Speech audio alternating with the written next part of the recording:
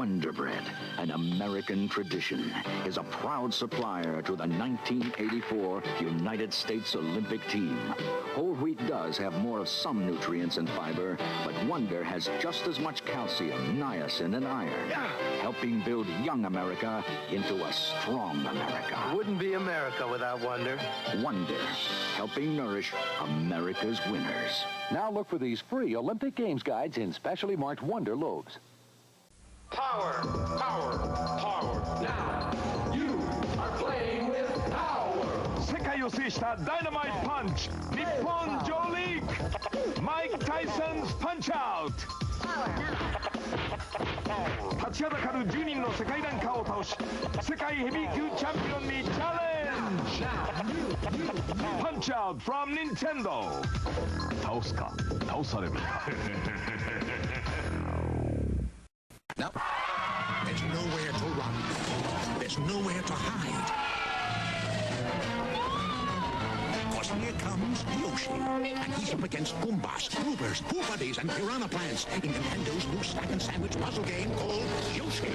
Match the creatures and wipe them out. Play alone or with a friend. But mix them and you won't stand a chance. It's challenging. It's overwhelming. Hey, Yoshi! It's Yoshi, the new puzzle game for Game Boy or NES. Now you're playing with power.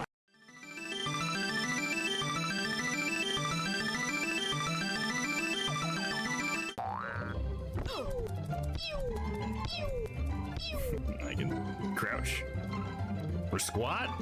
I'm about to take a dumb look at him. He's like, better watch out there, dude. Give yourself a hammy. What, the bushes are in the way? But I'm a cat. I can get in the bushes. Who cares?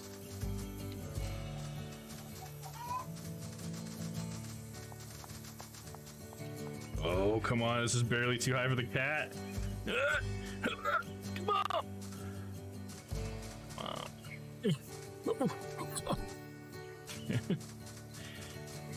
It's one a shortcut. Here we go. Now we can zoom in, baby. Look at that. Boom. Yay. Yay. Yay. Skippity, skippity, skip. I'm so happy. Took my photo. Took so long to make the money, but we're here. All right.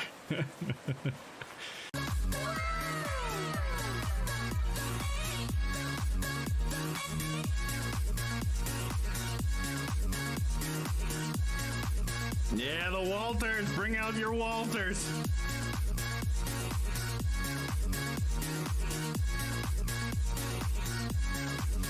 There goes the pirate hat. Sick moves, G. Thank you. Thank you for his compliment. Let me get some fans on me. I need the wind in me sails right now. What about masks? Got a rather recognizable mug myself. Geralt, I see, has come prepared. Think it's a fetish of sorts.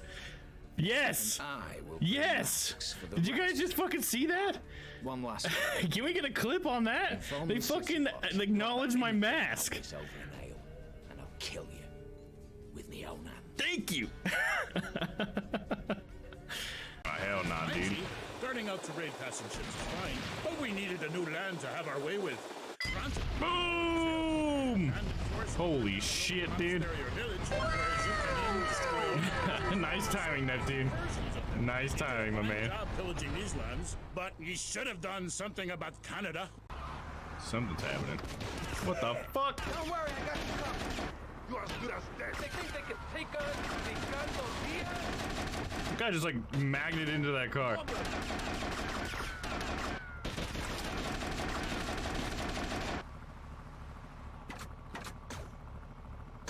More fucking dudes?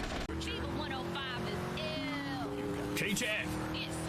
Yeah, are we on K-Chat? Are we not? Oh, ready? Whoa, dude. Firm of DeLeo and Furex. We understand that what? Sometimes life did you see that just now, dude? We help our blue chip. Whoa! Wowie zowie! I'm not even mad. What the fuck? That was awesome. And jacking someone can also be something and stuff. Rubbing him out. Whack him. Yeah, whacking him. There you go, Papa. Exactly, dude. Beat it. I want you to beat him. Like, what? You want me to beat him? What? I want you to beat him, off him, whack him, jack him, rub him, whatever you gotta do. Like, whoa, dude. Whoa, whoa, whoa. What kind of job you sending me on, man?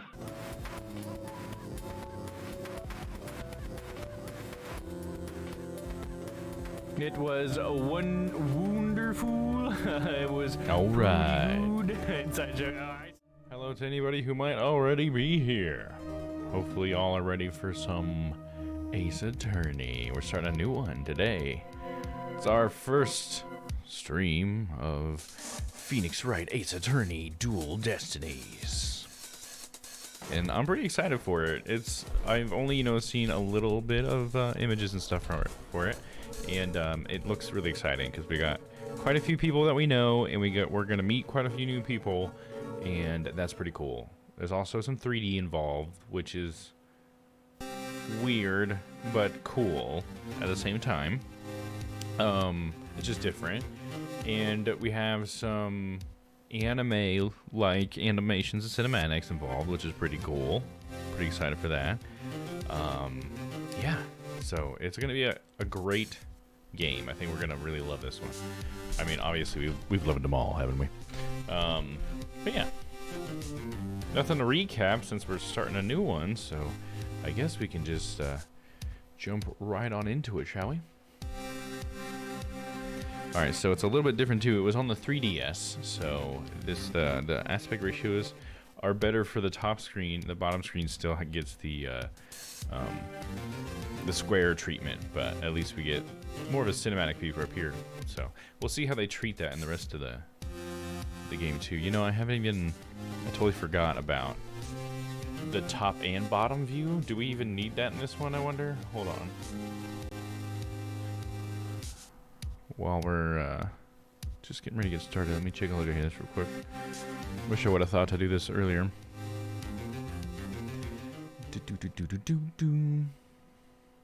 I did both the top and the bottom, but I did not mess with the crops for the whole thing. Yeah, see, it's wonky like that. Hopefully we don't need that, I guess. I'll adjust if necessary. We'll figure it out. But, I mean, at least for the sake of time, we'll just get going. Alright, so, I'm going to be clicking new game. And, yeah, hold on to your seats, ladies and gentlemen. Let me pause the music. Without further ado, I give you Ace Attorney Dual Destinies. Okay. The prosecution is ready, Your Honor. Hey Rob, what's up? How's it going? Oh yeah, it's time to, now that we started, it's time to go to emote only. Good to see you, my friend. Go check this out. There we go. Just check it out, it's like an anime. Look at that. Look, it's the judge. It's like a bomb. Holy shit, dude. This is like super dramatic, man. I think it's real sometimes. Whoa.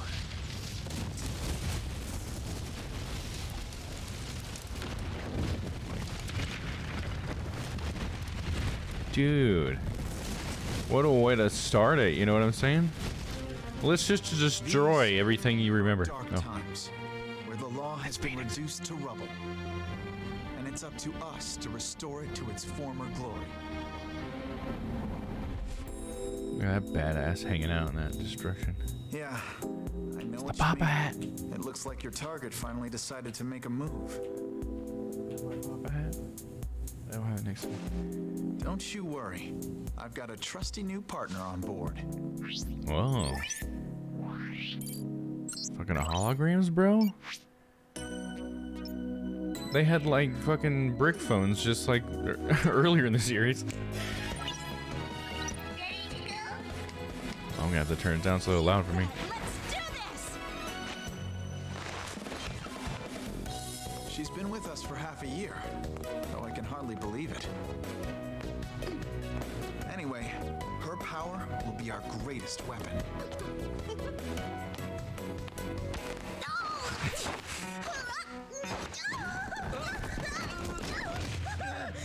Are you alright, miss?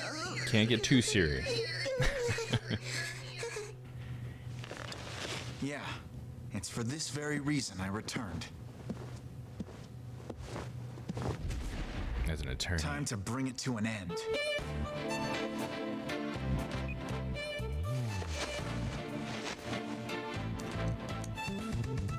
It's Jersey. Hell yeah, dude. Dawn on the spikes once again.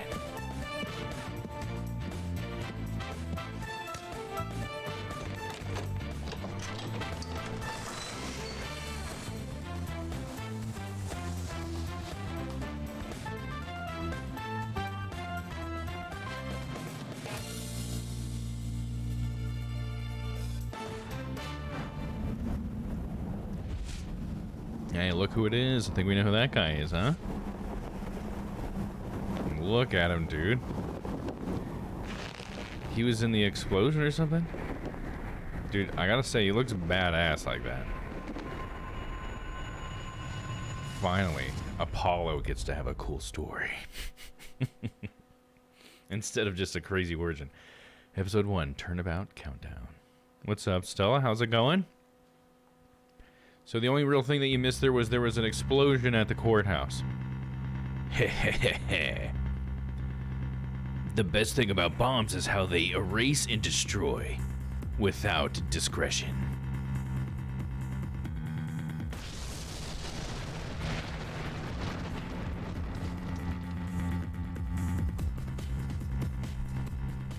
Now all I have to do is pin everything on that little girl.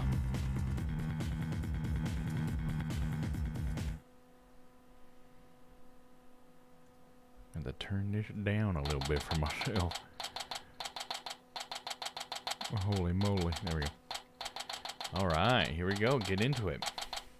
Classic title card. Loving it. Hope you're having a good one, Stella. Okay, yeah, so the courthouse exploded. That was pretty crazy. Let me just take it all in for a second. So then Phoenix has a new assistant or something. I don't know what you call her, partner or something. Look, I think she's going to be a defense attorney from what I've seen in pictures. But she's cool. I don't know what her name is yet. And she has like holograms and stuff. That was pretty sick. And then we have Apollo. Looks like he took some damage there, which was pretty epic. So a lot of interesting elements just in that one cinematic scene. So that'll be really cool. And I gotta say, I love that version of the music there. That was cool. Happy Wednesday and hiya. Hello. Okay, hanging in, Miss Friend. How you doing? I'm doing good. Doing good. Getting through the days. I've just been working on mostly my trombone, which, by the way, is pretty much done.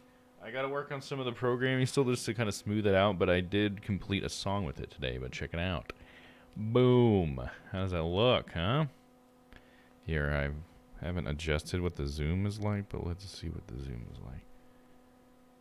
Is it too zoomy now? No, we're good. Yeah, check it out.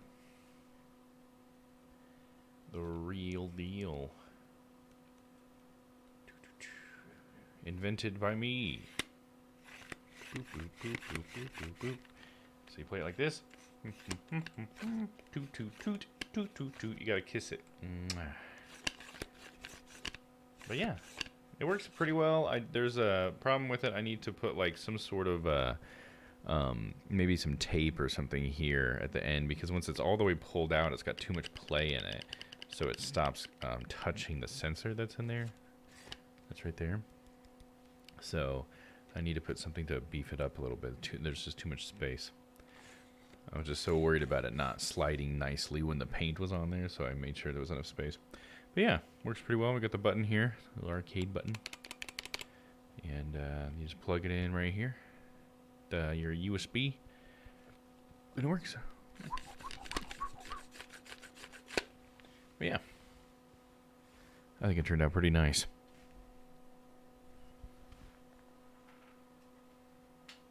I'm sure I'll show you guys more with it. I'll probably do a stream where I play Trombone Champ with it once I have it kind of lined up a little bit more.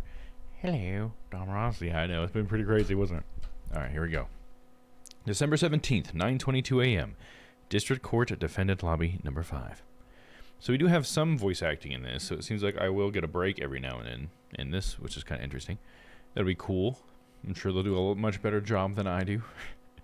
You come up with some of the coolest and unique projects. Oh, thank you. I appreciate that. Yeah, I was just happy that this one was like simple enough that I felt like I could tackle. I feel like the hardest part was the 3D modeling, and I didn't struggle with it near as much as I anticipated. So it gives me confidence to move forward into the next project. So, but I'm not done with this one because I want to do more about like communicating it and making it available in case other people want to use it or possibly improve it. I'm thinking about making it available in that way. But yeah, we'll see. It was fun and satisfying. Let's see. Oh, Athena's her name. Yeah, I think you did say that in the intro. I may have missed it. So yeah, we're playing as Athena, not as Phoenix then. Okay, interesting. Interesting. Nope. Not feeling nervous at all. It's amazing what a girl can get used to. Even a tense atmosphere like this is a no biggie. You doing okay, Athena? Oh, hey, already. It's Apollo. Oh, Apollo! Yeah, doing great. Like, hum a little tune great. Weird. Oh, yeah? Well, that's good to hear. Although, I could have sworn I heard your voice crack for a second there. Yeah, says Mr. Cores of Steel, huh? Oof, I'm that transparent, huh?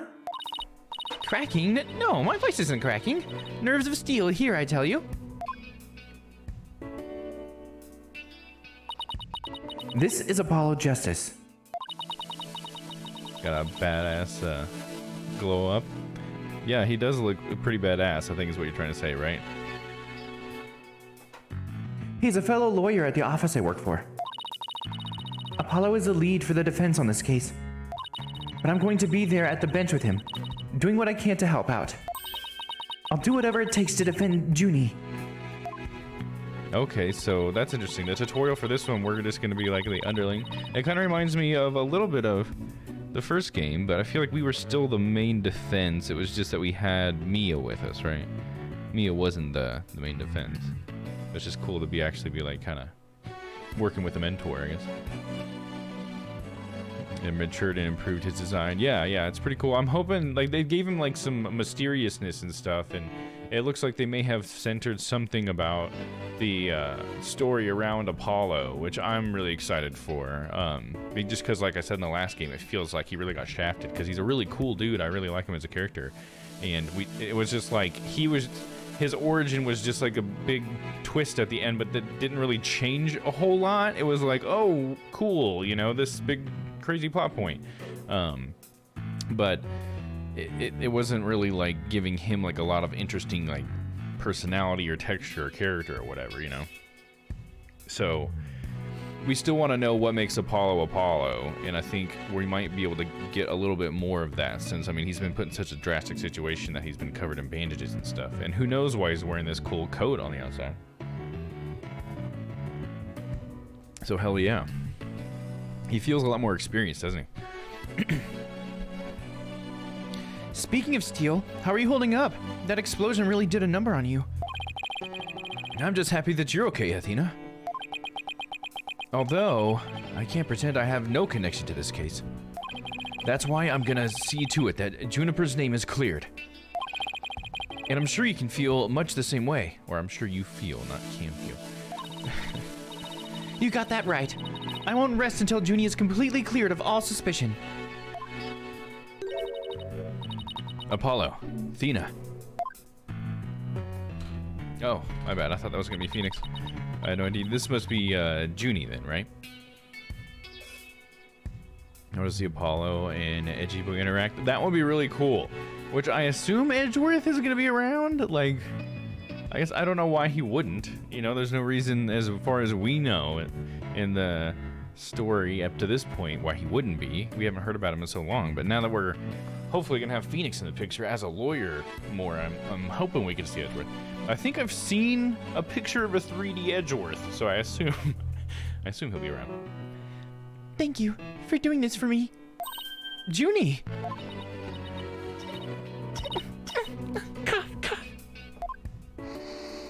Oh, that's cool. She's using her sunflower like a gas mask. Oxygen mask. Hey, are you okay? Sorry about that. I always seem to go into coughing fits whenever I get nervous. This kind of thing never happens at home in the forest, though. This is Juniper Woods. She's my dear, dear childhood friend, and she's also our client for this case. The news keeps repeating that Junie is the alleged bomber. But that's ridiculous! There's no way Junie would do anything like that. I brought you a little snack, Thina. Just a little something from my garden. Hey, thanks. So, is this an orange or a tangerine? It's an orange. My grandma says that orange is the color of strength and endurance. Oh, I get it. Strength for the trial, right? Junie, you're always so good to me. Jeez, look at me. Standing here clutching an orange to my chest with tears in my eyes. Oh, I wonder if she's gonna be like super emotion driven. I don't know. All of a sudden, I feel like I got that impression. Maybe just from that one line, but it may have been something else I've seen too. Well, don't you worry. Because she's got some sort of power, right? Because in the cinematic, Phoenix said with her power. So she's gonna have some sort of quirk thing similar to Apollo or something, right? We'll be so powerful in there, they won't know what hit them, right, Apollo? Yeah, that's right. Come what may, this is one trial we just can't lose. There's the Apollo we know. Oh, except maybe he passed out because of his injuries. Apollo! Apollo!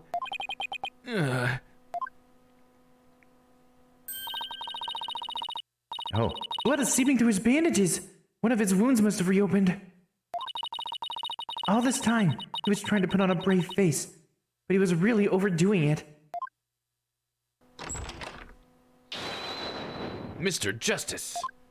Who's that? Huh? The trial is about to start, sir. Please proceed to the courtroom. What? Now? But Apollo's in no state to defend. So this is why we have to... Okay, here we go. So I was like, oh, it's going to be interesting that we're going to be under Apollo. Of course we're not, dude. How naive of me to think that.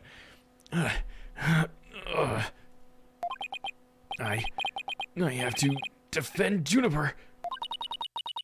What are we gonna do? The trial is about to start, with or without us. There's only one other option I can think of at a time like this.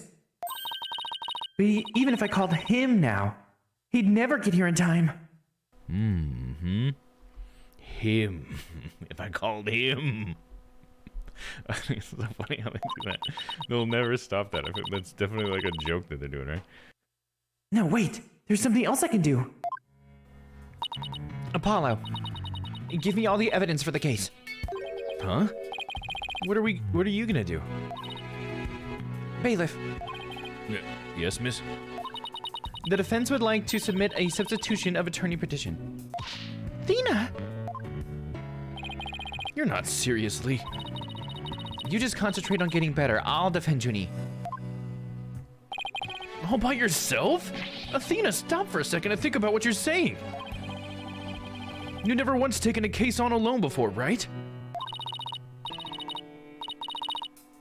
Wait, why is it... What? Oh, because it's... okay, for a second I thought that was an I. It's an upside down exclamation point. My bad. She speaks Spanish. No hay problema. I can handle it. I think. That confused me. But I guess it's really up to you, Junie. Would you be okay with me taking over? Sure. I believe in you, Thina. And that's right. That's enough for me. Uh-oh. Apollo's not... He's not okay with this, man. Look how bad he's sweating. You're worried for me, aren't you? To be honest, I'm pretty nervous too. I think my heart might just burst out of my chest. But you're in no shape to stand up to the bench now. So you'll just have to leave it to me. All right. I can see your mind's made up anyway. I hate it that I can't be there, but I know you'll give your utmost to defend Juniper. You bet I will. Rest assured of that.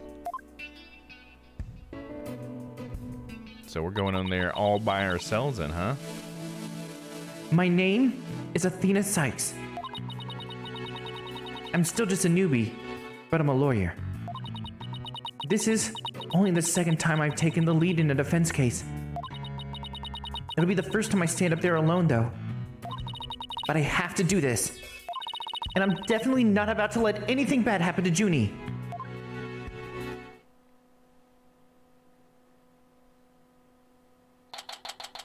December 17th, 9:46 a.m. District Court. Courtroom number 5. That was very slow.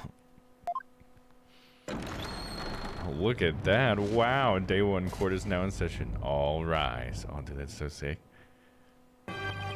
Court is now in session for the trial of Juniper Woods. The defense is ready, Your Honor. Why does Payne have like a sick comb over? What the hell's up with that? He's going through a midlife crisis or something. The prosecution is also ready, Your Honor. Uh-huh. And what is the meaning of this? I was under the impression that Mr. Red Monkey would be my opponent today. Yes, well, a substitution of attorney petition was submitted just a few moments ago. Due to the explosion in the courthouse yesterday, Mr. Justice is unable to continue. I see. I'm not at all surprised at he used that as an excuse to run away. With me as an adversary, who wouldn't want to feign illness in order to escape? What? The nerve of that guy. I'm going to give him a piece of my mind. Well, I would if I wasn't so nervous. Ah, this arrogant jerk. The widget? Oh, that's the little thing on her neck, huh? Do I need a voice for this now? Let's see. Voices. Oh, let's go with...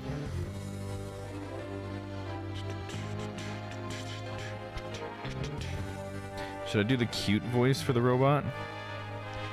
For Robot Man? He's a tiny little robot. He doesn't have to sound pixelated. He can just be like a tiny cute voice, right? Let me see. I'm gonna set it up on my pedal really quick.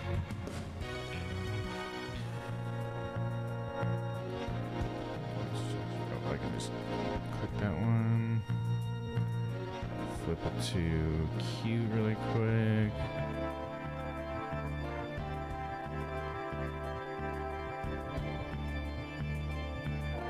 There we go. You arrogant jerk. No, Widget! So it's gonna say like her thoughts? Is that how that works? Thing? Is my hearing getting worse? I could have sworn I heard the defense say something just now. No, you didn't hear anything at all, especially not from me. How odd. I could have sworn I also heard something. Oh, that would be my indispensable partner, Widget. He sometimes blurts out what I'm thinking. Well then, if that's the case, then it's a clear contradiction to what you just stated. A contradiction? You just stated that you said nothing. However, if that device of yours says what you're thinking, then you indeed said I was, what was it? Elegant at work? Ah! Actually, it was arrogant jerk. That's pretty funny. At any rate, what does it matter if it's a red monkey or a yellow monkey facing me? No fresh out of law school rookie can defend this witness. Mr. Payne, I believe that's enough. Let us get back to the case. Of course, Your Honor.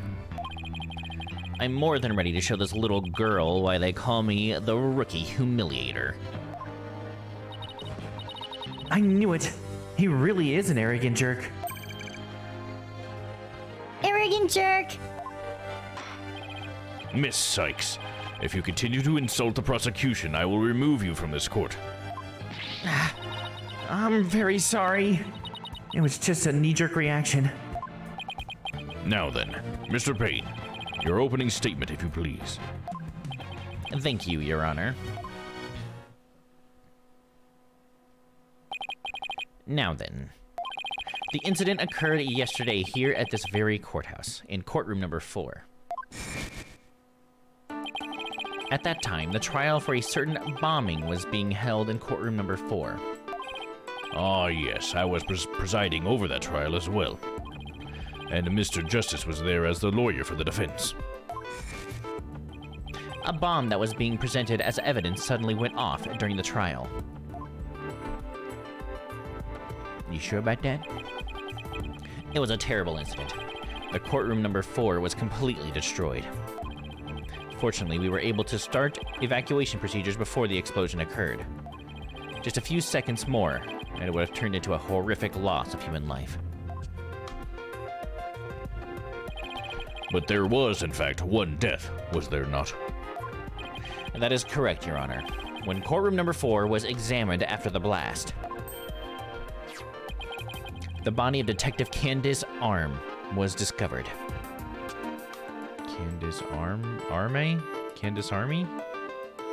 Or is it a silent AE? Candace Arm? Can disarm? She can disarm stuff, I think is what it is, right? Can disarm? See what I'm saying? I think that's what it is, because it's bomb, right? So can disarm, can disarm. Got it. She was to take the stand at the witness later in the trial. I suppose she wasn't able to evacuate in time, nor able to disarm the bomb, apparently. That's very strange. What a terrible tragedy. I must admit, I stumbled at the last 10 times myself before I was able to escape. Or at least, my bad. I stumbled at least 10 times myself before I was able to escape. My dress was getting caught underneath my shoes. Maybe the court should see to getting even shorter robes. Oh yeah, robes. I said dress, didn't I? The victim's body was found near the entrance to the courtroom. I suspect she stayed until the very end to help guide the others out safely. Your Honor, allow me to submit as evidence the victim's autopsy report and details about the bomb. Arm's autopsy report added to the court record. Stuffed animal bomb added to the court record. Stuffed animal bomb, the time bomb that destroyed the courtroom. It was hidden inside a stuffed animal when it was detonated. Oh, guilty elephant? That's interesting. Okay, I know how this works. All evidence for the trial is filed in the court record. When I want to check something out, I just touch the court record button. I better take a peek later. Now then, please call the accused to the witness stand. Should probably look at the autopsy report, shouldn't we? Details, details, details! Okay, we got a picture. Is that all we get from the autopsy report? Come on, there's more than that, right? That's not an autopsy report, that's a picture. I guess this is the whole thing. Cause of death, trauma to back of head caused by impact with a flat object. Time of death between 8 and 11 a.m.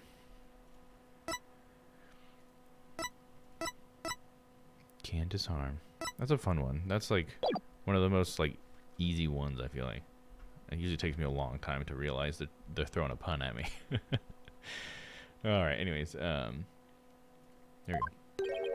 Defendant, are you feeling alright? You're looking a bit pale. I'm so sorry. I was feeling a bit weak when I first arrived here at the courthouse. But I'm alright. Junie's really giving it her all. I better make sure I do the same. If we could please proceed. Your name and occupation, defendant. Juniper Woods. I'm a high school student. Miss Woods, can you confirm where you were? Wait, can you confirm you were in the courthouse on the day in question? Yes. I came to know Apollo Justice through my friend Dina. And so, I was there yesterday to watch his trial and lead my support. And lend my support. Come on. Something's wrong. Junie's really scared. Did you know I'm also known as the Defendant Humiliator? It looks like I have yet another chance to show everyone how I earned that moniker. Does his arrogance know no bounds? I have to protect Junie no matter what. Hey, you arrogant Prosecutor Payne. What is it? Do you want me to demonstrate why I'm known as the Rookie Humiliator instead? Deep breaths, Athena. Don't let him get to you. Prosecutor Payne, Junie is telling the truth. Mr. Justice also backed up her claim when we saw him in the defendant lobby. And Junie, he said that he was glad to get the lotus root you gave him too. He was? My grandma says lotus root is good for your eyes. She says that it can even help you see into the future. They can? Then that's the perfect present for a lawyer. And if that's true, I guess he must not have eaten them. A sweet, meek girl like this, blowing a courtroom to bits. I must say it's very hard to believe. Now, Your Honor, don't let her seemingly innocent appearance fool you. The defendant had a motive for committing this crime. That's not true. I don't have any kind of motive. And I don't even know what the lady who was... I didn't even know the lady who was killed. I admit the investigation didn't turn up any connection between the victim and the defendant. However, that doesn't matter. The only thing that does is that her objective was the destruction of courtroom number 4 itself.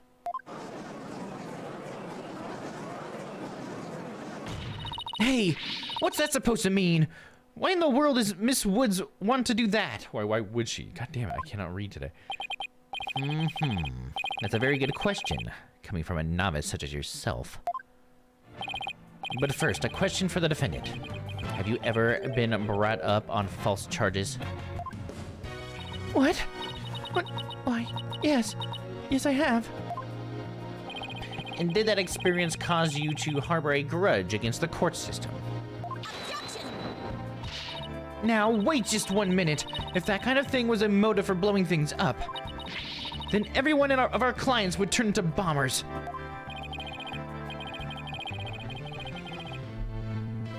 That's a valid point. We wouldn't have a single courthouse left standing in the land. I concede that the accused isn't the only one who might bear resentment against the courts. But Miss Woods is the only person who would have committed this crime. Why? Because we have found some decisive evidence that proves the defendant's guilt. Decisive, huh? I'll believe it when I see it. It involves a very unique aspect of the bomb itself, Your Honor. And what exactly was so unique about it? Why don't we have Ms. Sykes answer that question?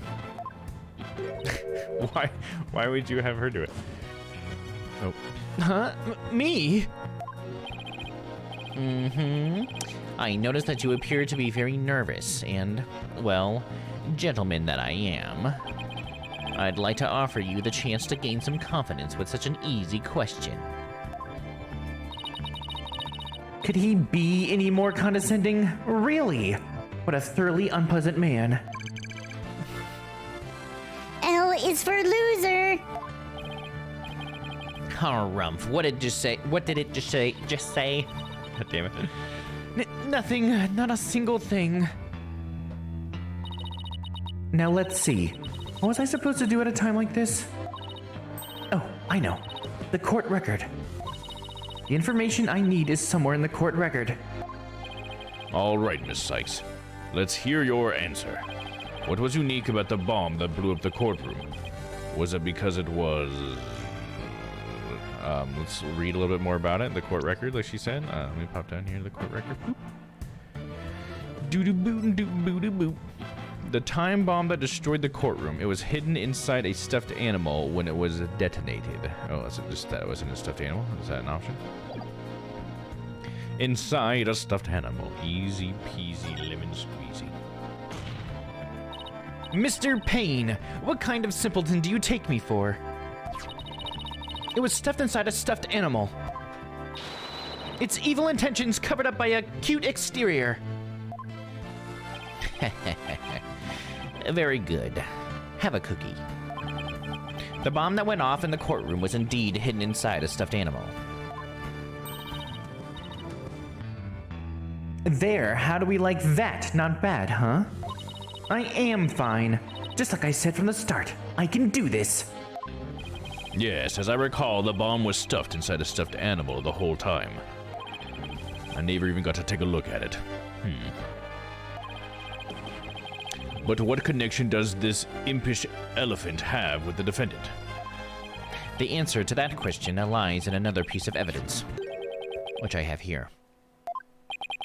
And what, pray tell, is this?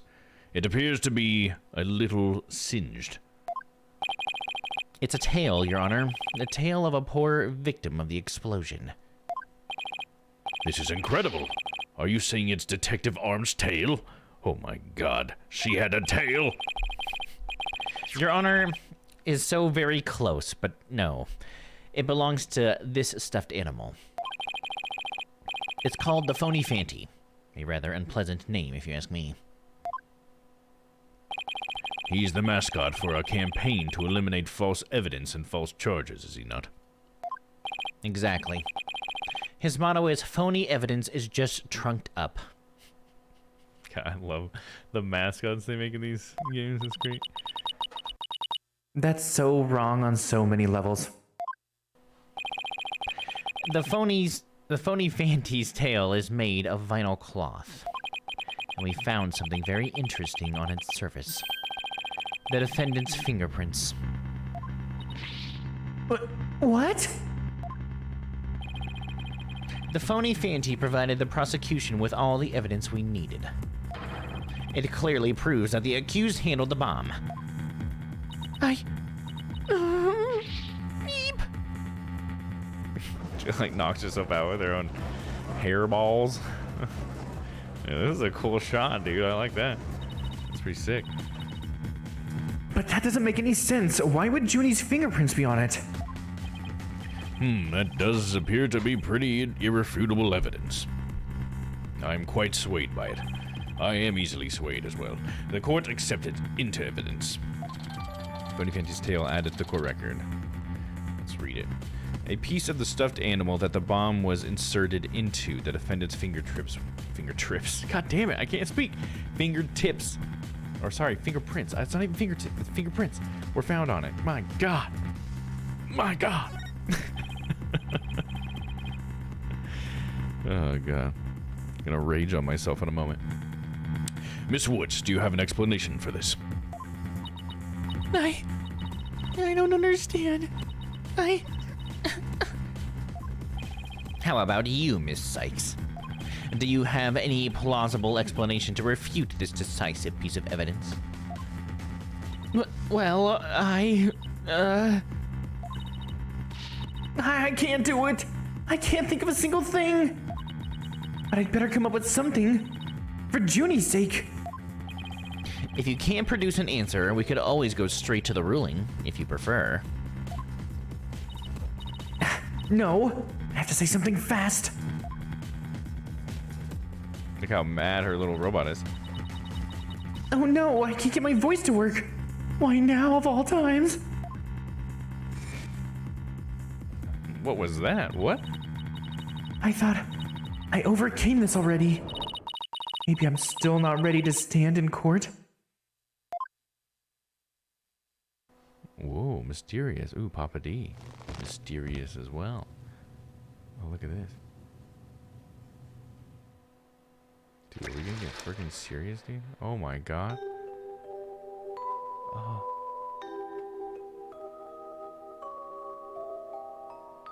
whoa.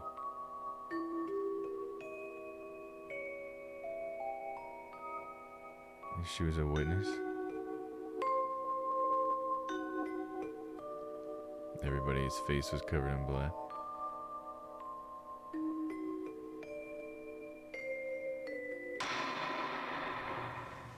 As you can see, there is no room for debate. Objection! Is it him? Why, it's you. Aw, hell yeah, dude.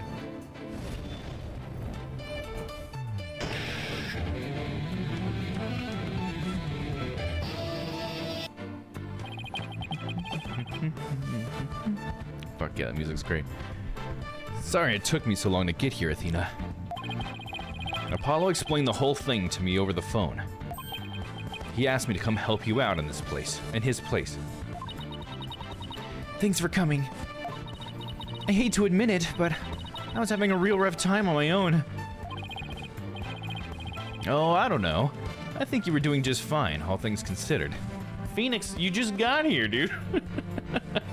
How do you know? And you hung in there, giving me enough time to get here. Now let's turn things around. You got it, boss. Ho ho ho! Look who showed up out of the blue. If it isn't Mr. Phoenix Wright, you always manage to surprise me.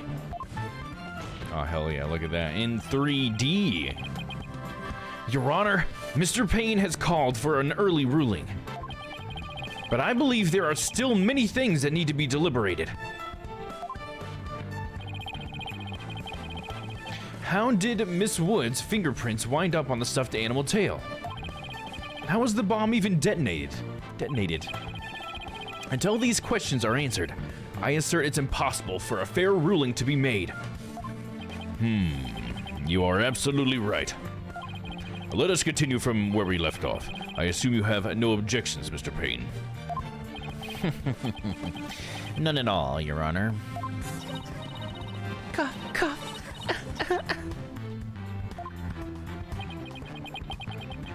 Miss Woods really looks like she's having a hard time.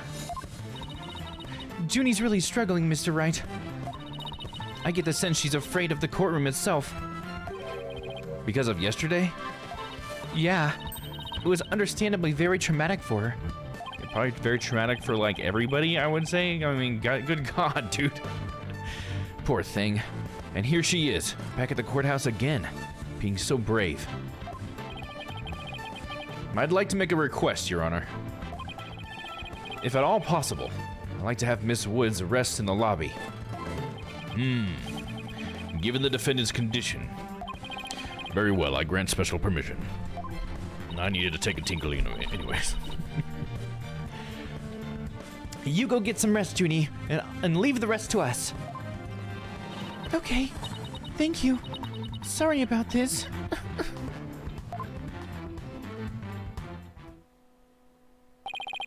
Phoenix Wright. I've been looking forward to meeting you. It's been a while, Mr. Payne. You're more clueless than I'd heard. I do believe you mean, how do you do? For I am Gaspin Payne. I am the younger brother of your long-standing rival, Winston Payne. Oh, okay. So they're different people. That's okay. I guess that explains the hair a little bit. What? Long-standing rival? When were we ever rivals, let alone long-standing? You'll see, Mr. Wright. I will cleanse Winston of the disgrace he met at your hands. Looks like this royal pain is going to be as thoroughly unpleasant as the other. Your Honor, the prosecution would like to call a decisive witness to the stand. This witness will testify as to how the accused detonated the bomb in the courtroom. Very well. Please call your witness, Mr. Payne.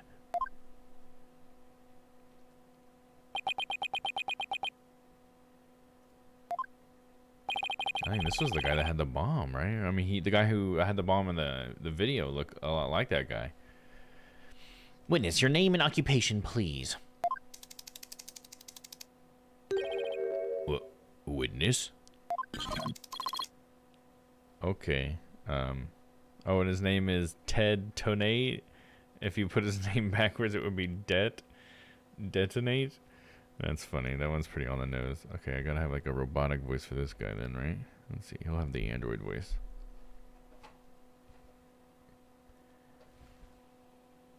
Oh, and then I immediately switched it back. Name, Ted Tonate. Occupation, bomb disposal specialist. Oh my, what a strange robotic voice you have. Speech synthesis via typing. It is the same as me talking. He sounds exactly like a robot. Can't you speak in a normal manner, like a normal person? I can. He can! But I do not like to speak. Speaking is inefficient. Energy expenditure. Speaking is greater than typing. Understand? What an odd witness. Mr. Tonate was in charge of the bomb for that trial and was there when it went off. Being a bomb squad specialist, do you have any relation to the defendant? Negative. I first met the girl while on this job. Many people are employed by the police. I know only a fraction of them. However, I was shocked when I first discovered the body of the victim. Shocked? I was the first on the scene after the explosion. I went there to ensure safety, but I ended up discovering a dead body.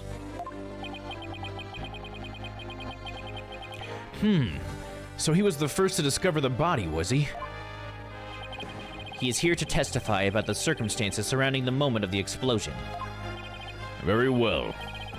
The court will hear Mr. Tonade's testimony. But at the very least, show this court some respect and remove that face guard, witness.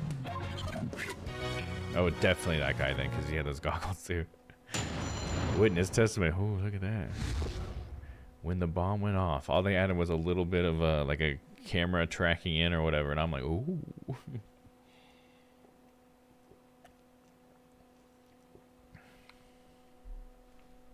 I guess this would have been really cool on a 3DS, because 3DS had like the 3D-ness to it, so he would have looked like he was coming out of the screen there, I guess. That would have been kind of cool. Here we go. The bomb was originally disarmed by me, then transported here as evidence. Bomb name HH3000, operated by timer or with a remote. I was watching from the gallery when I suddenly became alarmed. I saw that the bomb's timer was counting down. Oh man, those are really cool little extendo eyeballs. That's fun. Oh. So even though the bomb was supposed to be disarmed, it somehow got switched on? Precisely. Activating the timer is very simple. 1. Connect wires. 2. Switch on timer. A monkey could do it. I'm sure even you would be able to, Mr. Wright. I guess this makes you a blue monkey in this barrel of fun, boss. Ahem. I'd now like to begin my cross-examination. Huh? All of a sudden he's got another bomb!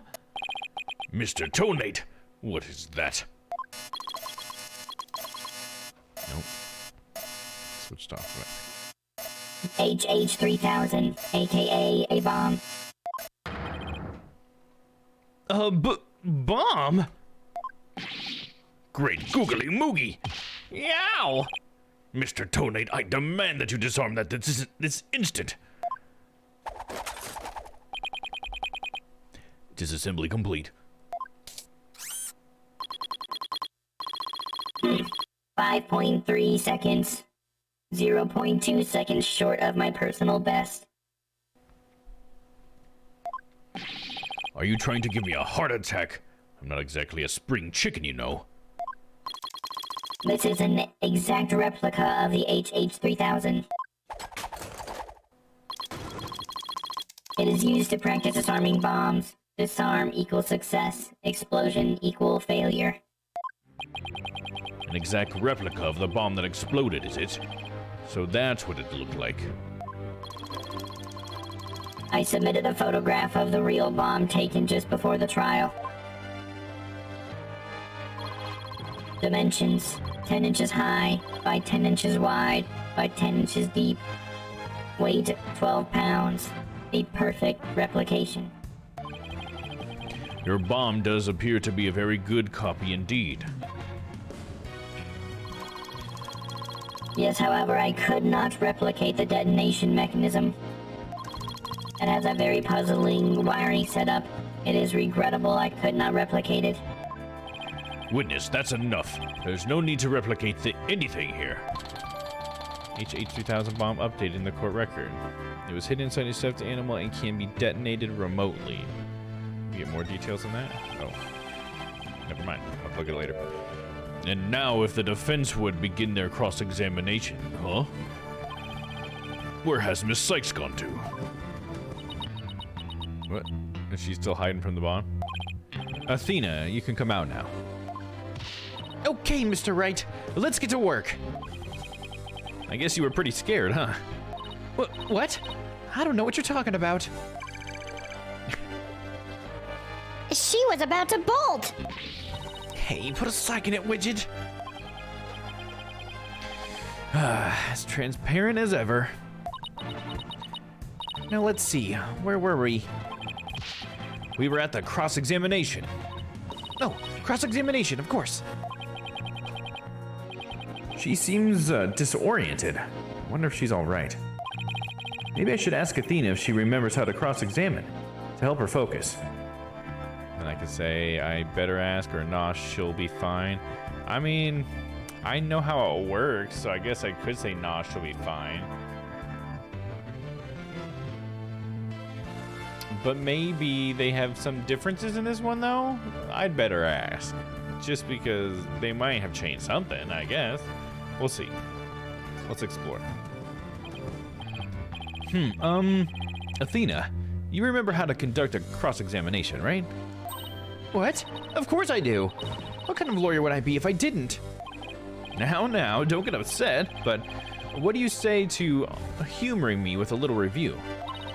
You got it. Basically, where you examine a witness's testimony and compare it against the court record, searching carefully for any inconsistencies. This green text represents a witness's testimony. Touch the right arrow to advance to the next statement of the testimony. Touch the left arrow to go back to the previous statement. Pay close attention to the testimony, and when you've found an inconsistency, touch present to open the court record. The court record contains information on all the evidence we have at our disposal. You can use it to look for facts that conflict with what the witness has said. When you find something, present that evidence to refute the witness's statement. And what if nothing conflicts with the witness's testimony? Well, that's when you press the witness for more information. I mean, that's not how you do it, folks. What you do is you press everything. And then you present, because you want to get as much content as possible, right? That's one of my rules. Find any inconsistencies or lies in the testimony and reveal them to the court. That's what cross-examination is all about. Looks like you remember it just as I taught it. And it was a nice refresher course for me. And if you can't find any contradictions, and you flub up too often, don't be afraid to ask me for help. Press X to consult with me and to consult with... Press X to consult with me when the consult panel appears. Oh. See, there we go. That's something I didn't know about. We can consult with her when that appears. I'll let you know where I think the suspicious statement is. So it's like a hint thing? That's interesting. I mean, we'll see. Maybe it's not quite that, but it sounds a little bit like a hint mechanic. Like I don't know what the fuck we're supposed to do here. Is it the picture of the banana or what? Sounds good. I'll be counting on you if I get in a bind. All right, it's cross-examination time. hope the android voice isn't too much for you guys. When the bomb went off. Because we're about to get a lot of it. The bomb was originally disarmed by me, then transported here as evidence. Bomb name HH3000, operated by timer or with a remote. I was watching from the gallery when I suddenly became alarmed. I saw that the bomb's timer was counting down. Okay, so that's the whole thing. So we're gonna press. So I do. Oh, it does have a voice thing. Hold it! Hold it! Hold it! You know, I didn't make sure that this program has connected to my microphone. Let me see if I can get this working really quick. Tool, simulation, configure, audio device. Is that the out here microphone input? Real device, input device.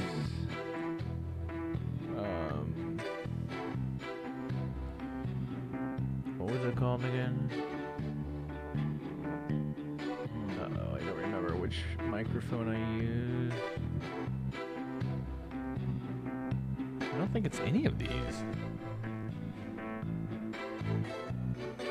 It might be one of the USBs, actually. It might be like 5. Let me check in Discord real quick. Discord, what's up? Oh, I can't while I'm in stream remote. Let me hide the game really fast, and then I'll undo that.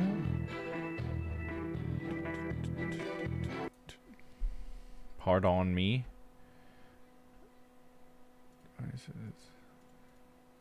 Oh yeah, I gotta disable it. And then it's voice and video anyways. I was going to the wrong one. Alright, check. Yep, that's the one. Got it. Okay, we can show the game again. We're looking for 5. Okay. Alright, let's see if that gives us what we want here. Oh, where'd that go? Oh, why'd that move? Why'd you do that to me? Now I'm gonna have to line it back up. Let's see.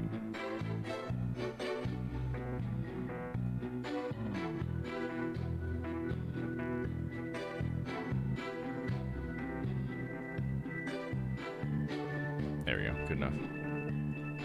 Hold it! Hold it! Hold it!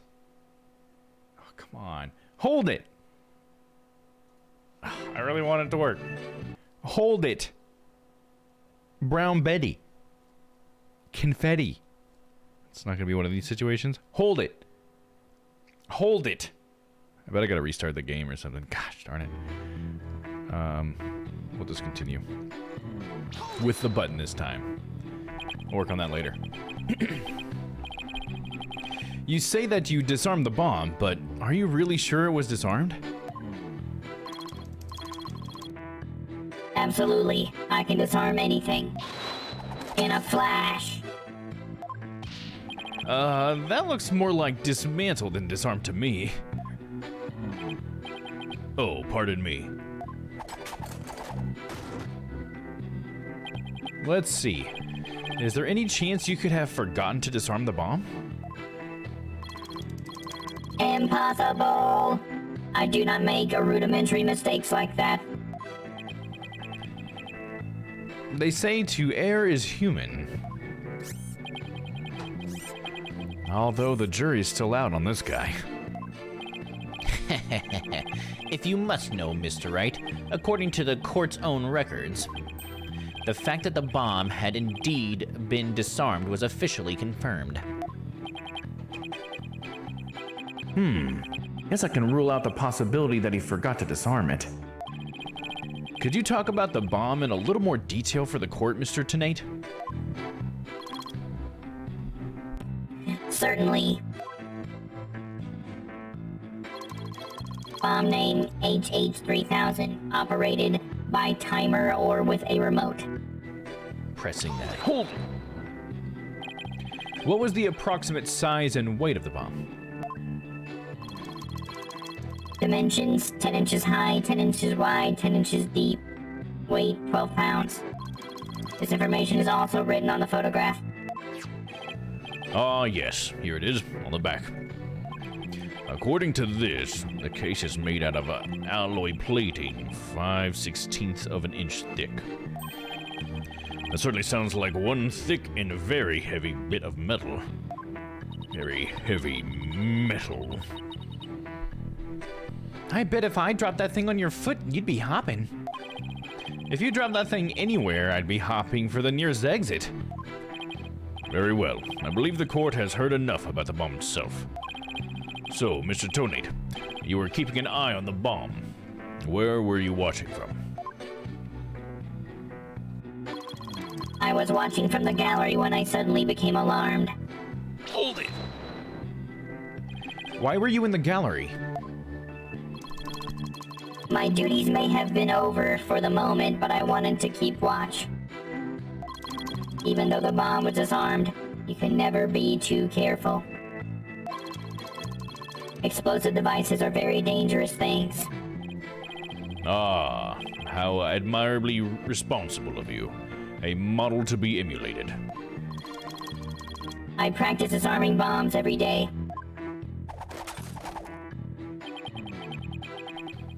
A practice assembling them too, or I practice, not a practice. Damn.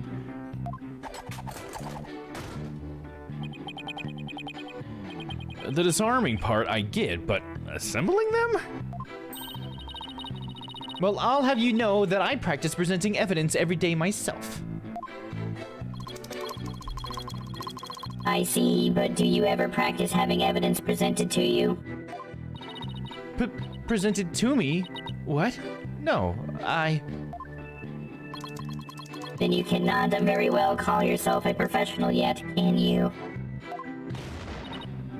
Ah, that does it. I'm gonna start practicing having evidence presented to me every day. And you'd better drink some coffee, boss. We're gonna be pulling an all-nighter. I don't think that will be necessary. Or worth either of our time. So, Mr. Tonate, what did you witness from the gallery? I saw that the bomb's timer was counting down. You saw it counting down clearly with your own eyes? I'd hardly think a timer as small as the one on the bomb could be seen from the gallery. Plus, I think the timer's cracked in the picture. Might be our evidence that we're looking for, huh? Oops, I hit the wrong button. These goggles help me see very small things clearly from very far away. I can even see what you had for breakfast by looking at your tie. Why do I suddenly feel like a bug under a magnifying glass? I guess it's possible he saw the timer if he was wearing those goggles. I'm not so sure. Something that just doesn't sit right with me. I don't think I follow. The bomb was completely hidden inside the stuffed animal. So well concealed, in fact, that it didn't even look like a bomb at all. So you're trying to find testimony that conflicts with the evidence, right? That's right. Listening carefully to Mr. Tonate's testimony is just the first step. After that, it's a matter of taking a look at any evidence that seems relevant. Remember that you can touch present when you want to open the court record. If you find evidence that conflicts with the testimony, present it. Let's see. This testimony is about when the bomb went off. So I think that that would state it was at the time would be pretty important. Wait, the state of it at the time? Okay, I see what you're saying, yeah. I think that the state of it at the time would be pretty important. So he wouldn't be able to see it because it's inside of it. They're really trying to spell it out for me. A bomb that didn't look like a bomb because it was inside a stuffed animal. Huh.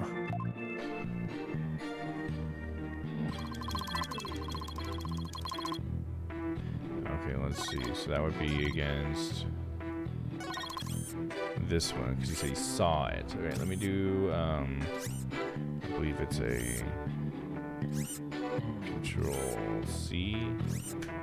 Should save it. Let me see if that worked. I'm gonna double do it. I've not used this emulator before, so hold on. Let's see if that one. But that made the music all wonky for a second, didn't it? That's cool that it shows you down here in this one that you're at the end of the statements. That's pretty cool. Okay, so we're gonna present the bomb. As a pretty adorable mascot. It's kind of interesting because he's like a painter too. He's got like this paintbrush. It just reminds me of the last case in Apologistus. Like plating and stuff. I wonder if that'll matter. Because see, in the picture, it's not inside of it. So how is that? I mean, I think this is the bigger deal, is that it's cracked, right? That the timer. Because in the picture, it's not. Yeah, it's not inside of the. Either way, the timer is messed up. So I think this is definitely what we're pointing at. It just seems weird. All right, present. Objection! So you say you saw the bomb's countdown. Is that right? Of course, I clearly saw it counting down to 0. And I say that you are clearly lying. What are you talking about? There is no way you could have seen the bomb's timer. After all, the bomb was concealed inside a stuffed animal.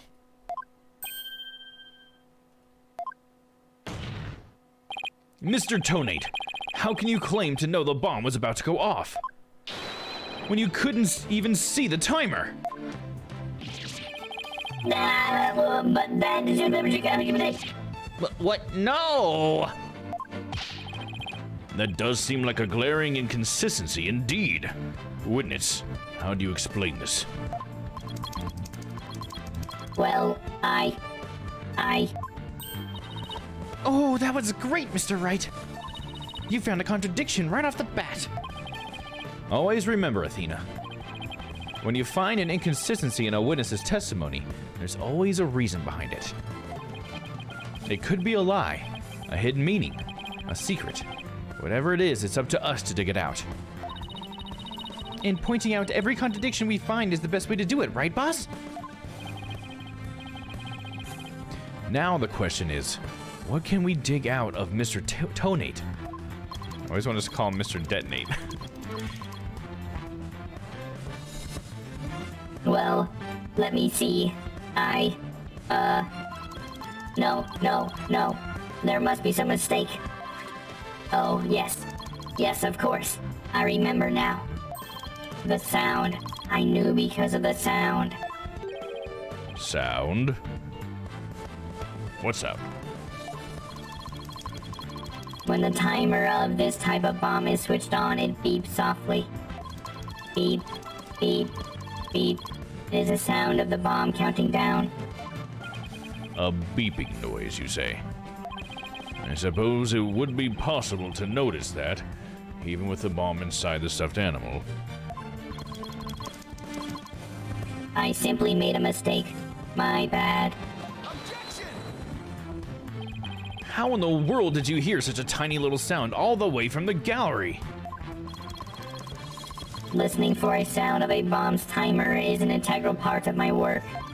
I constantly undergo training so that I will never miss it. I hardly think training would help you hear something so soft from so far away.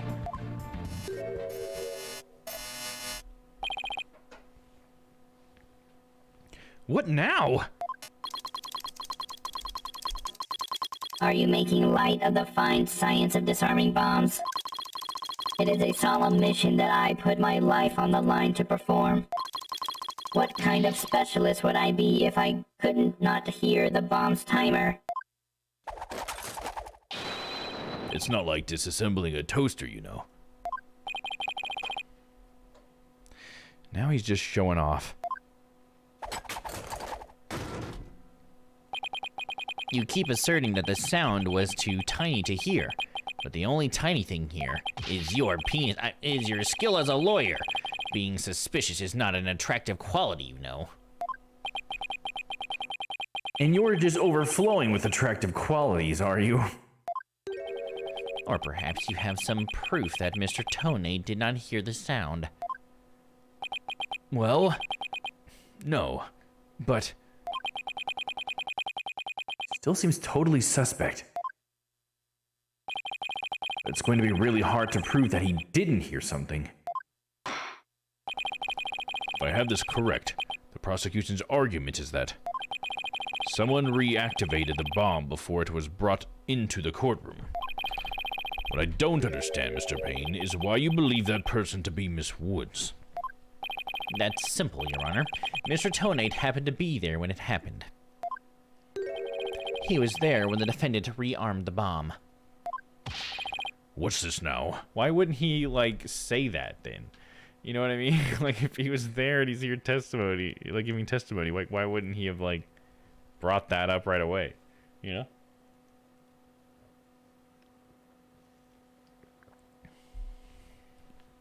What's this now? What?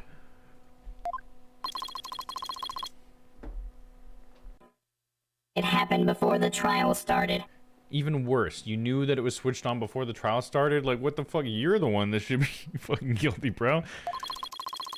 It was when Detective Arm and I were transporting the bomb.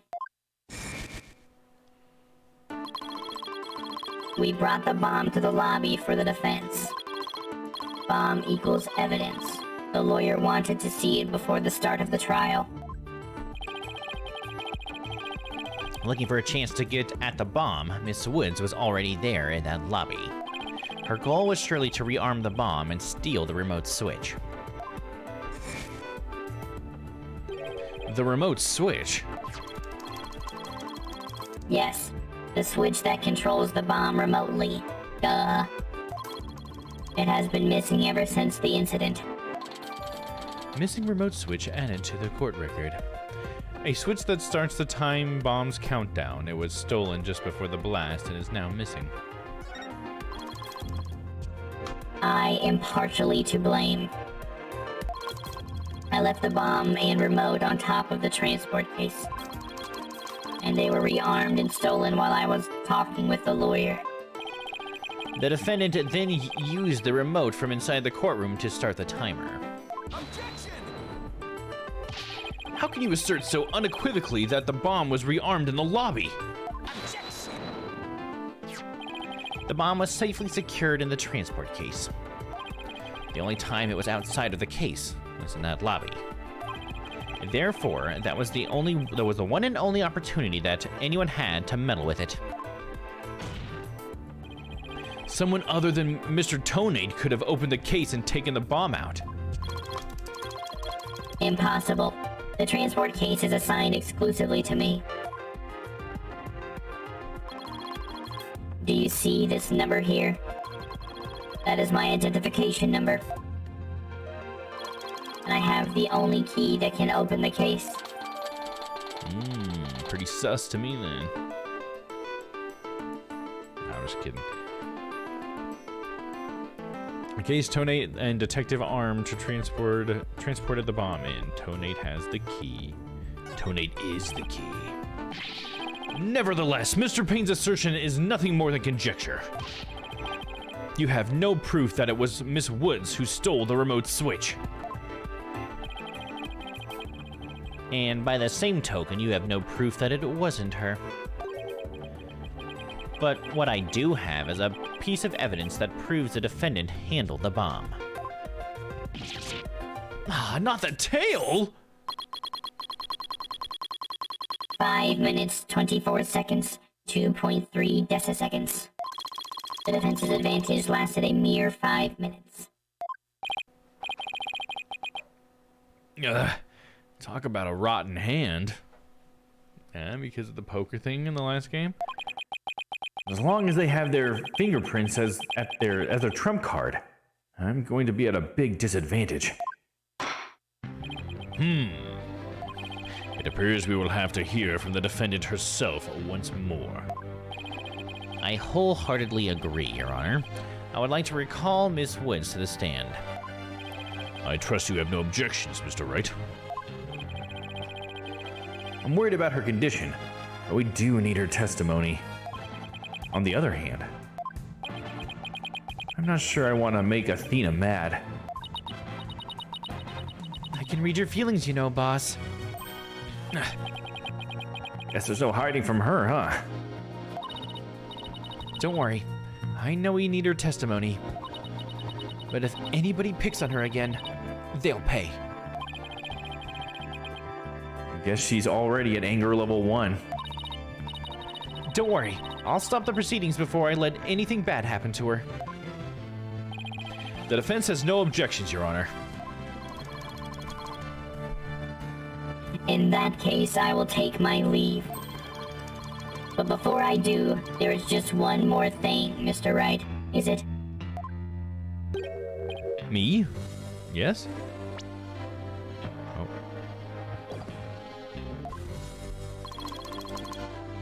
Dismantling bombs is my job. Dismantling the case is yours. Do you think you can handle it? I look forward to seeing you try. That's such a guilty thing to say, dude. He's guilty. Ah, this guy's hiding something. I just know it. Now, if you will excuse me. Bailiff, please go out into the lobby and bring back the defendant. Aw, she's so sad. Junie. Hi, Thina. She looks even worse off than before. Don't worry, Junie. We're here for you. Thanks, Tina. And I'll do my best too. You blew up the courtroom because you're bear resentment against the courts, correct? Or because you bear, not because you're bear. My bad. Because there's a big hairy bear. No, of course not. What's that you say? I can barely hear you. I haven't done anything wrong. This prosecutor's scary. What an impudent little girl. Stop acting innocent and tell the truth. This is getting ugly. You rearmed the bomb because you wanted to blow up the courthouse. Admit it. That's why you went to the lobby where Mr. Justice was. Isn't that right?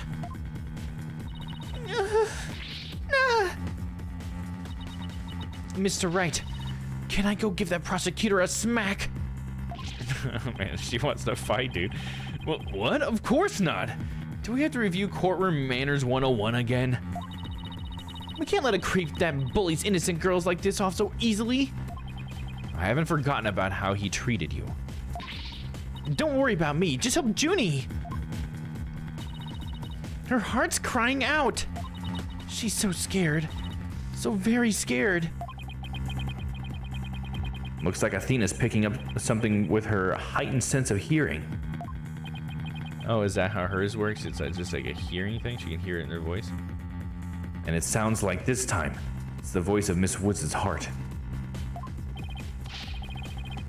Don't deny it. You stole the remote switch and used it in the courtroom, didn't you? Your Honor, please put a stop to this. Mr. Payne is badgering the defendant. Yes, Miss Woods does seem quite frightened. Mr. Payne, I ask that you behave more like a gentleman. Ah, but don't you know, Your Honor? There is no more a gentleman in the world than I. As if a gentleman or even a gentleman would behave like he does. Don't let the rude ruffian win. Thina. How dare you call a gentleman such as I a rude ruffian? I'll have you know I attended a manners class every Saturday. Or I attend, not he attended. He still actively attends it. I'm more than just a mere gentleman. I am a genteel man. Not when you're terrorizing a young lady, you're not. I demand my money back from that manners class if I were you. I should probably be the adult here and stop the two of them, but it's too fun to watch. Mr. Payne, that will be enough. Certainly, Your Honor. No further questions. Let's move on to the defendant's testimony. Miss Woods, please share with the court what you were doing when the bomb went off.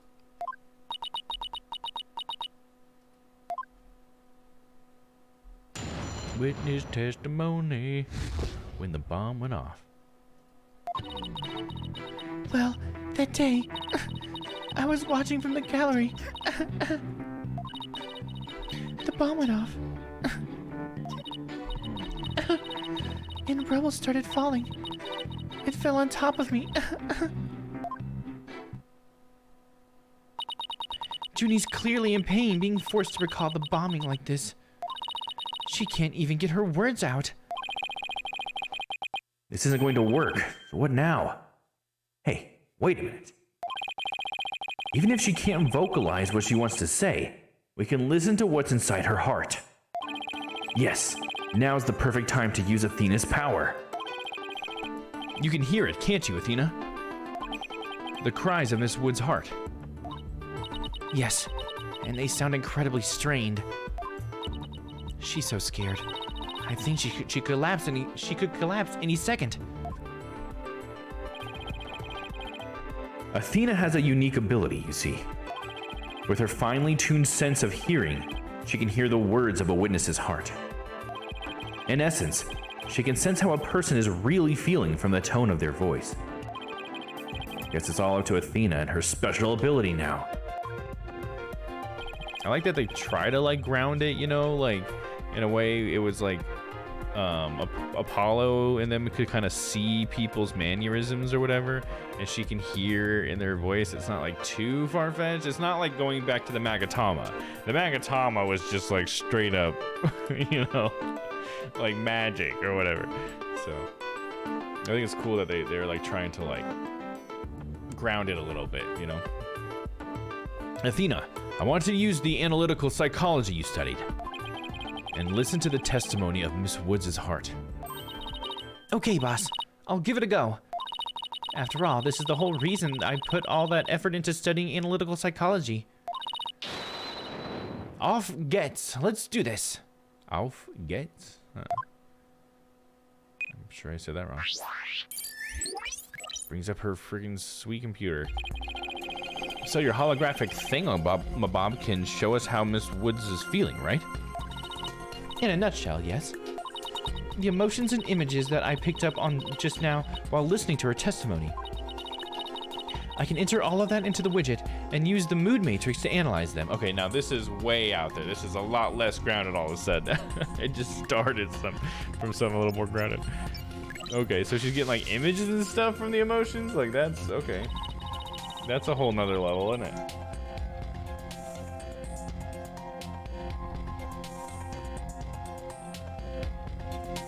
These mood markers here reflect fluctuations in Junie's emotions. Ping, ping. When she feels happy or is enjoying the memory, the happy marker will light up. When she feels angry or frustrated, the angry marker will react. When she feels sadness or is frightened by a memory, the sad marker will blink. And when she feels surprised or confused, the surprised marker will let us know. That one will just let us know.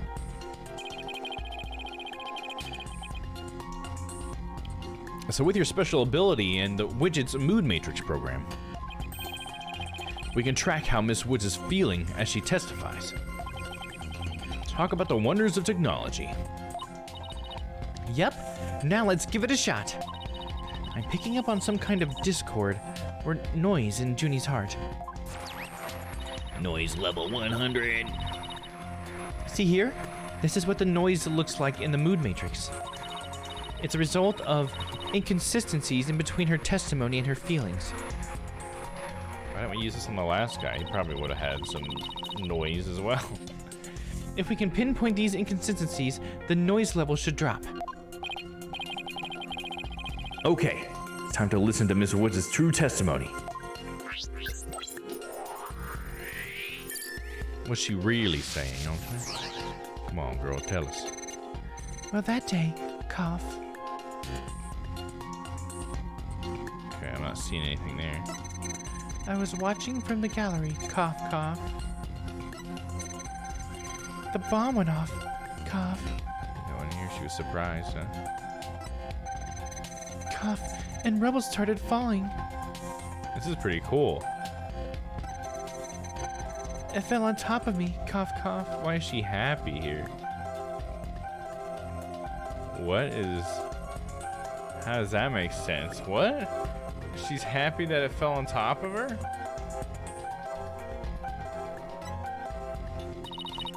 I think I have a good grasp on Junie's emotional state now. This power of Athena's is incredible. And I'm seeing an unexpected emotion that's inconsistent with the content of her testimony. What? Already?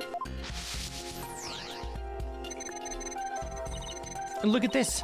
When she says it fell on top of me, the happy marker is reacting. Well, look at that. That is odd. There must be a reason for this contradictory emotion. We just need to do some digging. When you find an unexpected emotion, touch pinpoint, and then select the unexpected emotion or reaction from the 4 mood markers. Okay, pinpoint. Shouldn't be feeling that. Got it. Widget is registering joy when Miss Woods recalls the rubble falling on her. Must be a reason for this unexpected emotion. Miss Woods, as the rubble was falling, was there also something that made you feel happy? What? Mr. Wright, the feeling of happiness is spreading throughout Junie's heart. Oh, I accidentally clicked out of it. My bad. Keep going on at this point, and I bet Junie will start to calm down. Great. Let's hear what she has to say.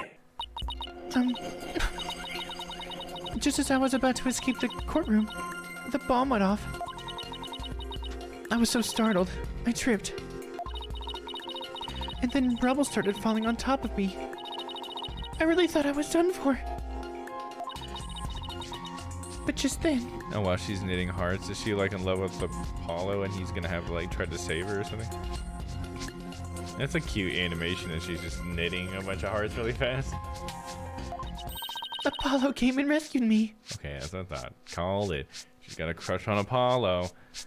I mean, he does look so heroic in all those bandages. Apollo? He used his own body to shield me from rubble. So that's when she should sustain those injuries. How do you feel, Junie? Did talking about Apollo give you some courage? Look at that big old smile. She's cheesing, dude. Yes, Apollo is just like the sun, strong and bright and warm. Just talking about him makes me feel like a leaf undergoing photosynthesis. And see, your coughing stopped all of a sudden. No, you're right. Thank you, Athena. Noise level 50. Okay, so we're trying to clear out the noise then, huh? Looks like we were able to draw out some new testimony. Pretty neat, huh? I think my Amazon responded because Athena's name is very similar. I think I just heard that. Now, there's still some noise left, meaning there must still be some discord in Junie's heart. Guess we'll have to keep going then. Let me input this new information and update the mood matrix, and we'll be good to go. You remember what to do, right? When I find an unexpected emotion, I should touch pinpoint. That's right. And then you select the unexpected emotion from the mood markers. If we can find the reason for the discord in her heart, we should be able to draw even more new testimony out.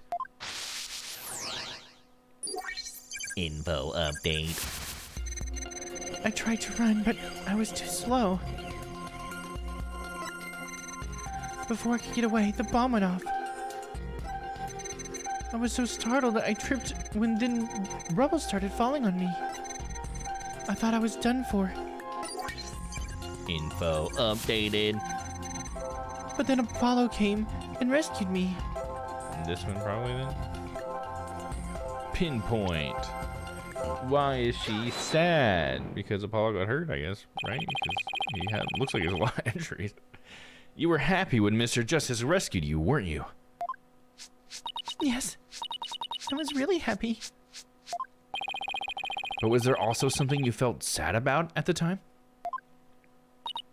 Sad? The reason I ask is, when you were describing how you were rescued, we sensed a little sadness too. Oh. I think it's probably because the bum rap Rennie. The bum rap Rennie? Riney? Bum rap Riney? Well, what do you know? Something new.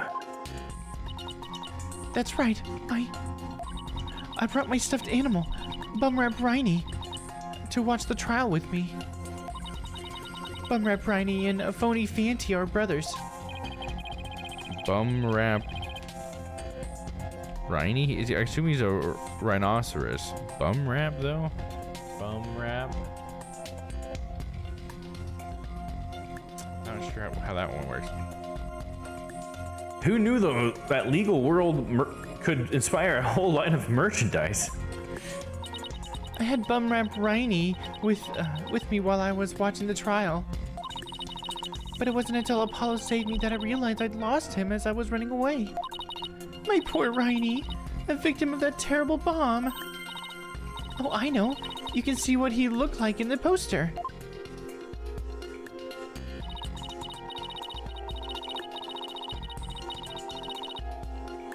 My neighbor? Like a ton of noise all of a sudden. Yeah, it's my neighbor. No more bum rap. So a bum rap is like a... He's got a bad rap, like a bad reputation kind of thing, or no more bum raps. I mean, he looks like an adorable little rhinoceros in a suit, so that's cool. I like that. It's for the campaign to eradicate fake evidence and false charges. So he's got a false charge on him. Bum rap. Phony Fanty and bum rap Riney, huh? Nothing against the campaign, but why an elephant and a rhinoceros? Mr. Wright, I don't sense any discord in Junie's heart anymore. Noise level 0. Bing. So I guess that means we managed to draw out all of her testimony. That's right. I'll just make an update with the new info and we'll have the whole picture. So do you think your new testimony will help? Absolutely. I don't know what I would have done without you, Athena. So bum rap Riney was in the courtroom when the bomb went off. Now that we know that, changes the meaning of that other piece of evidence. All I have to do is present it at the right statement. Yeah, it's the tail, right? The tail may have been bum rap Riney's is what we're saying. I'm assuming that's what Phoenix is getting at. Misplace him. It's all good. I was watching from the gallery with Bumrap Riney. I tried to run, but I was too slow. Before I could get out of the courtroom, the bomb went off. I was so startled I tripped, then rubble started falling. I thought it was done for. But then Apollo came and rescued me. So we gotta present it somewhere in here. That's Junie's complete testimony. Not bad, huh, Mr. Wright? I should focus on the new statements Miss Wood made. The existence of bum rap Riney should turn things around in our favor. It changes the meaning of a certain piece of evidence we already have. Okay, all I have to do is present it. Got it. It must be when she talks about bum rap Riney. Could this be his tail? Because you can see he's got the same kind of tail. So let's do a quick save. It's supposed to save, but I'm worried the hotkey doesn't work, so I'm just gonna test that off stream. See, save to oldest slot. It's Control C, which is what I'm clicking, but I don't see any slots filling up. Put one in slot 2. Okay, we're good. Present. The tail. Phony fancy tail. A piece of stuffed animal that the bomb was stuffed into, and the defendant's fingerprints were found on it. Objection! I just thought I'd try it. Objection! And I'll look at that after stream. Miss Woods, I know this trial has been very hard for you. But you can relax now. You are without a doubt innocent. God damn it. You can relax now. You are without a doubt innocent. Mr. Wright, what wild assertion are you making now? My wild assertion is simply this. The two stuffed animals were mixed up.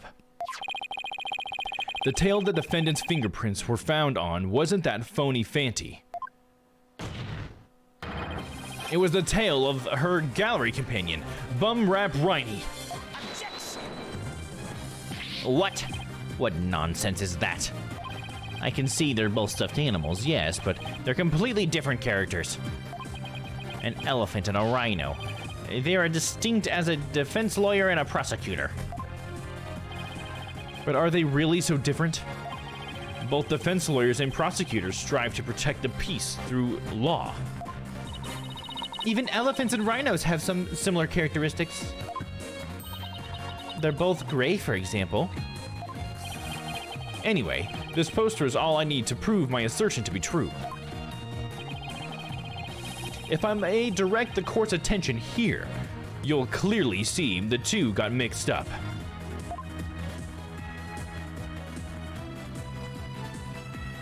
That's interesting. You're supposed to just rub the pad to slide it over to it.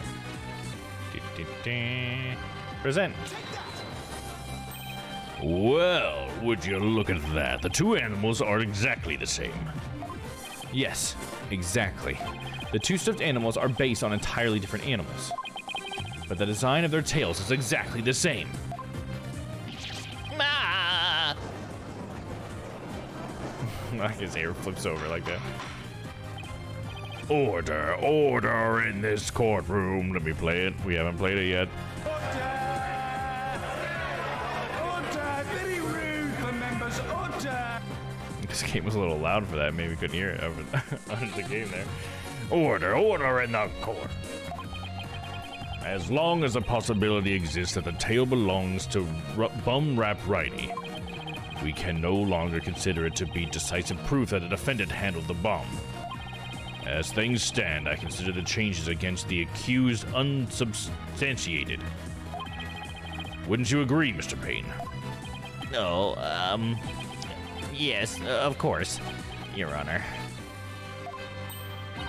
Oh, that was great, Mr. Wright. You turned things right around.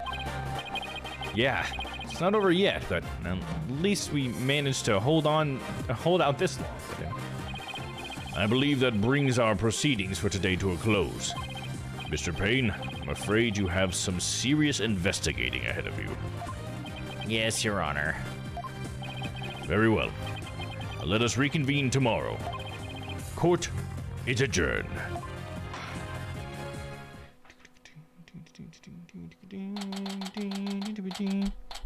I wonder if it'll have a to be continued when it gets to that point. That'd be nice. I usually like to see that when we take a little break. December 17th, 11:56 a.m. District Court at Defendant Lobby number 5. That was exciting, boss. We did it. True to form, you managed to just barely pull it off at the very last moment. True to form? Gee, never knew you had such a glowing opinion of me. Thank you for everything you're doing. You did great, Miss Woods. You really stuck it out. And you got really brave at the end, just when we needed you the most, Junie. Thanks to you, we were able to turn things around. Well, you were the one who gave me that courage, Dina. Really? Thanks. So, to be honest, was I any help at all? Of course. Without you, he wouldn't have never have gotten out of that tight spot. That's good to hear. I may still have a lot to learn, but you can bet I'm going to give it my all. I'll be so good that one day you'll call me your partner. That's what I like to hear. Analytical psychology. The ability to solve the riddles of a person's heart. Athena's true potential is beginning to really shine through now. Hey, where's Apollo anyway? Good question. I almost forgot about him. I assumed he'd still be here in the lobby. Oh, I know. Maybe he's still in courtroom number 4. Courtroom number 4? What would he be doing at the scene of the explosion? When I came out of the lobby to rest, I told Apollo about Bumrope Riney. I told him I dropped Riney in the courtroom as I was trying to escape before the blast. And then Apollo said he had an idea where Riney might be, so he went to take a look we went to take a look together. Huh? I guess Apollo can be pretty nice when he wants to be. So when you went looking for Riney together before you were called back into the courtroom... Wait.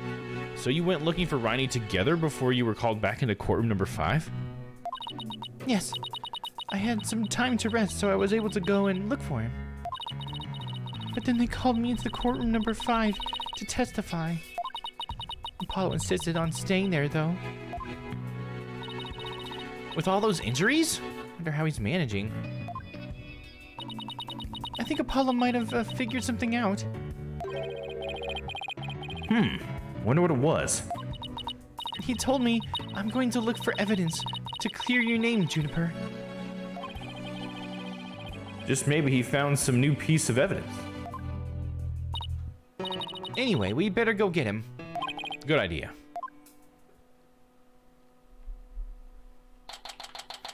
December 17th, 12:11 p.m. District Court. Courtroom number 4.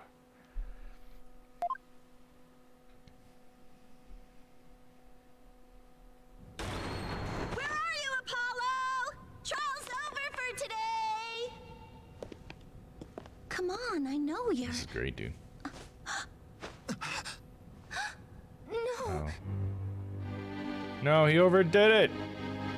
Oh shit, there's a bloody rock there too? Did he fall on his head? Or did somebody try to take him out? That's probably somebody trying to take him out. He's gonna be the next victim? He better not be dead. That'd be so fucking annoying if they killed Apollo right at the beginning, dude. How could they? Oh, there's a to be continued. To be continued. I think I could probably do the second part of this with the tutorial. I think we might be able to get the tutorial done today. Let me take a quick peek at how much content is in the next part of the trial. It's just another trial, so it seems like it shouldn't be too bad.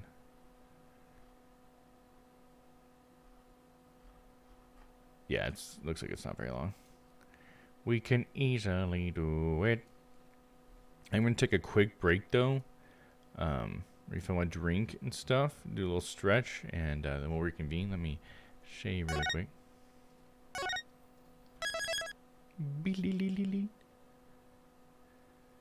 Okay, I'm not going to click anything else. Just in case. It just starts it up again. Alright, so we're going to take a quick BRB, but we'll be right back. So, yeah, don't go away.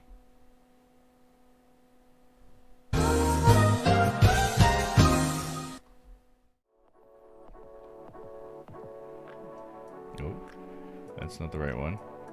That's the button. Oh yeah, man. I'm all for that. You, etc.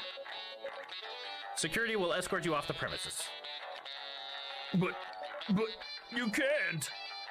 Uh-oh.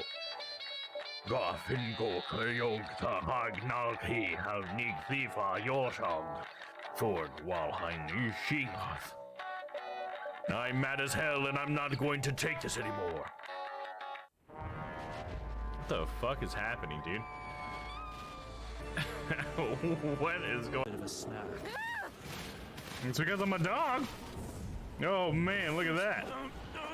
David, oh! David! Whoa, you really redeemed yourself, Boy Scout. I won't Damn, lie. dude. 90% of that was just me chancing it. I thought I was gunner too. Yeah, I think this is how you're supposed to do it. Okay, I'm figuring it out. I'm figuring it out, guys. I take everything back. Everything I said is fucking nonsense. You're just supposed to use the mechanics that the game has laid out for you. Can I piss on this real quick, though? Oh, no! Damn it, I just wanted to piss on the tree! Okay, I think I figured it out, so I can stop being mad. Let's go ahead and get all these guys real quick. I'll diddle you with your own dinkling. You say I'll diddle you with your own dingling? Is that what you just said to me, dude? Are you kidding me? That's no fucking talk to be coming from a man in knight's armor. Myself. Boom. Cookies! It's not a very... Why are there just cops everywhere? Do you see this? Look, it's just like, it's just loading cops in. It's about Look, a cop just hit a cop! Wow, I'm learning a lot today. Yeah. So What is... And there's another cop! They're just all cops! Like a man. Is someone hacking me, game? And another cop? What did you say? And another cop? Like a man. No, Around. I'm getting a little freaked out here. Where are we? Oh, I forgot to pick him up. We'll teach you how to make marching squares, shine shoes, clean bathrooms, kill a man with your bare hands, and...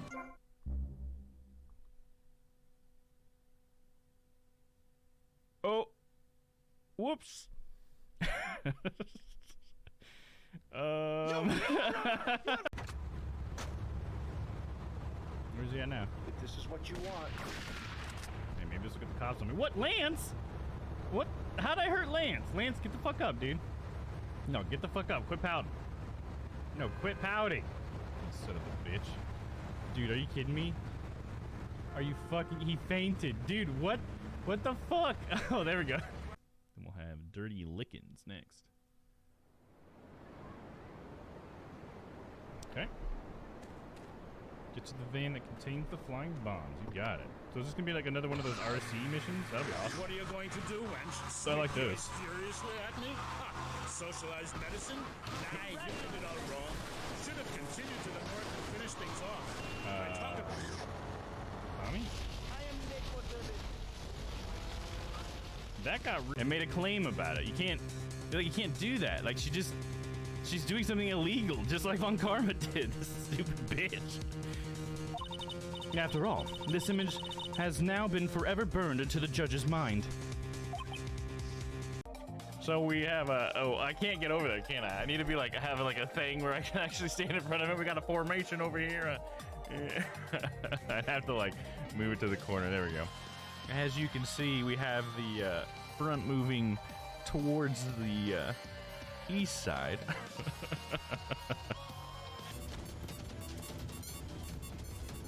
Oh no, oh no, oh no, oh no!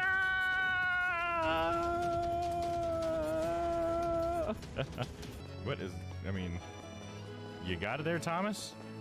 Just try a little bit harder, bud. You'll get there. Come on, buddy. Come on. Keep going. You'll get it.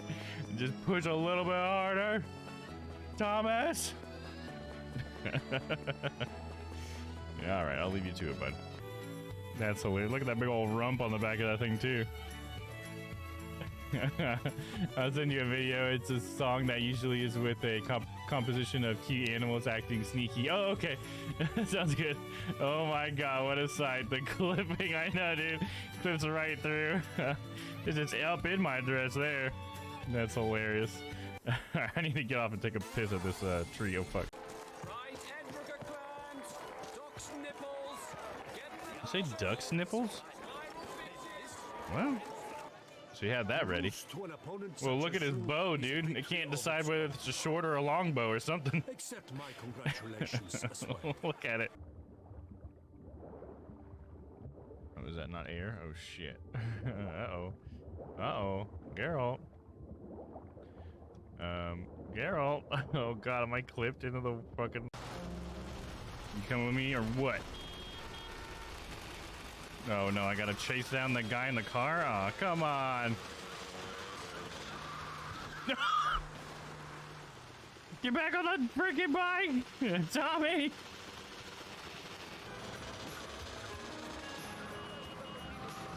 Whoa, hold on there. Might want to put a helmet on. No! What the fuck, dude? Where'd the difficult, dude? But we got it. Just took like 11 cheats. No! What, are you kidding me, dude? Hey, mission was over. We're okay, dude. We're okay. You can bust me all you want. I have fought a couple of wild animals, so the risk was real. Whoa, whoa, glitching out, baby. Check it out. We're glitching the game. Oh, there we go. We did it. We did it.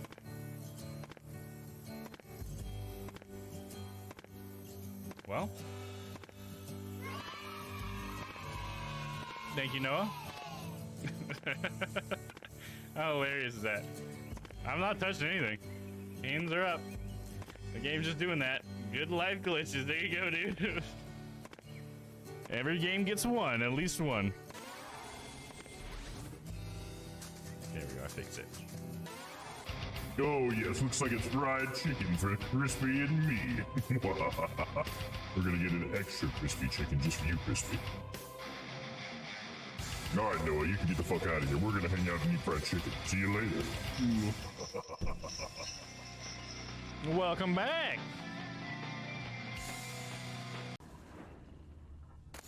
That's funny. It was right next to these guys like, hey guys, there's a bunch of jewels like 2 feet from your feet. And they're mine now.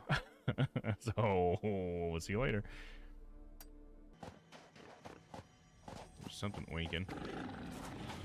You want some? Fucking want some of this, dude? Get it!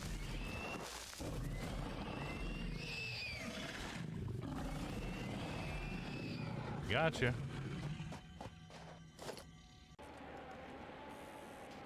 Oh, hell yeah. Here we go! Here we go! And then it eats shit, dude. Immediately. Huh. You guys don't want to hang out in the skate park anymore? You guys growing out of that, huh? Woo! Bro, that bike is my life, bro. But bruh, oh, in retro, there you go. Gotta get that cycling skill up, dude. Cycling is dope. Let's try to jump on top of this car. Oh, oh, come on, CJ, pedal it, CJ, pedal it. No, okay, that was awkward.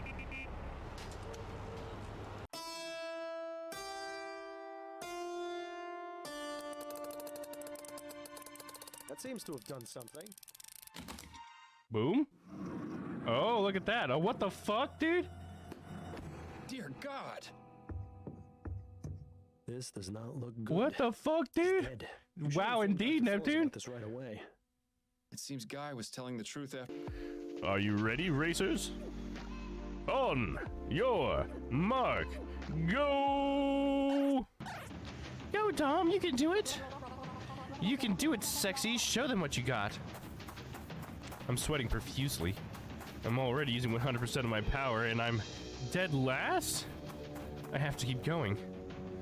Homer the Hornet Jock is in the lead. Following close behind is... Oh my god, Thomas finished in first place. You're bloody amazing. Oh my gosh, woo. Yes, baby, I knew you could do it. Domm, Domm, Domm. We knew you could do it. We love you. Ah! Oh my god, how did this happen? I've never won anything before. This is insane. Domm, you are amazing. I knew if anyone could do... Can I put my mask back on before we start this fight? You're naked. Sorry. Thank you, Aaron.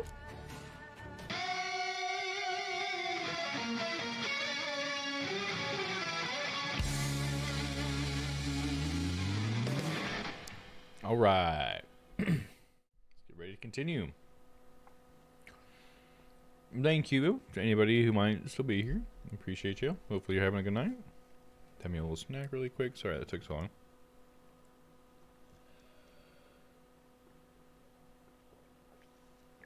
Shall we?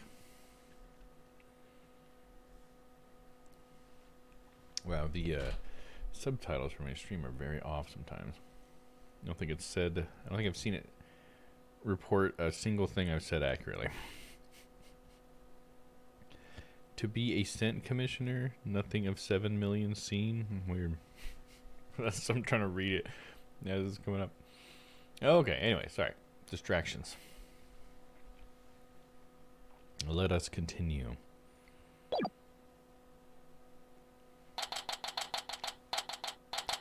December 18th, 9:34 a.m.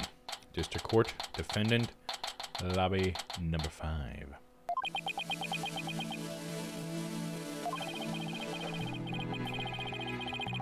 This isn't exactly how I envisioned the second day of this trial to start.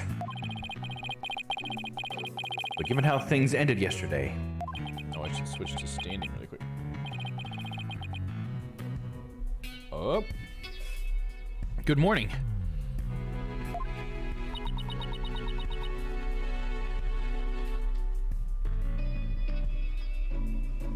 Dots. Everybody's silent today. What's up? Everybody's putting me on edge with your silence. The mood sure is tense. Not that that's any surprise. Ooh,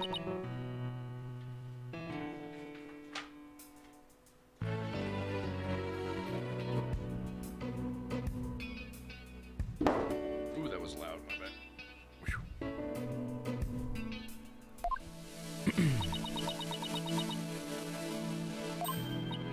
Oh, hey, did you read the paper this morning, boss? Huh? The paper? That came out of left field. You didn't read it? Then you don't know the big news. Somebody spotted an abominable snowman way up in the mountains. Tell me you know the difference between a paper and a tabloid, Athena. It might show up in the forest where you live, Junie. So you better watch out, okay?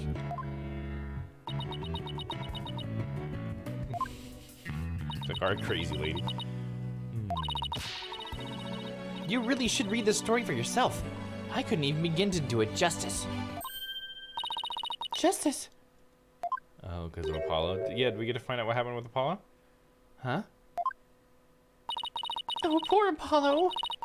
And it's all my fault. Athena! Oh, Junie! What was I thinking? I'm so sorry. What we found yesterday was not Apollo's dead body. Thank goodness. He'd been assaulted by someone with a blow to his head and was lying unconscious. We rushed him to the hospital right away, and it looks like he's going to pull through. But it was still quite a shock to stumble onto a scene like that.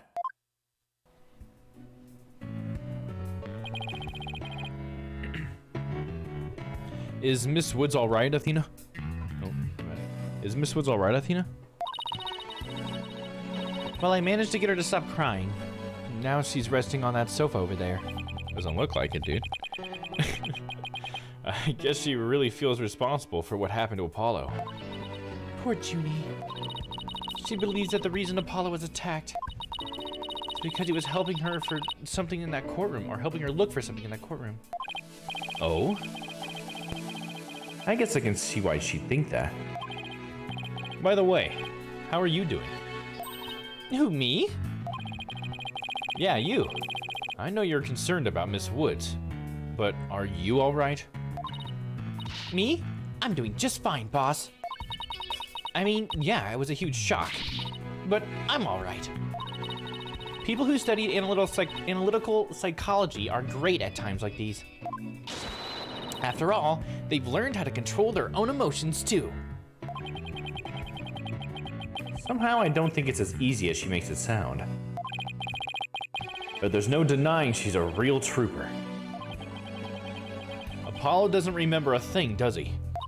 Yeah, he can't recall anything from the time right before he was assaulted. Nothing about what he was doing in the courtroom number 4 or who assaulted him. That's classic for this game too. Someone gets hit on the head, they're definitely forgetting something. Maybe their whole life. The doctor said it's probably due to the hit he took on the head. Assaulted in a court of law and losing your memory at that. I know how that feels. Yes, he does. I mean, I remember that. But who in the world would do such a thing, huh, Mr. Wright? Just wait till I get my hands on that coward who hurt our Apollo. Now, Athena. Thought you said you were in control of your emotions. Let's just focus on helping Miss Woods, okay? But I admit I'm just as upset as you are. Oh, okay, boss, you're right. Apollo's assailant can wait until after we clear Junie's name. That's the spirit. Now let's see.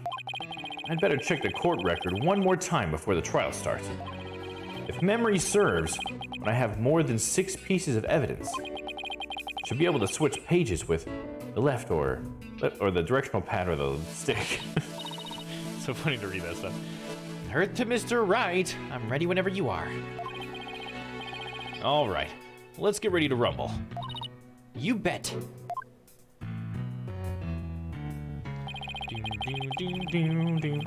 With everything that happened with Apollo, I didn't have time for a proper investigation. I can't let that stop me, though.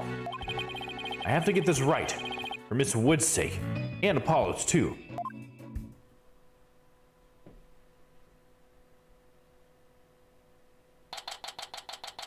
December 18th, 9:50 a.m.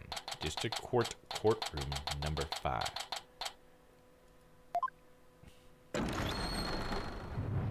Day 2, court is now in session. All rise.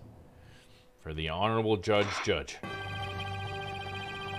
Court will now reconvene for the trial of Juniper Woods. The prosecution is ready, Your Honor. The defense is also ready, Your Honor.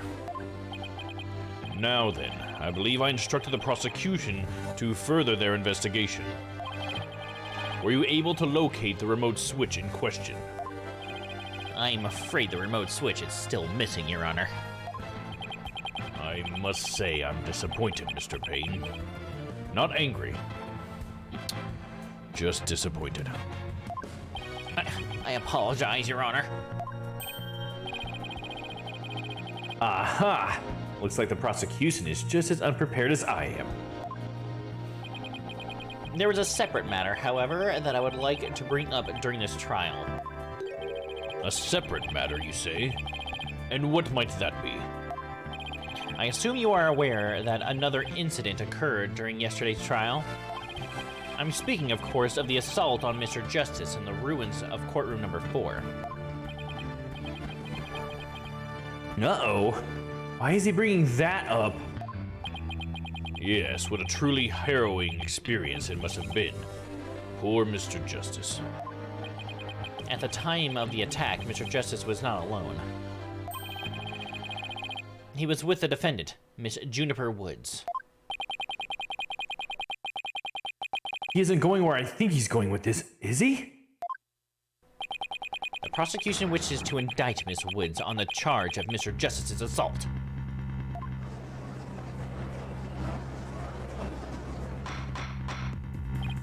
Order in the court. So he thinks... Sorry, did I miss that? He thinks that Juniper assaulted Apollo? So he thinks before she left, when she was called to courtroom number 5, she hit him and then left? Dude, I don't know, man. He just wants to pin everything on this girl, dude. Poor girl. Oh, shit. Getting a little bit of the Dommiverse there, aren't we? Hold on.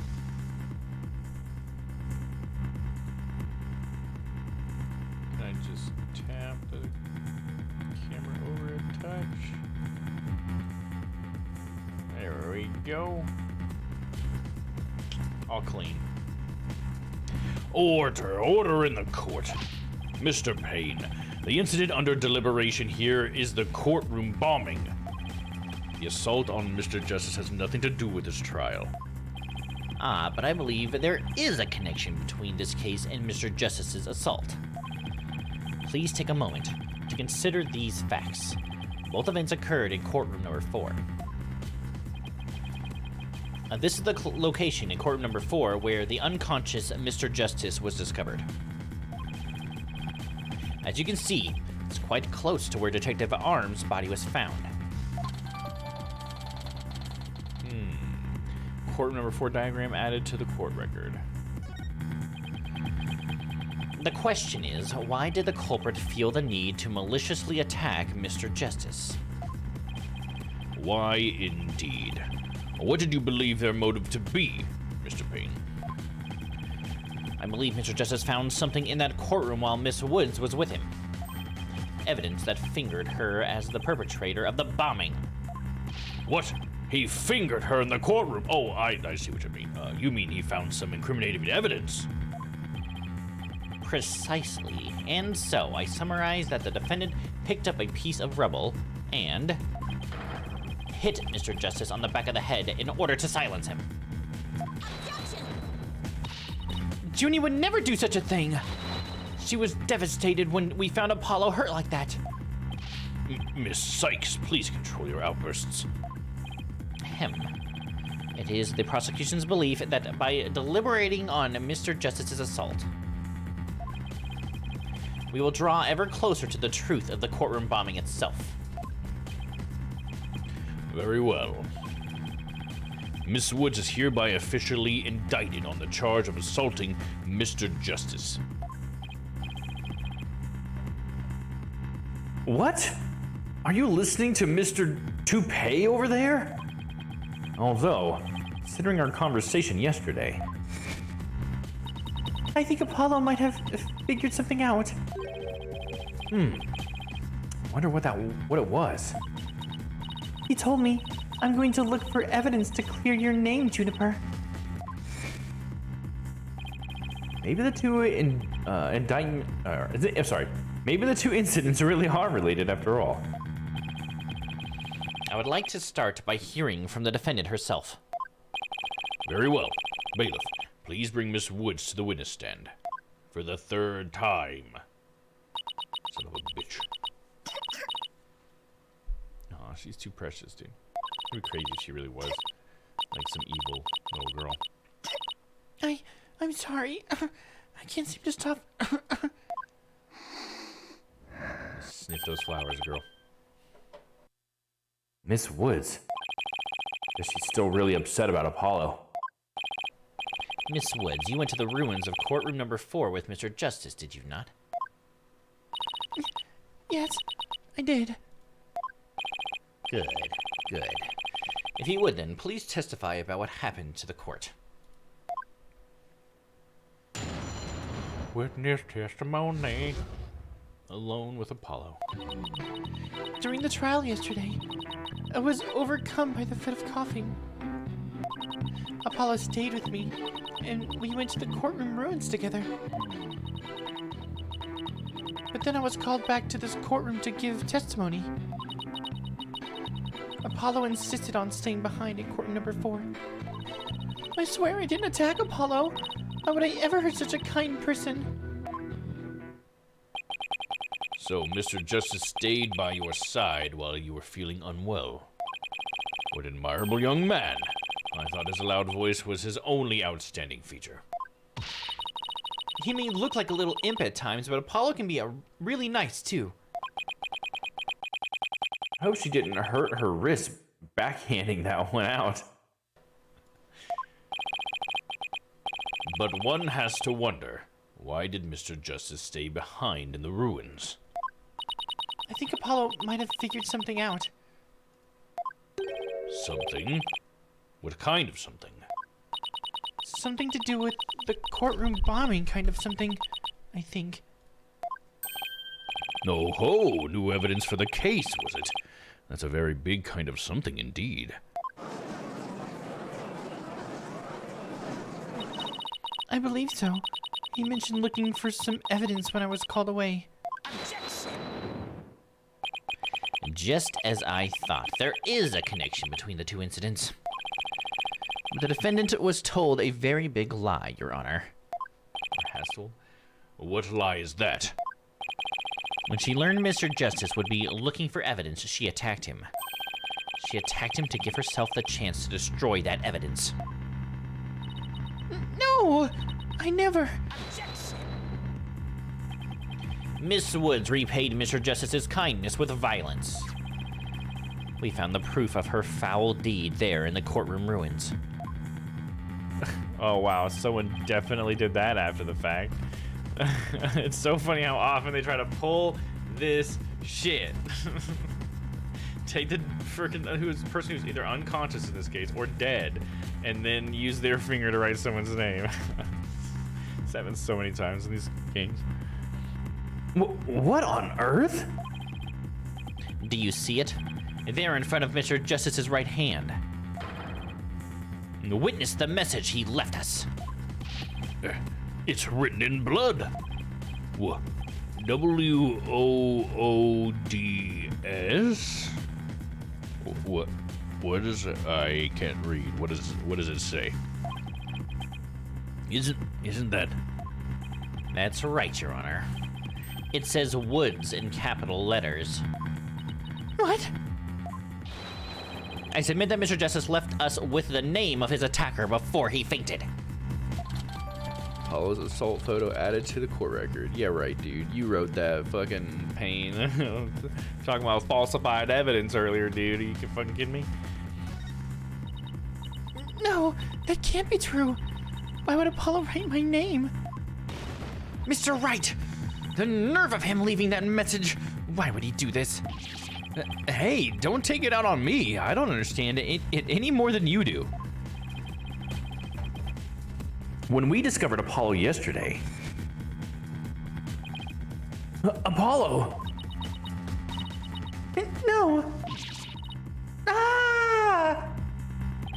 We didn't even have a chance to rush over to him. As soon as security heard Athena's scream, they ran in and cordoned off the area. After that, they were there in courtroom number 4 with Apollo the whole time. We couldn't investigate anything ourselves and had to leave everything to the police. Still, never thought they would find some bloody writing there. Now then, please begin your cross-examination, Mr. Wright. Gladly. Cross-examination. Alone with Apollo. Ooh, ooh. During the trial yesterday, I was overcome by a fit of coughing. Do you always cough when you get nervous, Miss Woods? Yes. Mr. Wright, please do not make Miss Woods nervous by pressing her so ruthlessly. But that barely even qualified as a quasi-question. Let's help her relax with a little small talk before we dive into the cross-examination. You know, ask her about her hobbies and her crushes and stuff. Her crushes? Really? I don't know about this. Apollo stayed with me, and we went to the courtroom ruins together. Why exactly did you go to the courtroom ruins? We went to look for my medicine to stop my coughing. Your medicine? Why would your medicine be in courtroom number 4? I dropped it in the heat of the moment. Bumrap Riney. He was keeping my medicine safe for me. Oh, okay. So both these dolls had like compartments inside them? He has a little compartment that I can put things in, you see. And Phony Fanty has the same type of pocket. That's where the bomb was inserted. I had to put my medicine for my coughing fits inside Bumrap Riney. When I told Apollo about it, he said he'd help me go look for him. There was so much rubble in there. I was worried, but there was no rubble or anything in front of the witness stand. So when we got inside, Apollo went straight there and started looking for my Riney in that area. It was so nice of him to do that for me, in spite of all of his injuries. Apollo was so strong and kind, just like the trees of the forest. The way she makes him sound, I think Apollo was some kind of ancient god. Oh, wait. Apollo is an ancient god. So that's why you went to the ruins, I see. That seems to be quite an important fact. Please add it to your testimony, Miss Woods. Apollo started looking for Bum Up Riney near the witness stand where there was no rubble. Slam! She's gonna get freaked out, dude. Don't be slamming on that fucking bench, bro. The area around the witness stand? Are you sure about that? I'm sorry. Did I say something wrong? No, of course not. I was just testing my hearing. Must not upset her, must not upset her. Yes, I'm sure that's where we searched first. But then I was called back to this courtroom to give testimony. That was when you were called to the stand after Mr. Tonate's testimony, right? Yes. The bailiff came to courtroom number 4 and brought me back to this courtroom. And what about Mr. Justice? Did he come with you, or did he stay behind? Apollo insisted on staying behind in courtroom number 4.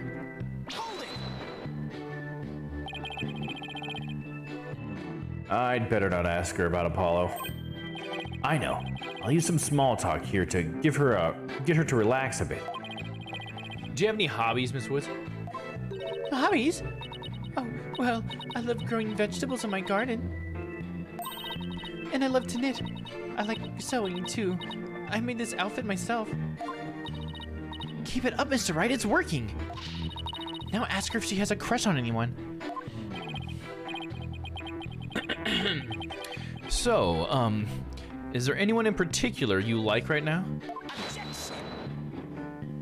Mr. Wright, is that question even remotely related to the case?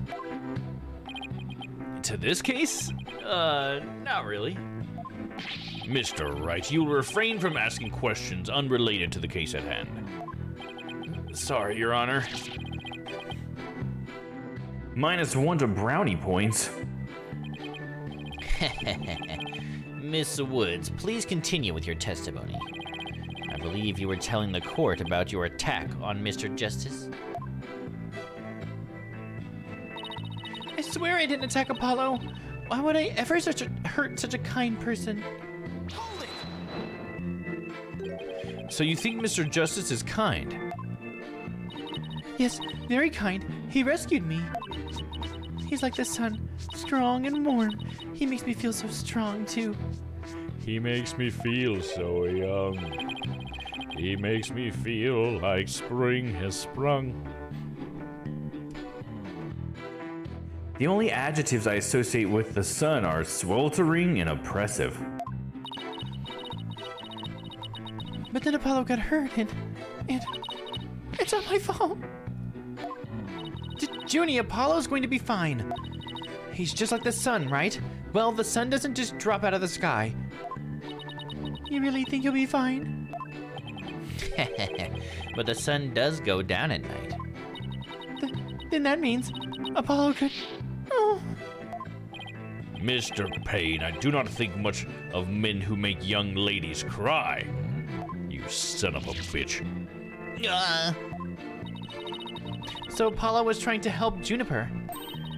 Who knew that Apollo could be such a sweetheart? It must have been pretty hard on him, too, with all that rubble everywhere. Now that I think about it, there's something odd about what Apollo was able to do. You know, considering what Miss Wood said just now, I think you're right. That courtroom was in a very unusual state, after all. Which leaves the million-dollar question. What would explain this contradiction? Anyway, let's see what happens when I present what I suspect is our answer. Bum, bum, bum. Beep, bum, bum. Alright, let's see. So, gotta present something.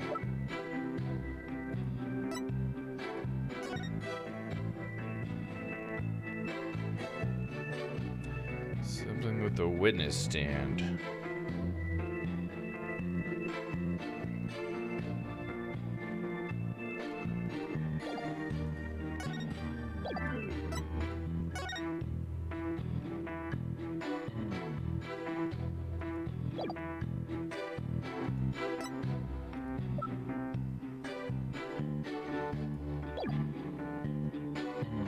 trial yesterday, I was overcome by a fit of coughing. Apollo stayed with me, and we went to the courtroom rooms together. Apollo started looking for Bummer Briny near the witness stand, where there was no rubble.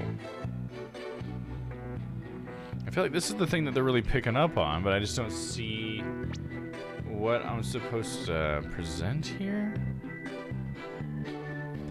Where there was no rubble. I feel like it's got to be like the map or something, the diagram. He was looking for Bumrap Briny around the witness stand where there was no rubble. Is that there is rubble though? Like, is that not? Are we gonna say that there actually is rubble though? Is that what we're saying? Hold on. Let's do a little gum save. Where are we at? Save slot 1.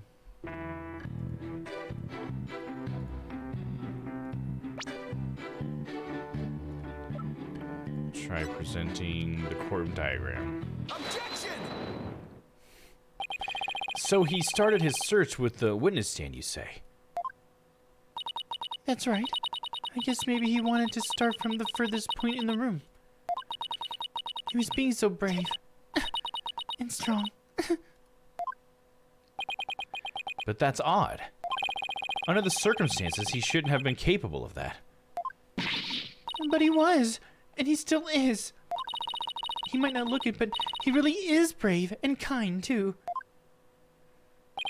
No, that's not the part I'm finding fault with. Someone has a crush on Apollo. What you are claiming is something that no one should have been able to do.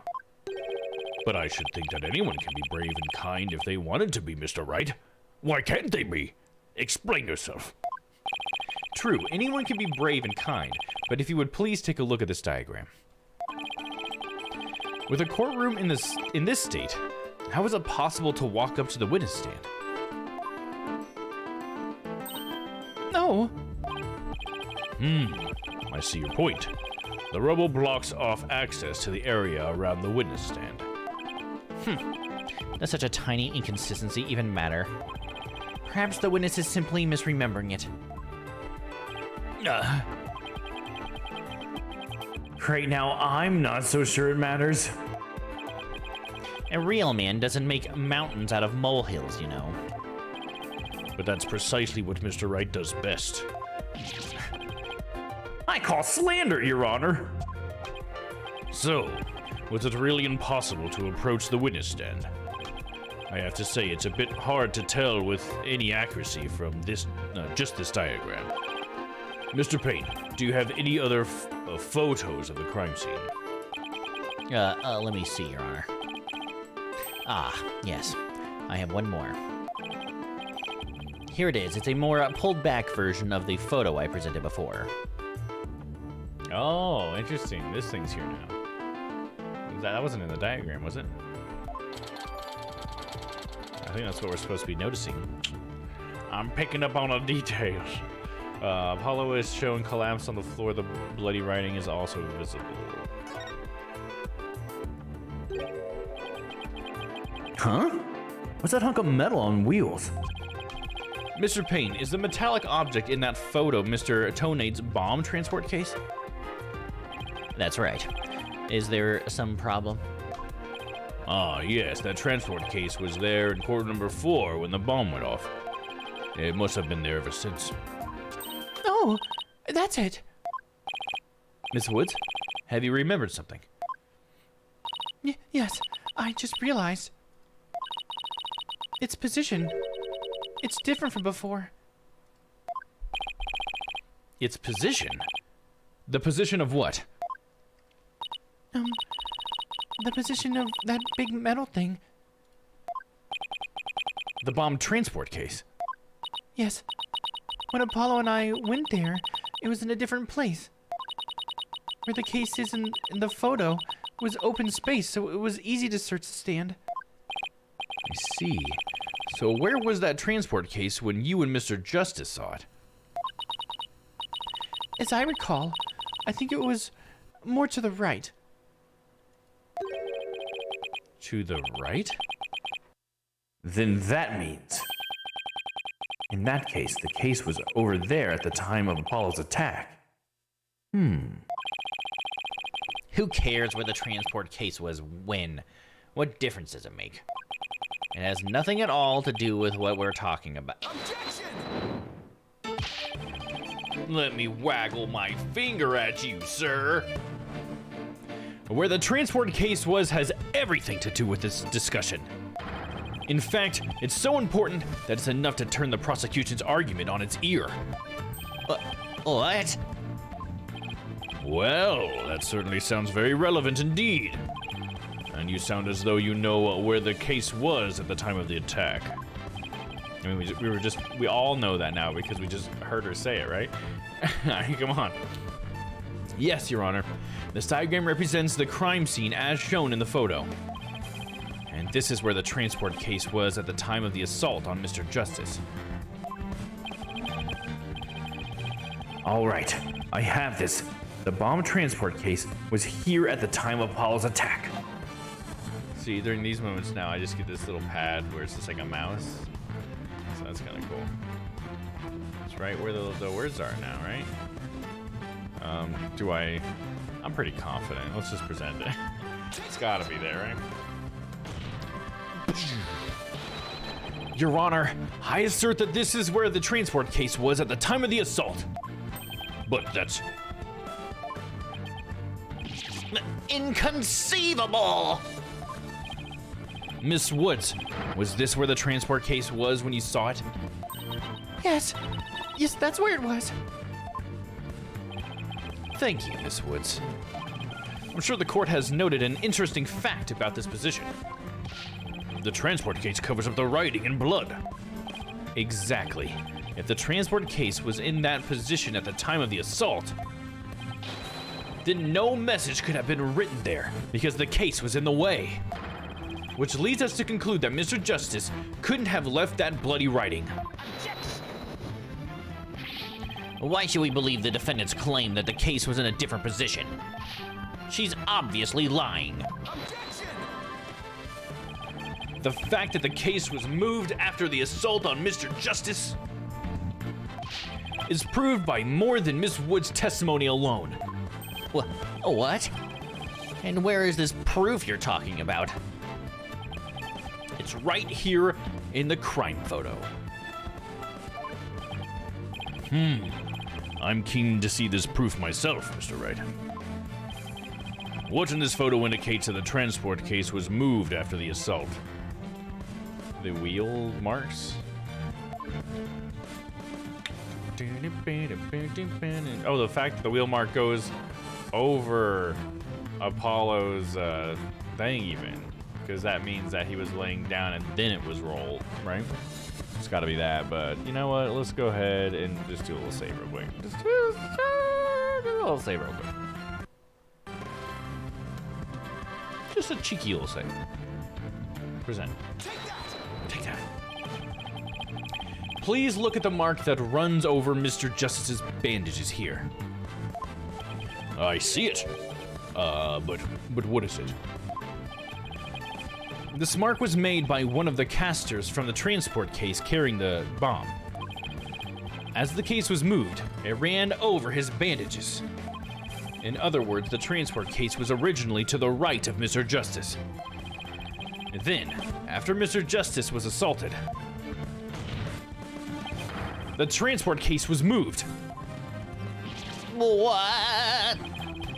And just as Mr. Woods said, the case was covering the writing at the time of the assault. Miss Woods. Did I say Mr. Woods? Miss Woods. I think I said Mr. Woods. Therefore, it was impossible for Mr. Justice to have left that message in blood. Finger waggle of death. Of justice, I should say, not death. No death, justice. No! You did it, boss. It was a real nail biter, but you pulled it off. Yup, that should bring down the prosecution's claim like a house of cards. Nah, it can't be over yet. Just when you think they've won, something's gonna happen, right? Order in the court, Mr. Wright. That was a very clever deduction. Nah, it was nothing, Your Honor. Nothing but pure genius. Take that.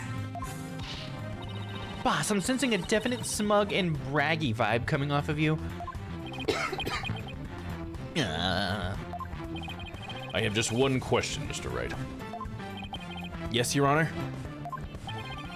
If Mr. Justice didn't leave this message in blood, then who did? Huh? What?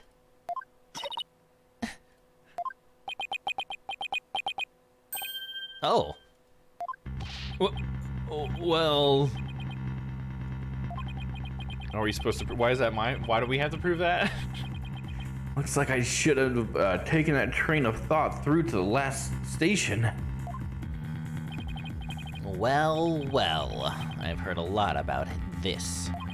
So this is Mr. Wright's famous bluffing technique, is it? Ah, this feeling brings back memories of the old days. Back when you carved out a name for yourself by bluffing your way through thick and thin. Gee, Mr. Wright, the judge kind of makes you sound no better than a 2-bit con man. Yeah, what the fuck, Judge? Doing me dirty there, dog.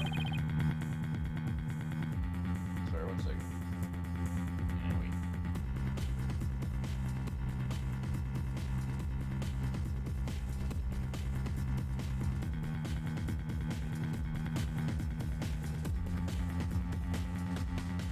You made an argument with such confidence, Mr. Wright.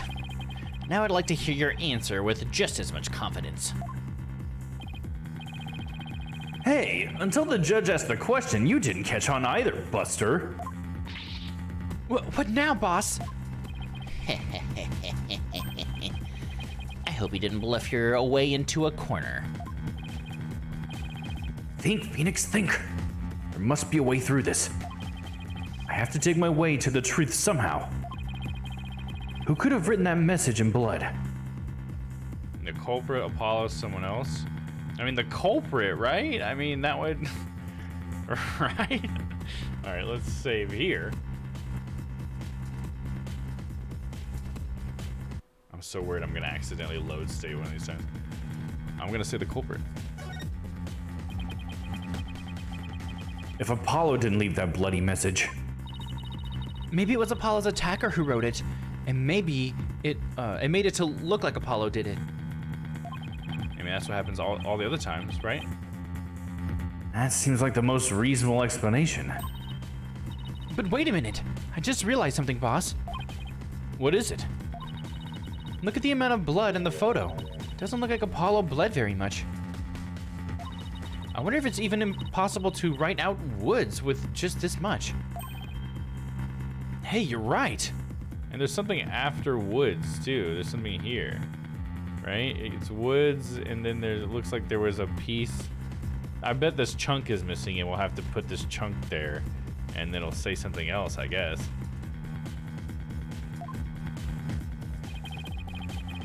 Good thing Apollo didn't lose that much blood. That might be a factor as to why he survived the assault. And since there was so little blood, that pretty much rules out his attacker, huh? I guess so. But if it wasn't his attacker, then who else could it have been? Who could have written that message in blood? Well, I mean, someone else then?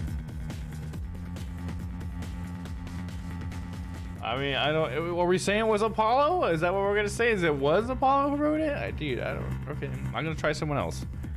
Try that first. It wasn't Apollo. Who could have left the bloody message? I mean, I want to blame this guy. He seems pretty sus, dude, and it's his case, right? So if somebody moved the case, it was probably him. I'm gonna assume. I mean, it was just on casters, so to be fair, it seems like just about anybody can move it if it's just on some casters. But I'm gonna try Ted tonight because I don't know anyone else who would have done it besides Ted. It's gotta be Ted. We got the save, so let's do it.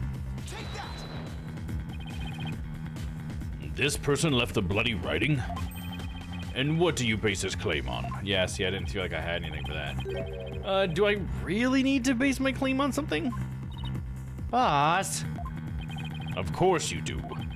Don't tell me you don't have anything at all to back up your assertion. Well, the person who's playing this game did see a cutscene at the beginning.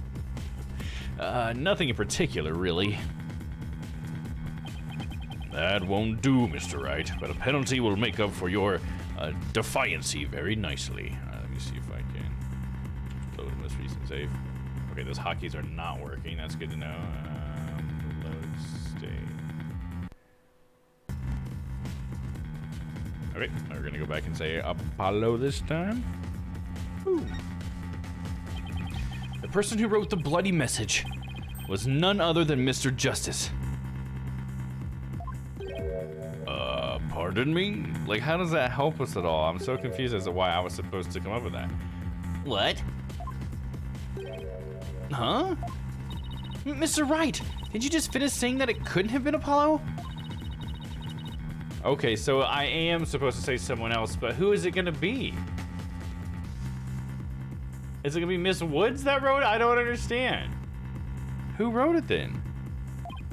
Oh yeah, I did just say that, didn't I? Not only does your head resemble a bird, but it seems that you have a bird brain as well. Mr. Wright, please try to think before you speak.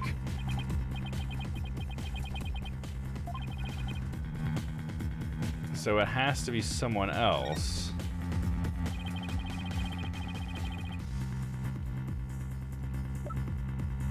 If it wasn't Apollo, the only other person that we know was in the room was Miss Woods.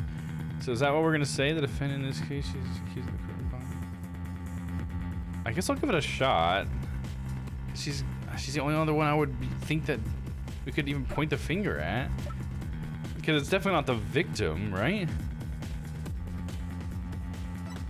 It wouldn't have been Candace before she died or something, right?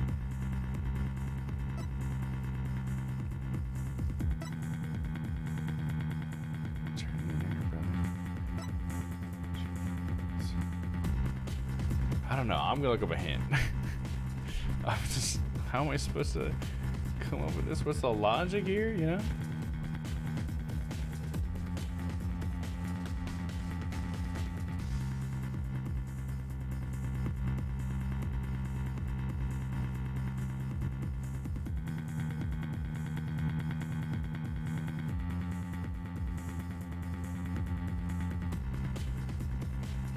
Okay, yeah, it was. It's okay. What I was just saying is true. It was Candace, because she bled enough at the crime scene that she would have enough blood to write Woods down instead of Apollo, because Apollo didn't bleed enough, which is what we were trying to get at with what they were saying. Weird, man. That one's okay. I guess I understand what we're saying. To be honest, I don't actually have any real proof of this. But I've come this far. There's no turning back now. Besides Apollo, there was one more person who shed blood at this crime scene. A person who shed blood? You don't mean...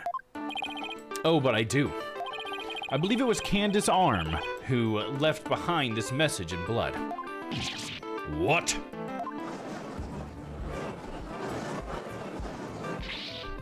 What? Detective Arm? Are you sure you know what you're doing here? Not really? What kind of ridiculous assertion is that? If you had said the attacker left a message to throw people off, it might have made sense. At first glance, that would seem to be the most reasonable explanation. However, Apollo didn't shed enough blood to write such an extensive message. Uh-oh. Ah, I see. Even the photo makes it clear that there wasn't enough blood to write all those letters. And Mr. Justice did survive. I suppose he didn't bleed very extensively in that case. But why would Detective Arm write the defendant's name? There's no connection between the two whatsoever. And I didn't even know the lady who was killed. I admit the investigation didn't turn up any connection between the victim and the defendant. They had never even met each other. That's very true. Well then, let's see. Then maybe the intended meaning of the message is not what it appears to be. the intended meaning? Not what it appears to be? Maybe the message was not intended to be woods. Is it moods? Coming from you, that's quite the bold statement, Mr. Wright. You wish to assert that this bloody writing could have some other meaning? Yes, Your Honor. Something I pulled out of the wormhole. Could it turn out to be true, right? Or it could turn out.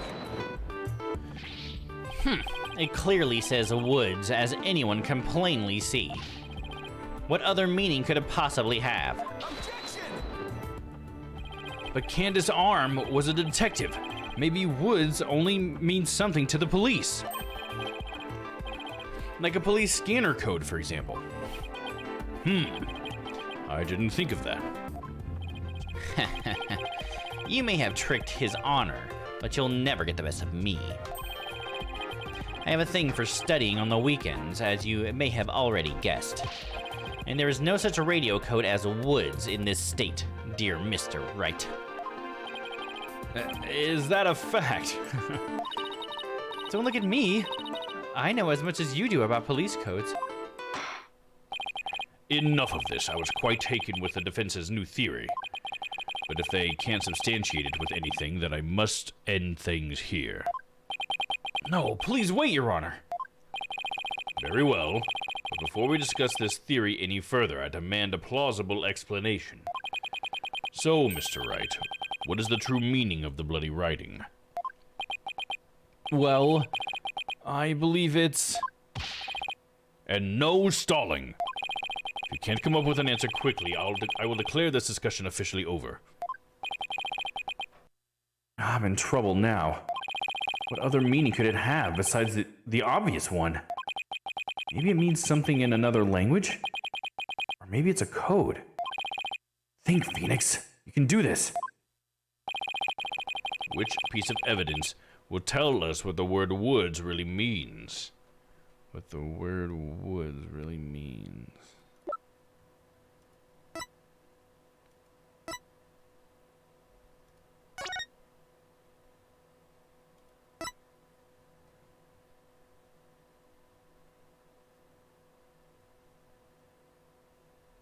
Is it actually like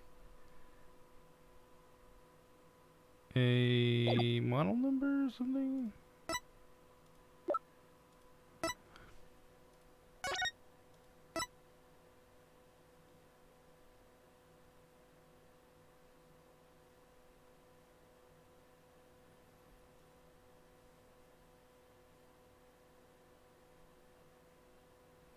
I'm just trying to think. It's like is it like with a D? I don't know.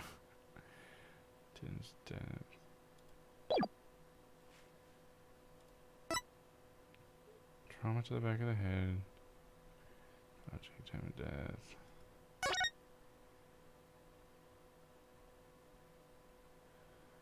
What could it mean?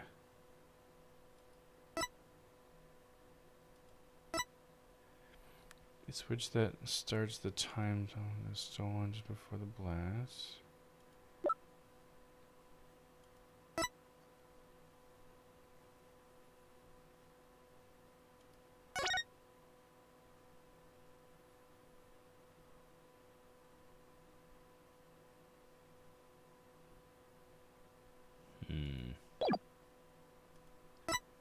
What would show us what it really means? Which piece of evidence will tell us what the word woods really means? What the word woods really means?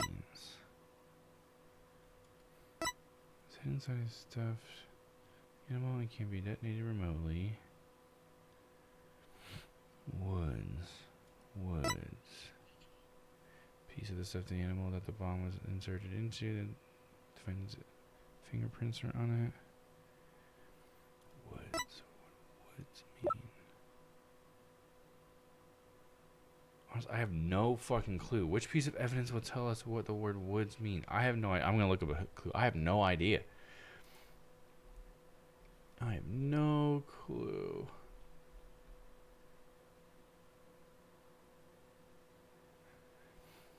Let me see here. Here it is. That's the real meaning. That's what it's supposed to be?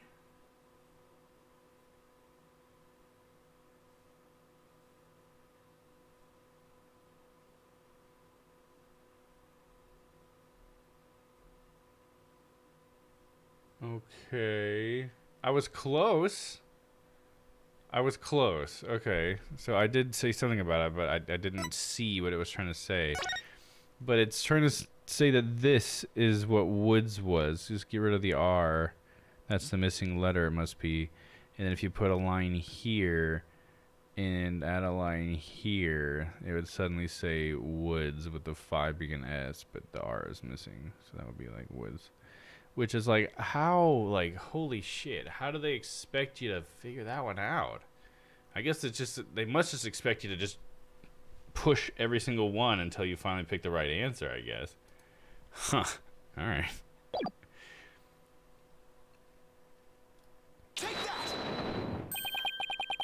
The bomb transport case.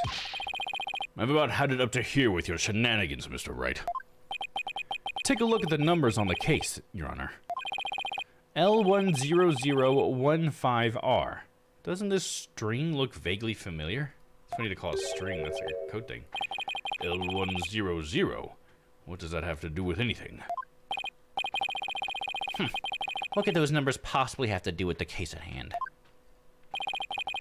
Now please take a look at the bloody writing shown in the crime photo.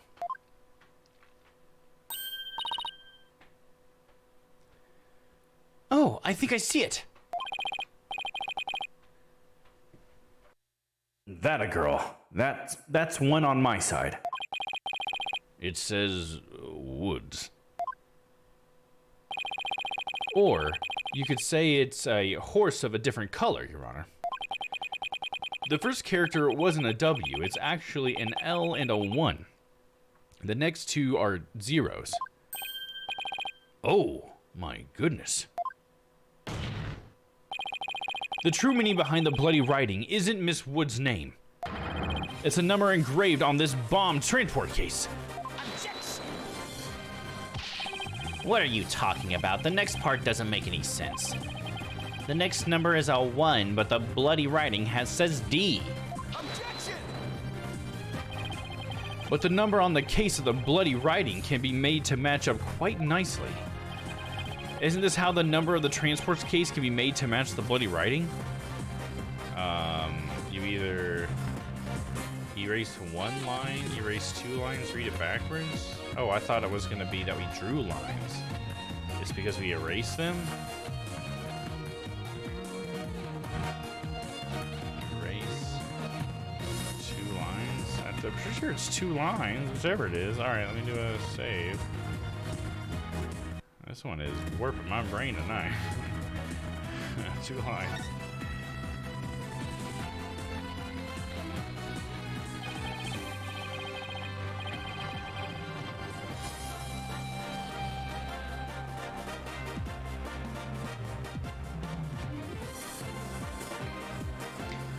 Please erase the third downward stroke of the W and the curved part of the D.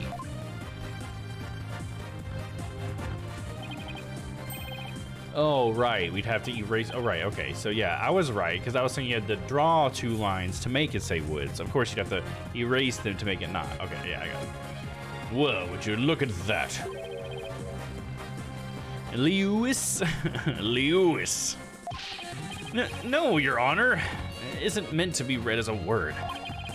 It's the number L10015, which if you take away the final R, is the exact same number that's on the bomb transport case. Erase 2 lines and they match up, you say? Well, I could change anything into anything else simply by erasing 2 lines. What if you erase 2 lines from your name? Would you be happy as Mr. White? Well, would you, Mr. Y?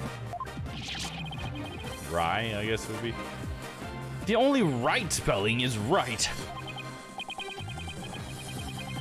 Okay, I'm doing pretty well here, and I think I've drawn the right conclusion. Detective Arm's real message to us is the bomb's transport case number. Your Honor, the 2 lines were added by the real culprit to intentionally mislead people. What? The original message Detective Arm left behind was the transport case number. But whoever assaulted Apollo changed the message. You should be able to prove all of that scientifically. We need Emma. Where's Emma at? If you're right, boss,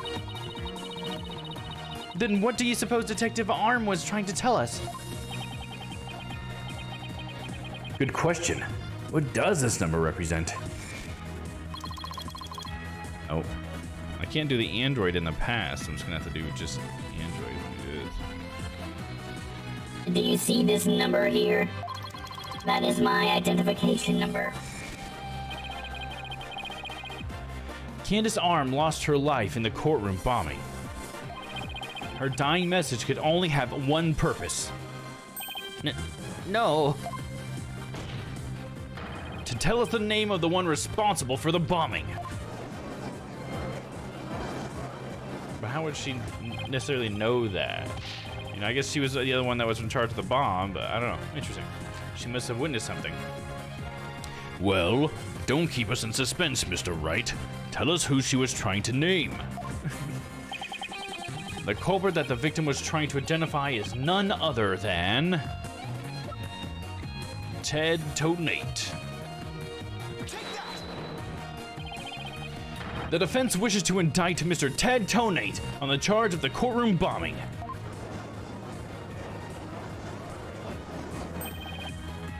Ted Tonate? Apparently, disabling bombs isn't Mr. Tonate's only specialty.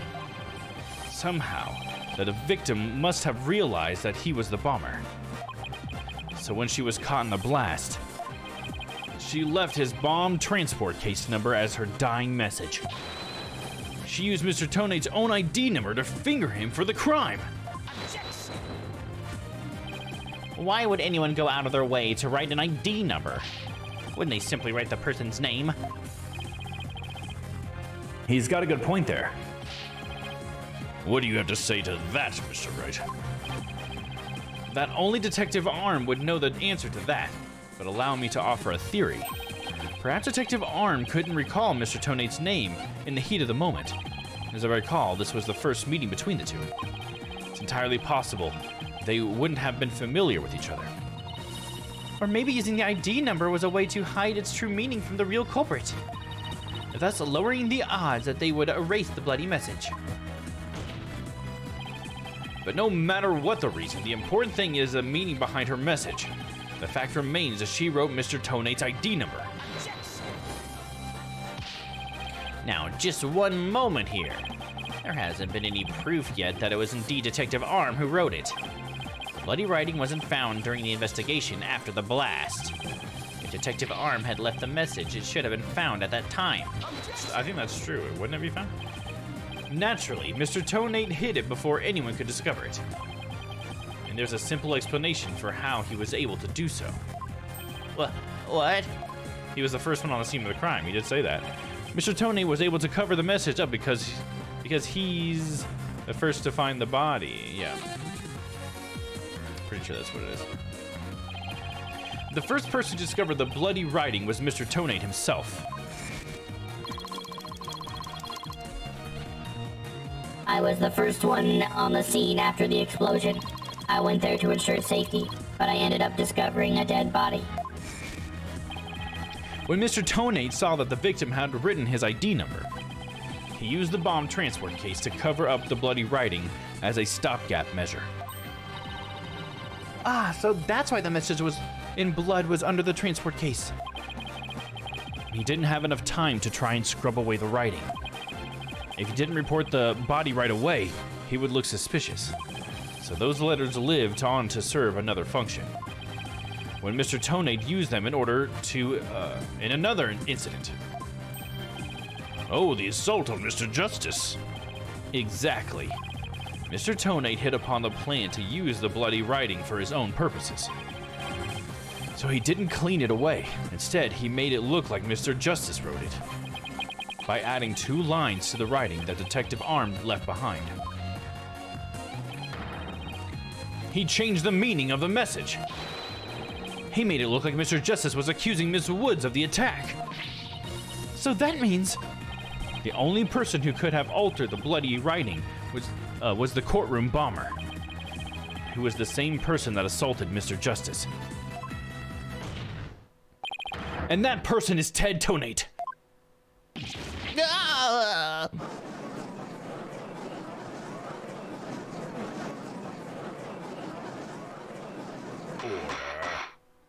Order in the court. Order, I say.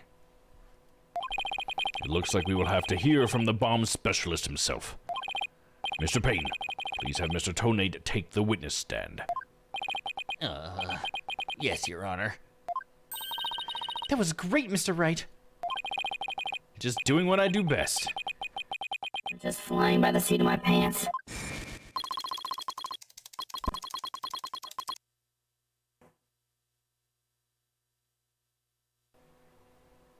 How long has that been on? Has that just been stuck on for a long time? To me, it looked like it was stuck on there for a little bit. Anyways, back to Android. Dismantling the case is yours. Do you think you can handle it? I look forward to seeing you try. I've finally drawn Mr. Tonate back into the witness stand. Looks like you'll get your wish, Goggle Man. Now watch me take your lies apart. Sometimes I'm pushing in and it's not making the sound for me. Okay. Mr. Tonate, I'm afraid we have a few more questions for you. I understand the situation. Oh, damn it! I switched right in the middle of it. I understand the situation, Your Honor. I was keeping a close eye on the proceedings from the gallery.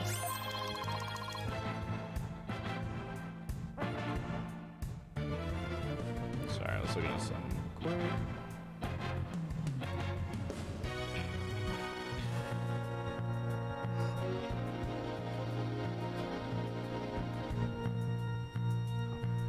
Anyways, sorry. The allegations are all laughable. I wouldn't be laughing if I were you, Mr. Tonate. The message in blood matches your ID number. Oh, that was a cool, like, pan over. The same ID number that is there on that bomb transport case. Such a far-fetched theory. No better than a tangled ball of wires. I have them untangled for you in no time at all. You were the first person on the scene after Detective Arm left her message in blood. You were the only one who could have hidden the writing and then used it again later. I see times two, but then, let me ask you. Do you have any proof that Detective Arm wrote that message? That's a very good question. Well, do you, Mr. Wright? Do you? The best way to prove that Detective Arm wrote that message is to analyze the DNA, obviously, right? That's one of the options here. I think we're gonna go with that one. Well, let's save real quick.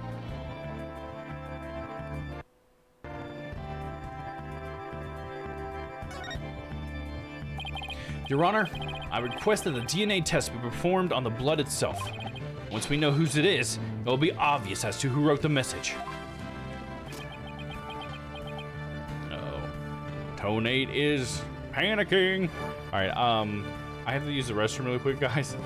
It's hit me pretty quickly there, so nature's calling me. So yeah, we're gonna have to just take a brief pause right here while I go to the restroom, and we'll be right back here in just a second. So don't go away. We're gonna get this guy's ass. Son of a bitch. This week, save on ground magic meat, only $1.99 a pound. Half a heart, now half off at just $2.99 each. Omega Mart bone-in trophy chops, $2.49 a pound. Brain, only $7.99 a pound. Heavenly hash, picnic priced at $1.49 a pound. Nebula loaf, wow, only 99 cents a pound. See the savings for yourself. Only at Omega Mart, your portal to a universe of value.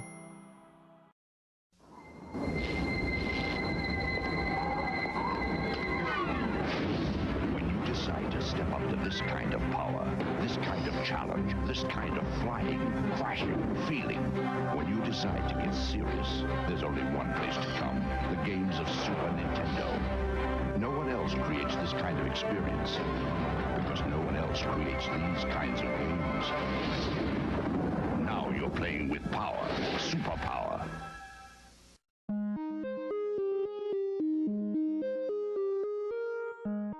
The children are playing, crafting something in the kitchen now. They're still playing with clay?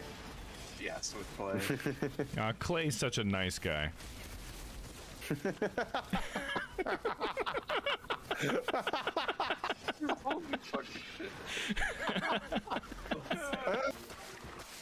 It's alright, I'll become harder. I mean, it's alright, I'm fucking rock hard right now. I'll become stronger as we continue the game. Let's try it. Guess who has two thumbs and remembered Whoa. electric bill today? Did she not witness what just, hold on. Her husband was sitting there grunting and like nearly screaming, about to stab himself, and she's just like, huh, look at this bug. What the fuck, lady? Any beef broth is probably gross, but ugh, tasty, tasty noms. Like, you actually like that, or is that a food crime? I'm not sure how to take this. I don't want to insult you or anything, but that sounds fucking disgusting. Cut it out. What the fuck? Got a whole daycare thing? Oh my god. Oh my god, dude. What the fuck, man? Well, enjoying yourself? No. No? Ain't this alive? No. Blub blub. Little old magic harp, Noah. Yep. Blub blub. Blub blub blub. Noah uses splash attack. It did nothing. But we love him for it. Go, go, go, go, go. Keep cheering. Keep cheering. We're halfway. Keep cheering. Don't stop. Don't stop. Don't stop till you get enough. Come on. That doesn't look like him. We shouldn't shoot. We don't know that that's him. I thought I was right-clicking. I just killed a homeless man.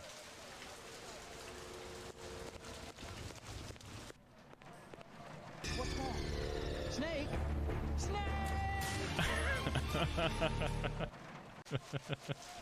Ah, damn it. Why did we get our gun out? I knew what I was doing wasn't right, but I didn't have time to answer questions back at the station. Oh my god. Specials vanished every day in this city, and no one ever missed them. I don't think that's what we were supposed to do, my dude. He was still there. I didn't know when the trash got picked up in this neighborhood, but I hoped it was soon. We just murdered that dude and then just hit his body. What the fuck, dude? Give me a bad boy. I need to lose some honor for that one. I deserve it.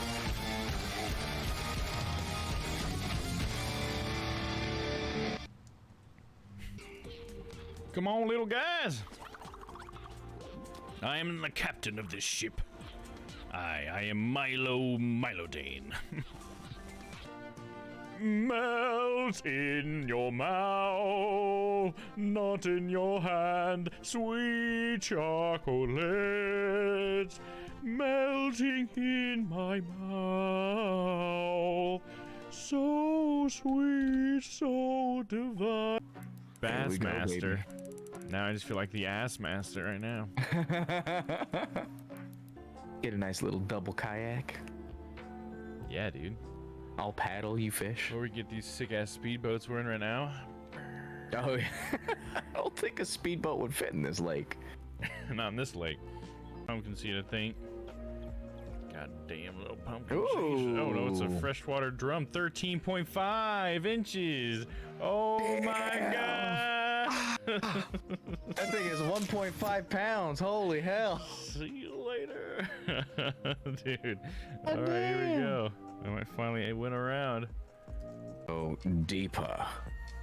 We're going to 98 inches. Oh, max. 98 inches. I don't know if she can take it. She absolutely can. Oh, she will. I'm as deep as can be. Oh no. He's balls deep. I got time for that. I gotta turn Noah into a demon before he dies. I made a promise to that man. Long ago, about 20 minutes ago.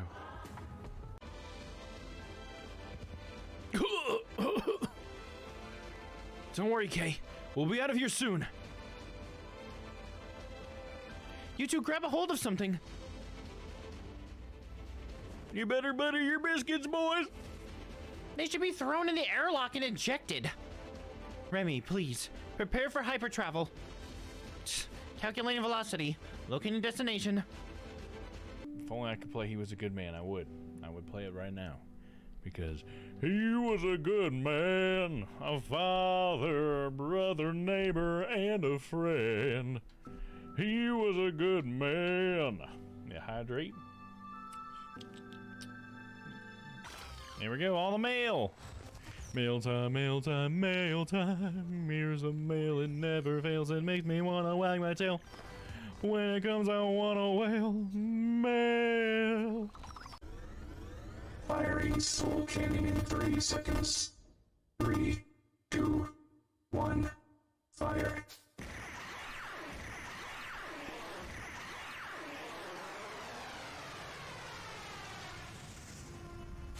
It's like total overkill. We just used a child's soul to destroy you completely. What a waste of a child's soul. Especially since Pretzel's apparently still... Oh no, he dissolved. You demon! It must have taken a lot of hard work these past 18 years to buy back the mansion.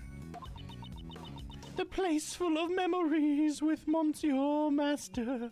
It is the only place for me. Singing and dancing and all kinds of sweets. That's the kind of gallery I dreamed about. I'll do a nice little whip for you. I think not. I like that. Was that good? Was that zoomed in good enough?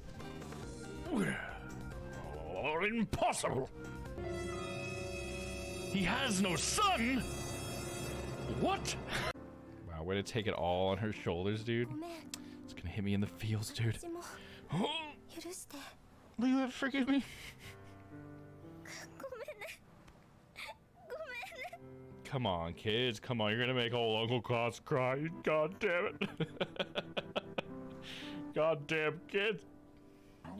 What's for dinner tonight? It's grass. Yay! Thank you, children. I appreciate you. It's always so nice when the children cheer. It's better than them laughing like they always do. The incessant laughing. First station. 7th year of the Lumen War. After all the local factions had been destroyed.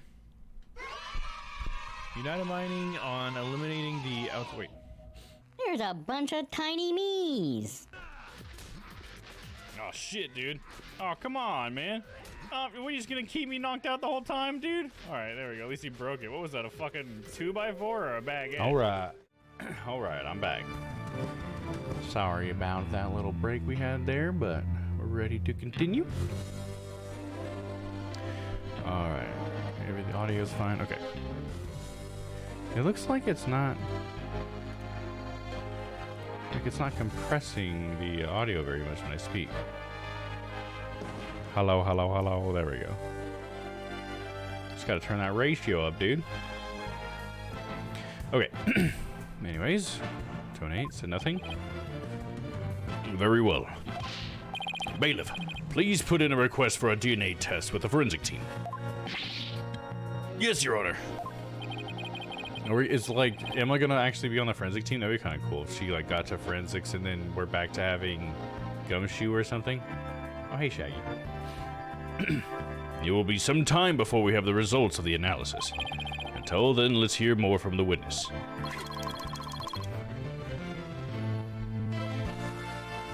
I would like nothing more, Your Honor. I want the court to hear how ridiculous the defense's theory is. Witness testimony. After the explosion. I admit I was the first one on the scene after the explosion, but there was no bloody writing there at the time.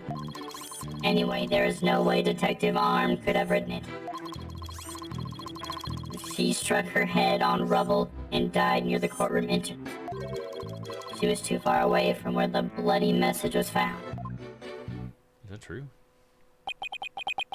So you're saying that the victim's body was nowhere near where the writing was? Precisely. It is as plain as day that she could not have written it. It's true that the body was discovered near the entrance to the courtroom. Please have a look at this crime scene photo. As you can see, there is blood on the rubble near the victim's body. She must have died after hitting her head there. But what if she wasn't dead because of the bomb or something? I don't know. I feel like that could be more complicated. This is like the tutorial case, so I feel like we're not going to be done with this incident, but we're just going to have gotten Juniper off of the hook, right? I see. All right then, Mr. Wright. You may cross-examine the witness. Do you have what it takes to take my infallible testimony apart? Cross-examination.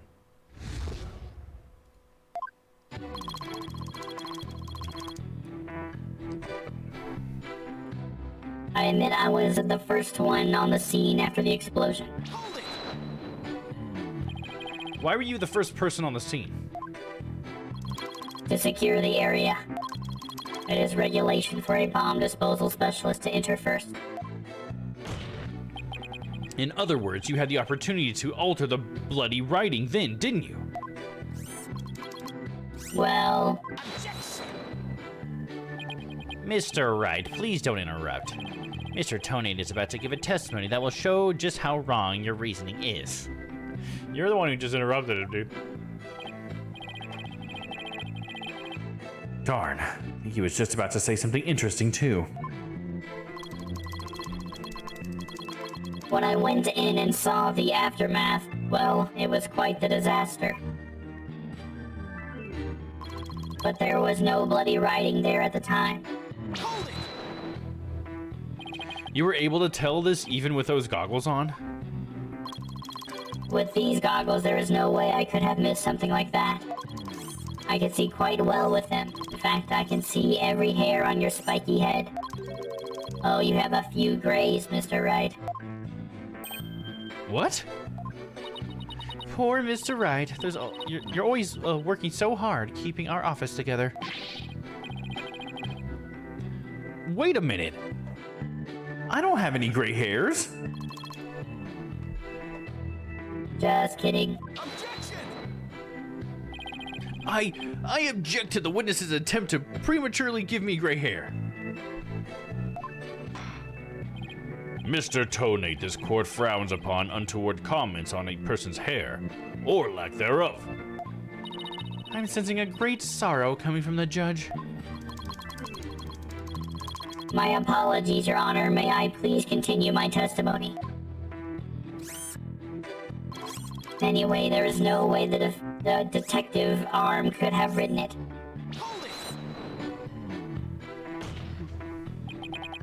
If she didn't write it, then who do you propose did? Mr. Justice, of course. Just before dying, he wrote the name of his attacker, Juniper Woods. But he didn't die. A final message from your poor subordinate. Poor Mr. Justice. Starting to get all misty-eyed.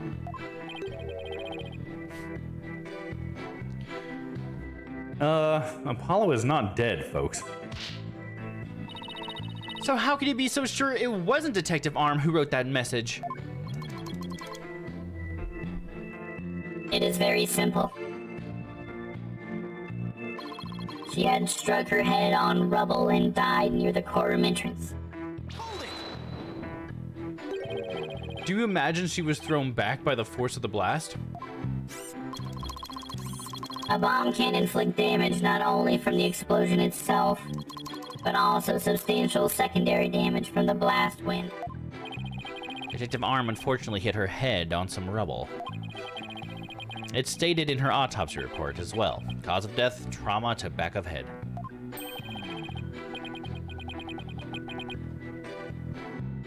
Ah, the autopsy report. I better take another look at that. Now do you see, Detective? Arm could not have written that message. The reason for that being... she was too far away from where the bloody message was found. Isn't it possible she could have crawled to the area of the bloody message? If that were true, then how did she return to the spot near the entrance? Maybe she crawled back after writing it. Humph.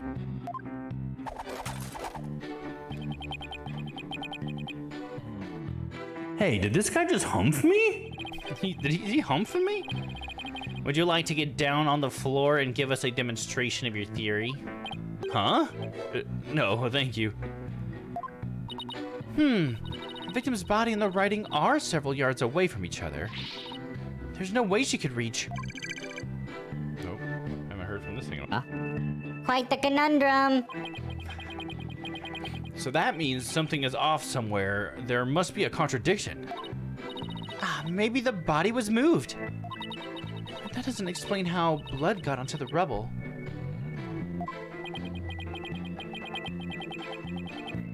What if that was done by the real culprit after the fact? If that's the case, then something about that might contradict the evidence we have. Which I think was something with the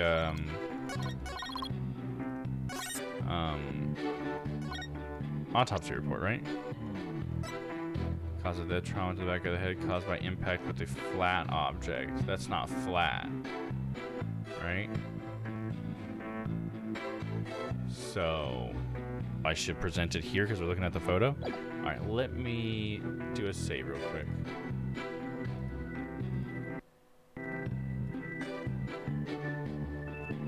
Present the autopsy report. Objection! You are a terrible liar, Mr. Tonate.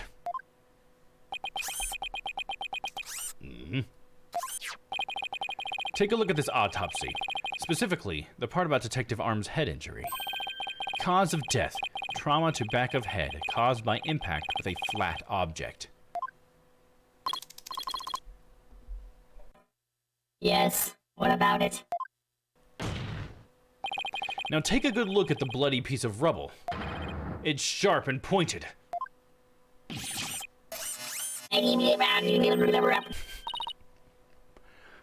Hey, you're right, boss. It is pointy. Just like your hair. That is odd, isn't it? The fact that your hair is pointy. What could be the meaning of this contradiction? I believe it means the victim did not hit her head on this piece of rubble. The bloodstain you see is just another fabrication.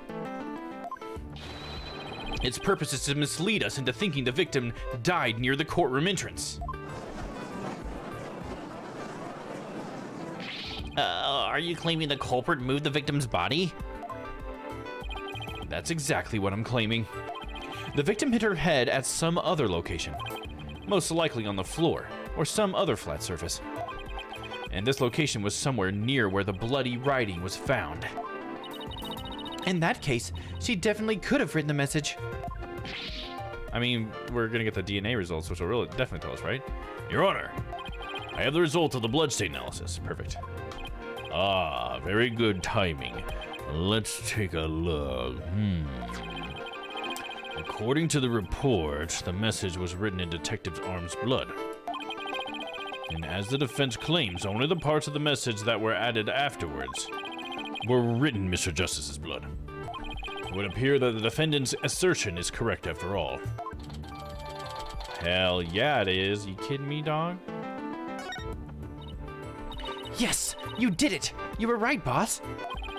Now I have to drive it home. I'll have to take a good look at the bloody writing analysis later.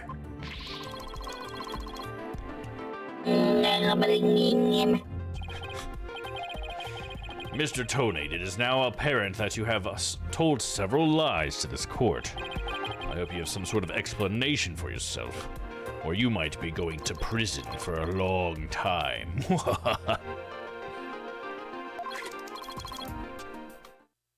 Fine. I will confess. You will? But then, why are you so calm?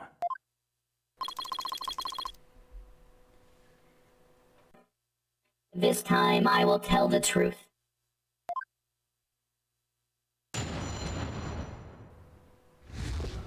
Is it the truth, though? I foresee it not being the truth. It is true that Detective Arm wrote my ID number. He very plainly wrote L10015R. I was shocked. But I did not detonate the bomb. Detective Arm must have mistaken me for the real bomber. Not wanting to be accused, I moved the body and covered the writing. My bad. Yeah, definitely you're bad, bro.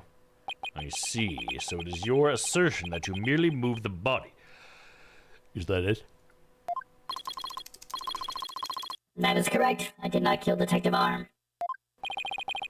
No. Well, if that's all you did, then wait a minute. That in and of itself is a criminal act. Yeah, it is. It's tampering with evidence. It's obstruction of justice. Glad to see you finally crossed that finish line, Your Honor. Very well, then. Your cross-examination, please, Mr. Wright.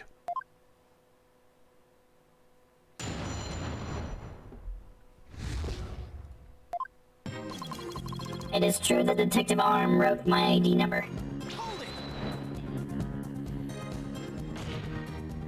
So you admit that you actually did see the bloody writing that Detective Arm left? My bad. I should have said so from the outset. And you were sure it was your ID number?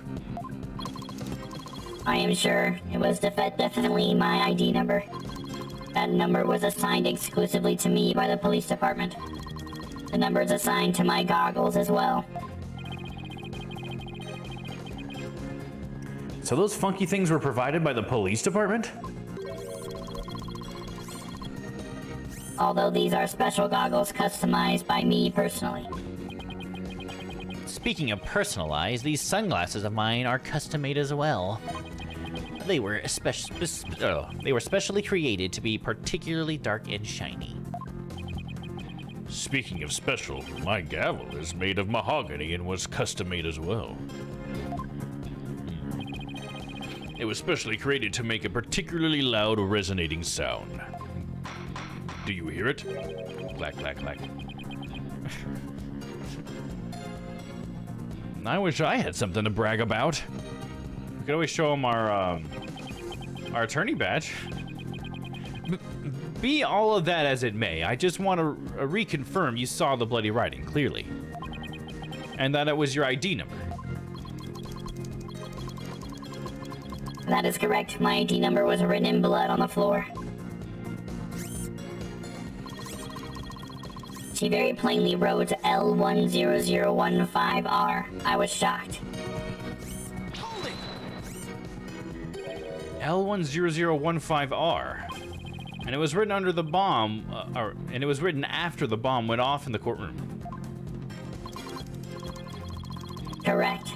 I didn't know why she would write it, so that sent me into a panic. Sounds like you were in quite a tizzy. If I were in his shoes, I guess it would have psyched me out too. I can't imagine coming across a message, "Psych's" written in blood. If I saw "gasp in pain" written in blood, it'd certainly make me gasp. Rest assured, Mr. Tonate, I understand how you must have felt. Especially seeing as you're guilty. I mean, what? And so you discovered your ID number written in blood at the scene. And? That is right. I saw it with my own eyes. It very clearly said L10015R. but I did not detonate the bomb.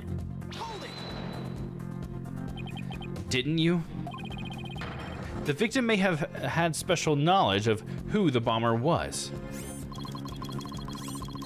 I have no idea what thoughts Detective R may have had inside her head. It's not like I ever dismantled her mind to check. Mr. Wright, if you have suspicions about the witness, let's see your proof. Evidence is everything in a court of law. Even school children know that. How many years have you been a defense attorney now? Cut me some slack, will ya? Don't feel bad, boss. You just got your attorney's badge back after all. In that case, you're still more of a beginner than I am.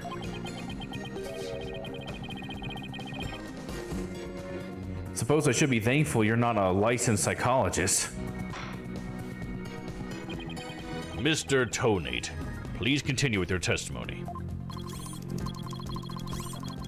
With pleasure, my ID number was left at the scene, but Detective R must have mistaken me for the real bomber. By mistaken, do you mean you had nothing to do with the explosion? That is correct. That is why I was so shocked when I saw my ID number. The victim may have suspected Mr. Tonate for no reason other than the fact that, as the bomb specialist, he was in charge of the bomb. In other words, a false accusation. It's a vocational discrimination, I say. I do not support discrimination of any kind. Well spoken, Your Honor. If the victim had been found to be killed with a gavel, Mr. Bluesuit over there probably would have pinned the crime on you. He would? Well, that just wouldn't do. Mr. Wright, if you dare try to pin anything on me, I will find you in contempt of court. I never even tried to harm a hair on her. A stand of your beard, or a hair on, or a strand of your beard, Your Honor. You almost had a hair on your head. Well said, Mr. Payne, because I am so closely associated with bombs. I was afraid I would be prosecuted if anyone saw the bloody writing. Not wanting to be accused, I moved the body and covered the writing. My bad. You didn't think to clean away the bloody writing? I didn't have time. By the time I found the message, the blood was already dry. The police were waiting just outside for me to secure the room. And I still had to move the body. I was in a panic. With no time to spare, I temporarily covered the writing with my case.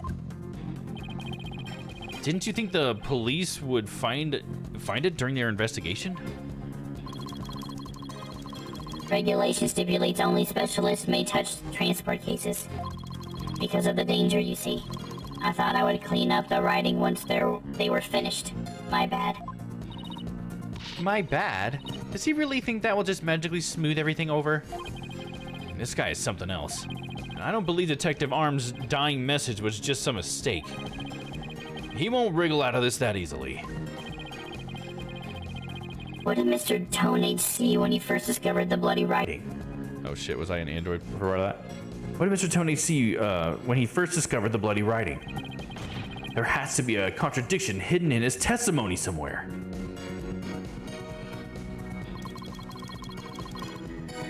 Okay, to the Detective Arm wrote my ID number.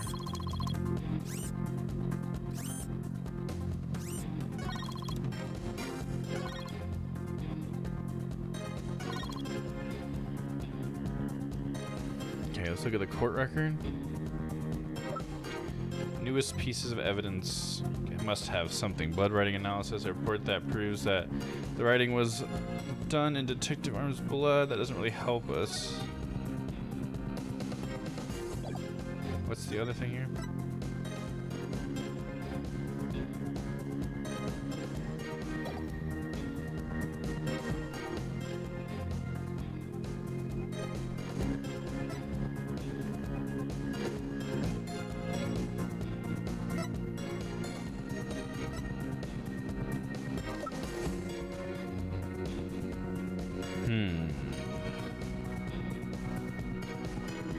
wanted to be accused. I moved the body and covered the writing. My bad. Detective Arm must have mistaken me for the real bomber. Mistaken him for the real bomber. Detonate the bomb. She very plainly wrote, I was shocked.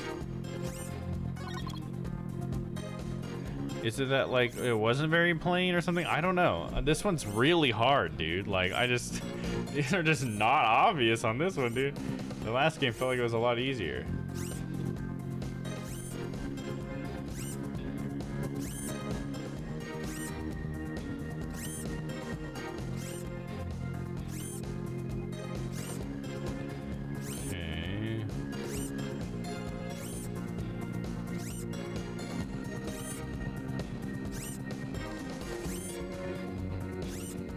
Oh,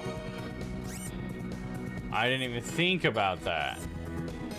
I pointed it out before too. Okay, that was my bad. I probably should have been able to see that one. My bad. Okay, so let's see. So he says he saw L10015R, right? Well, if you look in the picture and we look at the second one, you can see that there's no R here. I mean, we kind of see that there was one, but it's like telling you that he saw what was here, I guess, right? So that's what we were supposed to pick up on. I pointed that out earlier and everything too. Just didn't think that to show it here. Okay, let's go ahead and save though, just in case.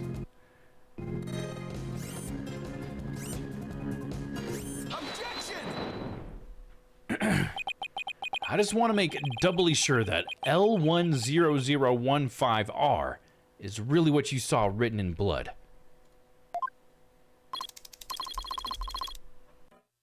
Yes, it very clearly said L10015R. But that's odd because that's not what I see. What on earth are you babbling on about now? Wasn't it you who claimed that the bloody writing was his ID number in the first place? Take a good look at the photo and the bloody writing analysis. Now tell me, does it really say L10015R? Oh, something is missing, isn't it? And that something is the final R. What is the meaning of this, Mr. Tonate?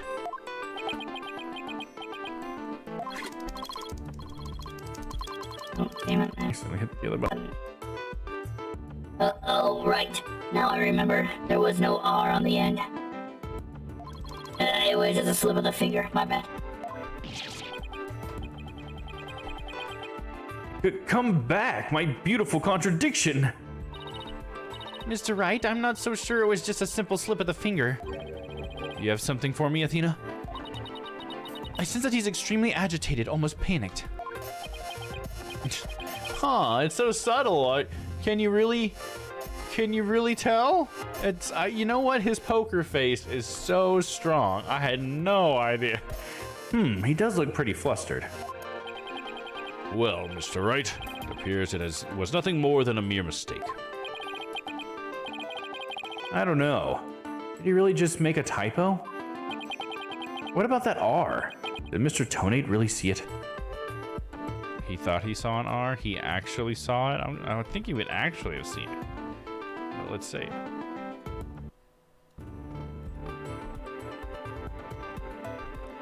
He actually saw it. Maybe Mr. Tonate really did see the R. But there's no R anywhere in the bloody writing. What's going on here? Huh? Now that I take another good look at the photo, I think maybe... That's it! Was it the rock that he hit Apollo with was the one that had the R? What is it now, Mr. Wright? Are you trying to imitate Apollo and his cords of steel? I've got it! So that's what happened. A slip of the finger. Is that really all it was? Because I don't think so. I propose that Mr. Tonate really did see the letter R. But he just said he Did you hear him? He just said he didn't, though. The photo clearly shows that there is no R. I mean, can you not see, Mr. Wright? There's no R here. I don't. What? No, Your Honor. Actually, just the opposite is true. The photo shows that Mr. Tonate actually could have seen the R. If you're going to make that claim, then you better be able to point out what you mean, because I don't see it. What part of the photo shows that Mr. Tonate could have seen the R? I mean, it must be that little bit of blood right there, right?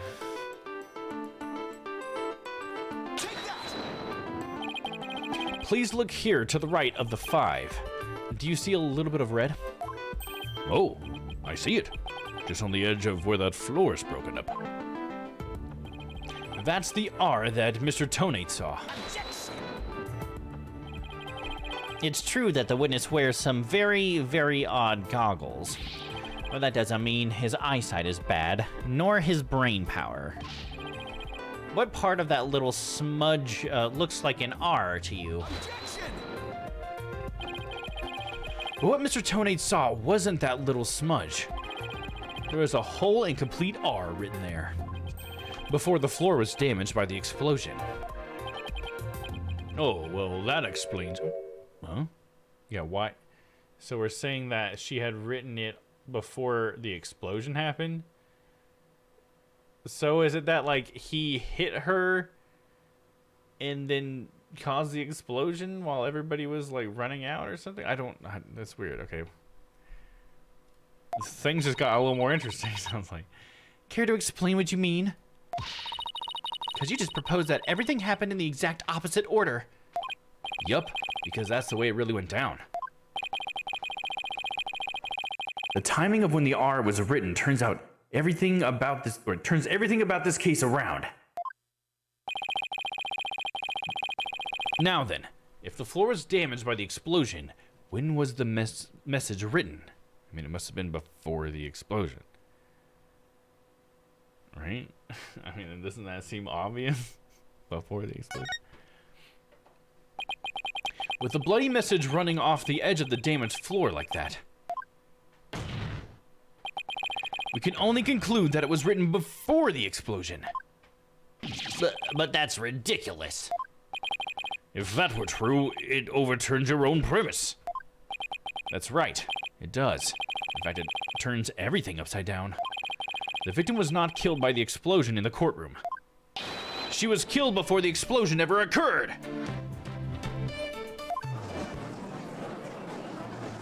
Look at that accusatory finger. Order in the court. What kind of preposterous claim is that? Have you forgotten that the victim's body was found at the scene of the explosion? Objection! True, but consider this scenario. She was hit on the head and killed before the explosion, or even before the trial began. Her body was subsequently placed in the courtroom ruins after the bombing occurred. That way, it could have been made to look like she was a victim of the blast. What? Sounds like we had a better look into what the victim was doing before the trial. Mr. Payne, did anyone see Detective Arm before the trial? Let's see. According to the police report... here it is. One person saw the victim before the trial. And that person was... Ted Tonate. Oh, wait, what? No one besides Mr. Tonate saw the victim. That appears to be the case, Your Honor. He's just typing ... I would now ask the court to recall something. Specifically, Mr. Tonate's words from yesterday. It was when Detective Arm and I were transporting the bomb.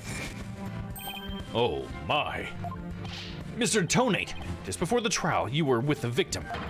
The two of you were together at the scene of the crime, courtroom number 6. Or sorry, 4. Why did I say 6? My brain just told me to say 6. Courtroom number 4, not a random courtroom I've never been before.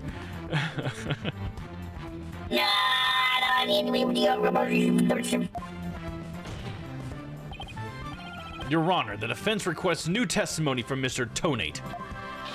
We wish to hear what he has to say about his whereabouts just before the trial. Mr. Tonate, your testimony, please. My testimony? There is no need for. He's completely unnerved, Mr. Wright. You must have hit the nail on the head. I like that her like screen seems to like show what she's feeling about the case at any point. That's pretty funny. Because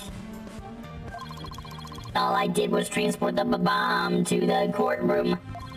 I already told you how. God, blasted thing. I was only in the courtroom with the victim because of our work. I swear I was only transporting the bomb there. Objection! You and the victim were alone together at the scene of the crime. In other words, you certainly had the opportunity to commit murder, did you not? Tisk, tisk. You always leave yourself so open to attacks, Mr. Wright. What now, Mr. Payne? Yes, Mr. Tonate may have had the opportunity to kill Detective Arm. But an important piece of your assertion is missing.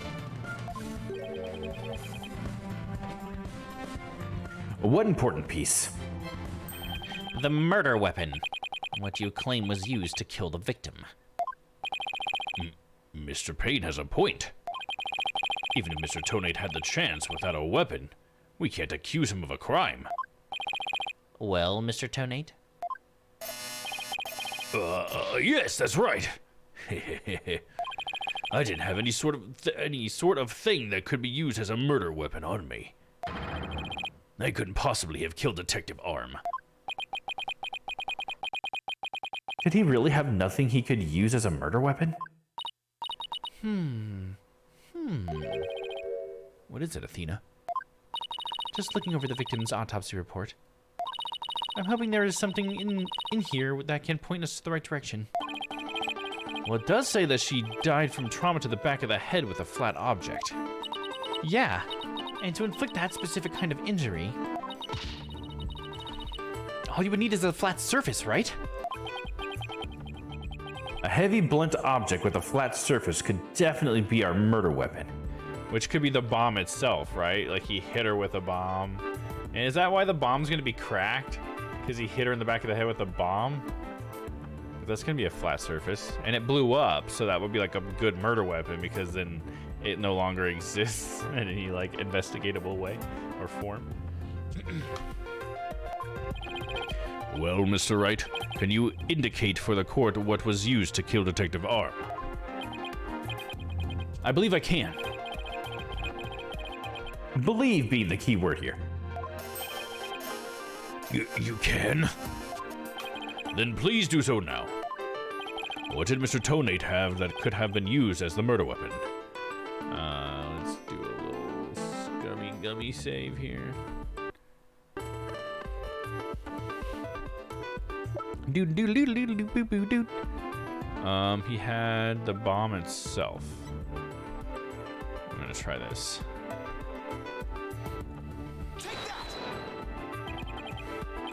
Mr. Tonate, you say you didn't have anything that could be used as a weapon. But in fact, you had the perfect thing. What? What the devil are you talking about? You had this. That's the bomb. I guess that's a weapon. I thought you were trying to prove that the victim wasn't killed by the bomb blast. The bomb blast, no, but I believe Candace's arm was killed with this bomb. Because this is the blunt object that delivered the fatal blow to her head. Please recall the description of Detective Arm's head wound. Trauma to the back of the head caused by impact with a flat object. We assume this injury was sustained when her head hit the floor. But a blow from any flat side of this bomb would produce the exact same wound pattern.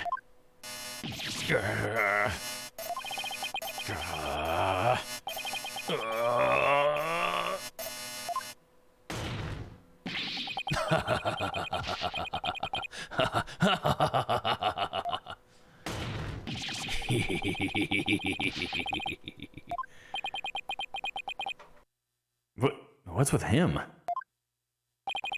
Then show me some proof. Where's the evidence that I hit the victim with the bomb? Ah, he's right. I don't have anything decisive. I mean, the bomb blew up, dude. Did you find any of the victim's blood on the bomb? That would be decisive proof. And too bad. The bomb is blown to bits. It's long gone. Boom! Game over. Yeah.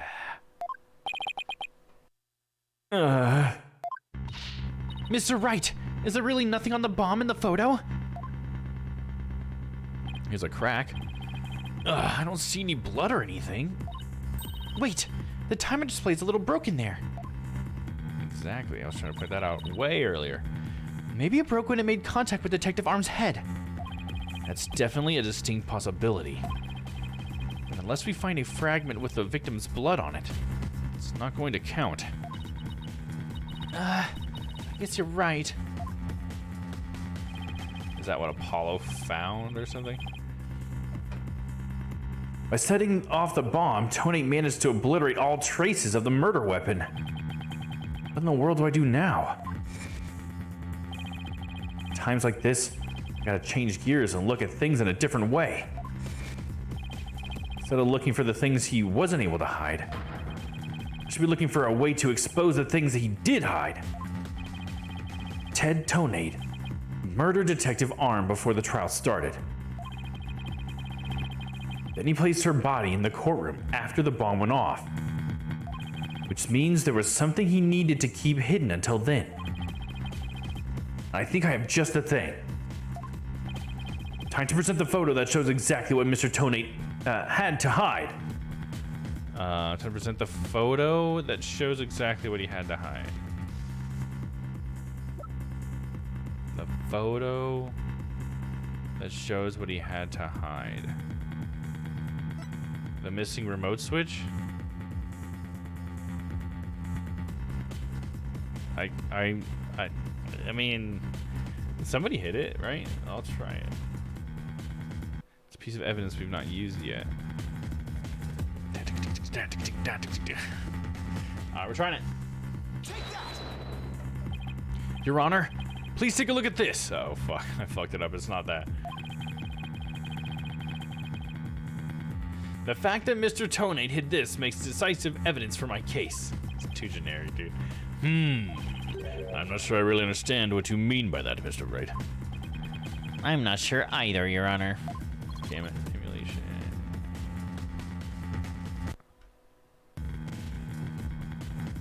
Okay, it did say photo. What photo? That's just, so it must be one of the pictures. So it's gotta be the picture of her dead body then? He had to hide her body then. Maybe he put her body in like the bomb disposal thing. Or not disposal thing, but like the carrier thing, and then he took it out later or something. Like it was in there when he went in there to find the body. Like he'd actually killed her beforehand or something. I don't know, dude. Let's try that next. Maybe. Your Honor, there's something we've all been overlooking. If the murder took place before the trial, then Mr. Tonate would have to hide the body somewhere during the trial. Hey, you're right. And if we can figure out where the hiding place was. Exactly. We might be able to find some evidence we can pin him down with. So we just need to open the case. I wonder if that's how this will end.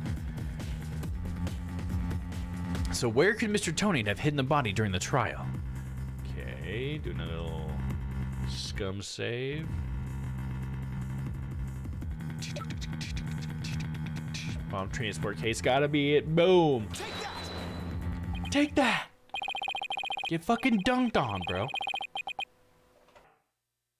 Wait, a box big enough for a body. A box that was in the courtroom the whole time. A box nobody would touch if they thought there was a bomb in it. Mr. Tonate! Oh, he's back to typing, is he? What is it? Do you finally have some decisive evidence to show me? No, you're the one who's going to show it to me. Come again. You heard me. Now, show me what's inside that bomb transport case. What? Why? No, there's no need. I've got him now. Just before the trial, you killed the victim with a blunt object, and then you placed her body in the ruins of the courtroom after the bomb went off.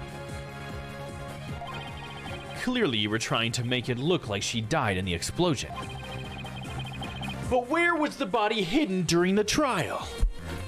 Your Honor, I would like to propose where it may have been hiding. Oh, I hadn't thought of that. The answer is right here. Inside a box made of thick alloy plating that can withstand any impact. No, that's completely false. If it's false, you should have no objections to showing us your transport case. So, let's open it up and take a look inside, shall we? Hell yeah, let's do it. What's in there? Oh, I'll hold it.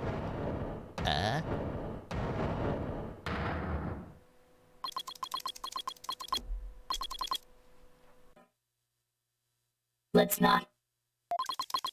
Not if you value your life. Oh, is he gonna say like, oh, it's gonna make a bomb blow up? What's he up to now? Remain calm and listen carefully. This bomb will detonate in 5 minutes. What? Huh? I repeat, this HH-3000 will detonate in 5 minutes. What's going on? Your Honor, I recommend you adjourn this trial before this bomb goes off. Mr. Tonate, are you threatening me? I am the only one who can disable this bomb. If you do not want to die, your only option is to listen to me. But Mr. Tonate, didn't you say that's a training model? A fake to practice on? I did, but I also lied. This is the real deal. This is the HH-3000. But the HH-3000 was used to blow up courtroom number 4, wasn't it? How do you know it was the real HH-3000 that blew up the courtroom number 4? Huh? The bomb that blew up courtroom was a different one that I made. What? Then, are we to take that as a confession on your part? Take it any way you would like. Just before the trial, I took the HH-3000 out of the stuffed animal and put my own bomb into it. That was the bomb that exploded and destroyed courtroom number 4. Mr. Tonate, please be reasonable. Do you really expect us to believe a crazy story like that? The HH-3000 is so unique, I had never seen anything like it. It is so unique that I could not replicate the detonation mechanism. So, I just had to have it. Besides, did anyone look inside the stuffed animal during the trial? Did anyone check to see if it really was the HH-3000 in there? I must confess no one opened the stuffed animal to check. So there really is a possibility that the bomb was switched out? No, not a possibility. A certainty. I did it. So he's had a real bomb with him this whole time? You had better get out of here while you can. You do not have much time. Wouldn't everybody be like running out of there? I mean, if a bomb just went off the other day, if I were in that crowd, I'd be fucking running, dude. You kidding me? Order in the court. I'm out of here. It's gonna blow. Run!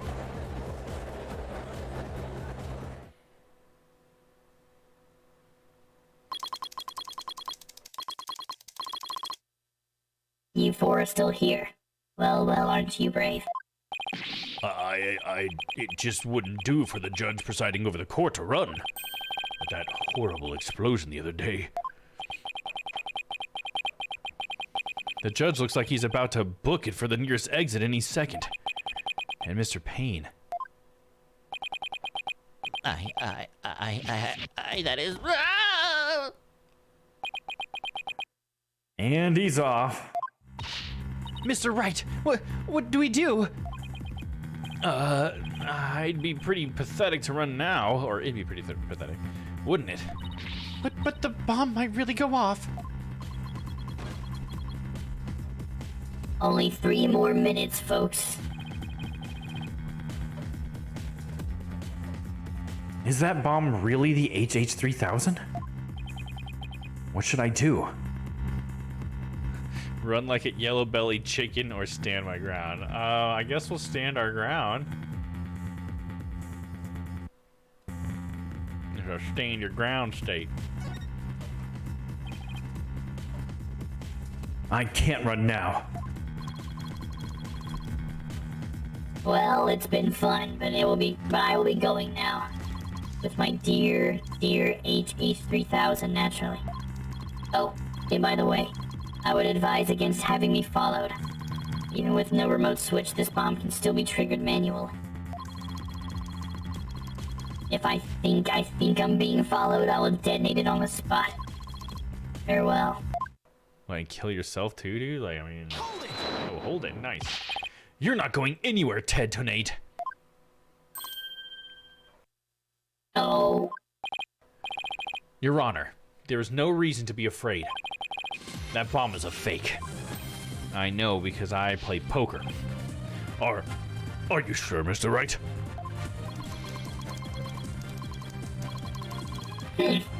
More of your famous bluffing. Even at the risk of your own life. Mr. Wright, none of your bluffing now, not at a time like this. Lives are on the line here. I'm not bluffing, and I have proof. You do? Yes, of course, Your Honor. It's right here in the photo of the bomb, clear as day. Oh, because it's broken, right? Because he just showed us that that counter on there is not broken. Proof that Mr. Tonate's bomb is not the real HH-3000. Really? Out with it then, immediately. Where is the proof that Mr. Tonate is holding is not the real HH-3000? It's right here, Your Honor. Boom. The display for the timer on the bomb in the photo is broken. Most likely it broke when Mr. Tonate used the bomb to attack Detective Arm. But the display on the bomb in front of us is not broken. Oh, you're right. Therefore, this is not the real HH-3000. Mr. Tonate was clearly lying when he said he switched out the bomb in the stuffed animal. The real HH-3000 blew up in courtroom number 4. This bomb is nothing more than a fake, a model used for training purposes. Fear not, Your Honor. I will examine the inside of the bomb transport case myself. Yes, please do that, Mr. Wright. No, stop! Oh, shit. Big old blood stain in there. What is that? Is that a blood stain? Just as I expected. Your lies have all been blown to bits, Mr. Tonate. I'm confident DNA analysis on this bloodstain will confirm that it's Detective Arm's blood, and that those results will conclusively prove that you murdered Detective Arm.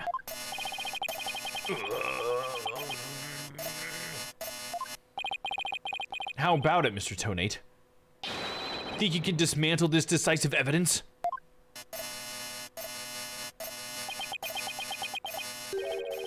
Dismantle it? You're too late. You missed your chance to run, so now you're out of time. This HH-3000 is about to explode! Don't try to threaten us, Mr. Tonate. I've already proved that your bomb is a fake. It's real! This bomb is a real thing, I tell you!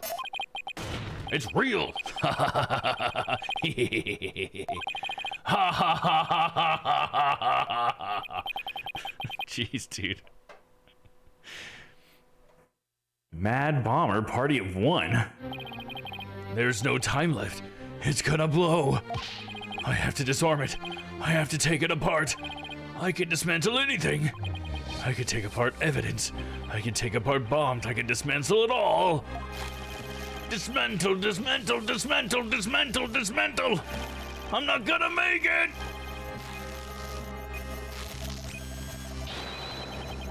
Stop! What stop what? I'm so confused.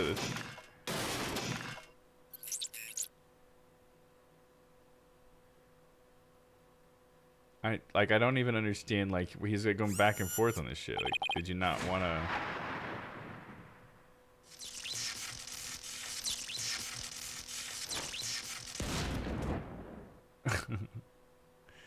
That was interesting. And then it counts down anyways. Nice. Game over. Dismantle attempt failed. Nice. I'm so confused though, like with this back and forth. It's all over. My life has been blown to pieces. It's all that stupid woman's fault. I was selling the bombs I disarmed on the black market. When I tried to take this one, she just had to notice, didn't she? She confronted me in court number 4 that day. That's why I had no choice. Before I knew what I was doing, I hit her. It's all her fault. While I was looking for a place to hide her body, she left a message in her own blood. The trial was about to start, so I didn't have time to clean it up. And now all this. I thought for sure I could disguise her death with an explosion. Then that stupid defense attorney started sticking his nose into my business. After my testimony yesterday, I went to court number 4 and I found that kid all up in my bomb transport case. That's when I snuck up behind him. And bam! And when the idiot police arrested that little girl, I thought for sure I could pin it all on her. Why? Oh, why? Tell me why. Ted Tonate, you are hereby under arrest on suspicion of the courtroom bombing and the assault on Mr. Justice. Your innocence or guilt will be determined at a later trial. Now then, I see that members of the public have returned to the gallery. One person, however, seems to still be running far, far away. Be that as it may, I will now announce Miss Juniper Wood's verdict. Not guilty! Woo! Confetti!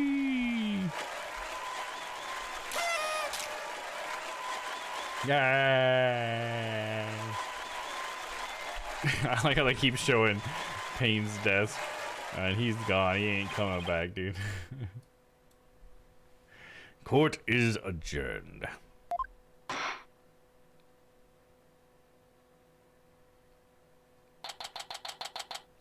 December 18th, 12:31 p.m. District Court. Defendant Lobby number 5. You did it, boss! Yeah, I guess we managed to pull it off somehow. So many mysteries cleared up all at once. It was amazing. It's just sort of worked out that way, didn't it? That's not the kind of thing you usually say works out. You made it happen. And the way that mean old prosecutor hightailed it out of here, that was great. Mr. Wright, Athena, thank you for everything you did for me. I'm so happy for you, Junie. Now you can go back home to the forest in peace. I hope the both of you will come and visit me there sometime. That would be nice. Thank you for the invitation. I don't know, Mr. Wright. I'm not so sure you can make it all the way up in to Junie's house. How high up do you live again, Junie? Around 3,000 feet, I think. What? That's no forest, that's a mountain. But, you know, boss, there's something that still bothers me about the case. One little mystery we never got around to solving. Oh, that? Yeah. I was wondering about that too. Is this the unsolved mystery you're thinking of? I'm thinking of the detonator, right? Save it just so we can make sure we get this one right.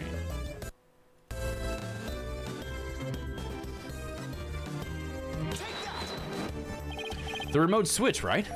Yeah. I wonder where it disappeared to. I have a feeling this whole thing, like the bomb's gonna be from something that's gonna be like a bigger part of the whole case, and this is just gonna be like a side thing that happens. So we're kind of introduced to the idea of the bomb being there and stuff. Maybe Mr. Tone just got rid of it somewhere.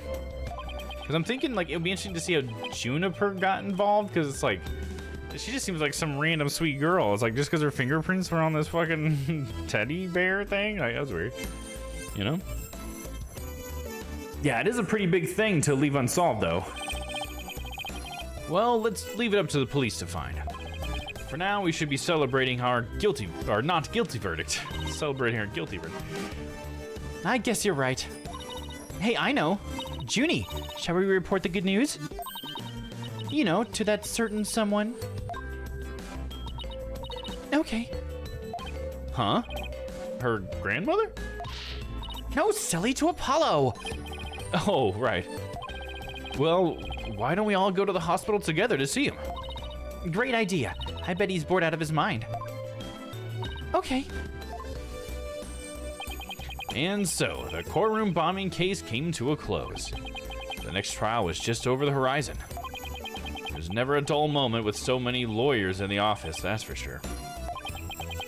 Apollo Justice, Athena Sykes, and me, Phoenix Wright.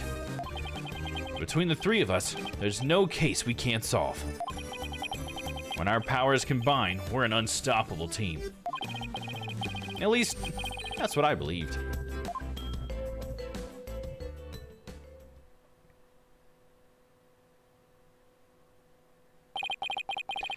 But all that changed with what Apollo said to us that day.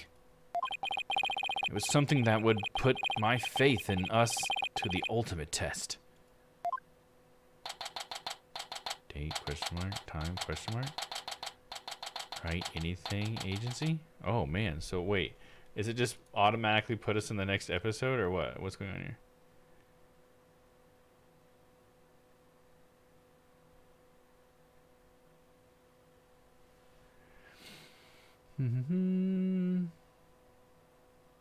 Okay, yeah, it's still going. I'm just making sure we're not just going into the next, like, case already or something. Right, anything agency. I like that it's still right, anything agency. But where's Trucy? Oh. Sorry, but I'll be taking a leave of absence. Wait, what do you mean by a leave? Can you at least give me a reason why? I can only say that this is something I must settle on my own. There's Trucy. Oh my gosh.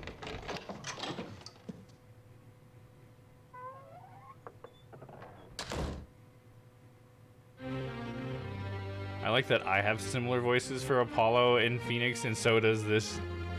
It seems like they have also similar voices in this. Oh, why, Apollo? Why are you shutting us out? I thought it was going to be something way worse than that, but I mean, it's still like very interesting. I think it's so cool that they've given him this awesome like makeover to make him look like this fucking badass, and they have like some mysterious thing he's got to do by himself. Hell yeah, dude. I'm down with that. Oh shit, I missed what she said. Ever since you put that jacket on, you've changed.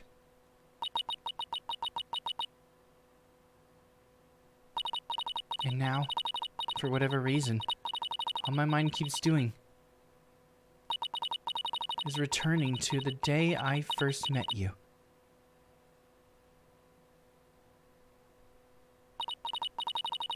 We had tackled our first case together, he and I, this past spring. And as we did, I came to know who he is and how he thinks. It was a very particular case, one with which the victim was killed by a mythical creature Oh, wow. That sounds like that'll be a fun one. Is that where we're going next? We can go in the past a little bit. Sounds like that's what we're doing. End. It says right there. You can't see because my microphone. Oops. Stepping on something. A new episode has been added. The Monstrous Turnabout is what it's called. Save game? Yes. Yes. Yes. There we go. And then we will return to title. Actually, yeah. Yes? No. Let me make a just in case save right here. Just because I've never used this system before. Just in case somehow it screws me. Cool, so I can continue. Oh, there's extras and DLC added. That's pretty cool. I'll have to take a look at that maybe. All right, well, that's the stream for us today then. I appreciate everybody who come to hang out. Oh shit, I have my other background up still. There we go. Yeah, looks like I got a pretty light stream today, but that's okay. I had a good time. So, yeah. If anybody sees this on YouTube, I hope you enjoyed it. And you can always catch me over on Twitch if you like. It could be a little less lonely. Alright, just out of habit, I guess I'll go over my schedule. So for Friday, I'll be continuing with Paranormal Site. That one's been pretty popular, so hopefully we'll have some people to hang out with on Friday. And then over the weekend, I think there's only a couple, maybe 2 or 3 of us that will be able to make it this weekend as well. So we will have Strange Planet Sunday. I'll be there. I don't know who all else will be able to make it yet, to be honest. I don't know that we've talked about it, so I'll have to get with the boys, and we'll let you know on Friday what's going on Sunday, probably. All right, but yeah, since I don't think anybody's in here with me, I'm just going to go ahead and end the stream. I don't think there's much point in raiding, but yeah, if there by chance is anybody out there, have a good night. Thanks for hanging out with me, and hopefully we'll see you on Friday. Bye, everybody.